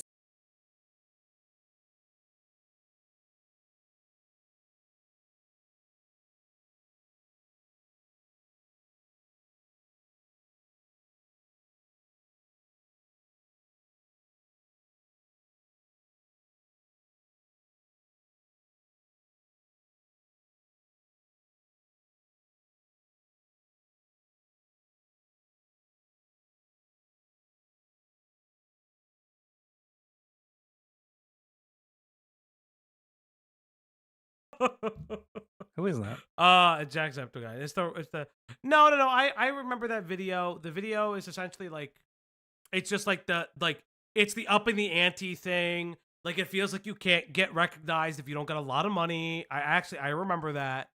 It is actually a great piece of content.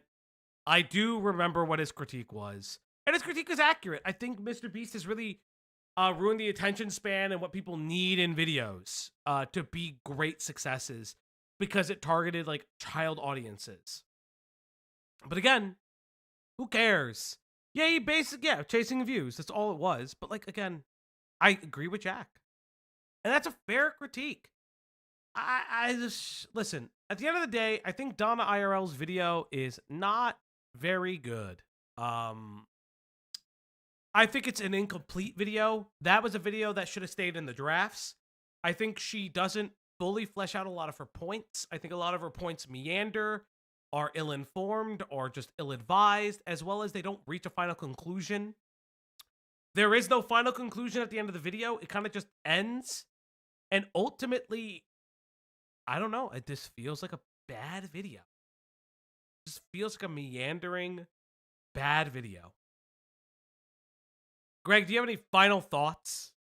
Most video essays will either end and it'll leave you like concluded, like fulfilled with the amount of information you get, or make you want to dig more about the information. This left me confused about what the thesis statement was and whose side I should be on. Like I don't know. Meandering is the best way of putting it. Yeah. It was spinning wheels, the YouTube video. Yeah, I don't think that it answered any of the questions that it sought out to do. And I feel like that is ultimately a sign of a really bad video. It was edited fine. I thought Beautifully. I thought it think was cinematography shot well. is good, yeah. Lit right. I just felt like the script was all over the place. Script was all over the place. It lacked focus. And maybe unfocused, maybe changed position halfway through, but I don't know. Yeah, it feels like the title is clickbait because she never gets to this softball-y question thing because it only touches. Because if it's Oompaville, then make the video about Oompaville. Yes, it only touches Oompaville, in my personal opinion. And I think that that's not the highlight of a good video. I think that that's kind of the highlight of a poor video. It's a boring video. I will say this: if anybody reacts to it, you need to react to it at a lot of speed because it's legitimately a boring video. You know what I would have liked too? Like if we're gonna talk about like the media criticism of like the videos at the end, like talking about the dude losing 100 pounds in a year and his trainer dying, why not you review that episode? Why review somebody's review of that episode? Yeah, I think that's actually really accurate. That felt super unnecessary. Like if that's not your thing, sure, but then why throw that in at all? And then you had somebody who did a very good critique on the Beast games. Commentary, like the commentary channels that like us that do news or drama or slop, whatever the fuck you want to call it. I don't know, like that doesn't make any sense. Like what does that prove? You know what I mean? Like what this video was trying to prove is that commentary channels weren't hard enough on MrBeast. But then when they are for things that are unrelated to Ava Chris Tyson, it's a good critique. Like I don't know. I don't know. Well, that's chat. That's the end of our stream. I really don't got anything else to say. If you want to support and get the last 3 tips in so Greg can tell you if he's Gregnant, I would love to. Listen, Greg needs to answer the inopportune question, is he Gregnant? That's what matters. Chat, is Greg Gregnant? You have the opportunity to tell us if he is. One shot, one opportunity. It's up to you. Can Greg be Gregnant? It's only. I don't know what's going on with my fucking computer. This is like, something's happening. It's okay. You should get a new one. You know what? Very, very true. I'm hoping it comes by Friday. I would like to, I'd like to do a gaming stream on Friday if I can. Like not a gaming stream on Friday, but like the first stream back would be like a gaming stream. On Friday. You think you're getting it Friday and you're going to be ready to stream No. I just meant the next stream. I'd like a chill gaming stream kind of thing. So like, no, because I'm already concerned that none of the stuff that I did for importing OBS is going to work. Because I have a very big feeling it's not going to work. It is going to be the biggest hassle of your life. I exported it to my computer. I exported it to the drive so I can grab it online. Yes, I know Undertale is coming. I want to test it on things that aren't Undertale. Chat. There's a point why I'm doing it. I want to test it on things that are not Undertale. There's a reason for that, so I can test how well it works. As much as Undertale will be coming back now, but it's tested on. Nope, not on Deltarune either. It has to be a more like labor-intensive game, so I can fiddle around with it and know what I can and can't do. MS Paint did almost break the computer. That is true. But chat, I think that's it for tonight's stream. I want to thank you guys very, very much for coming out. And remember to spade and neuter your pets at all times. Is there anybody to send you guys to before we end the stream? I don't even know.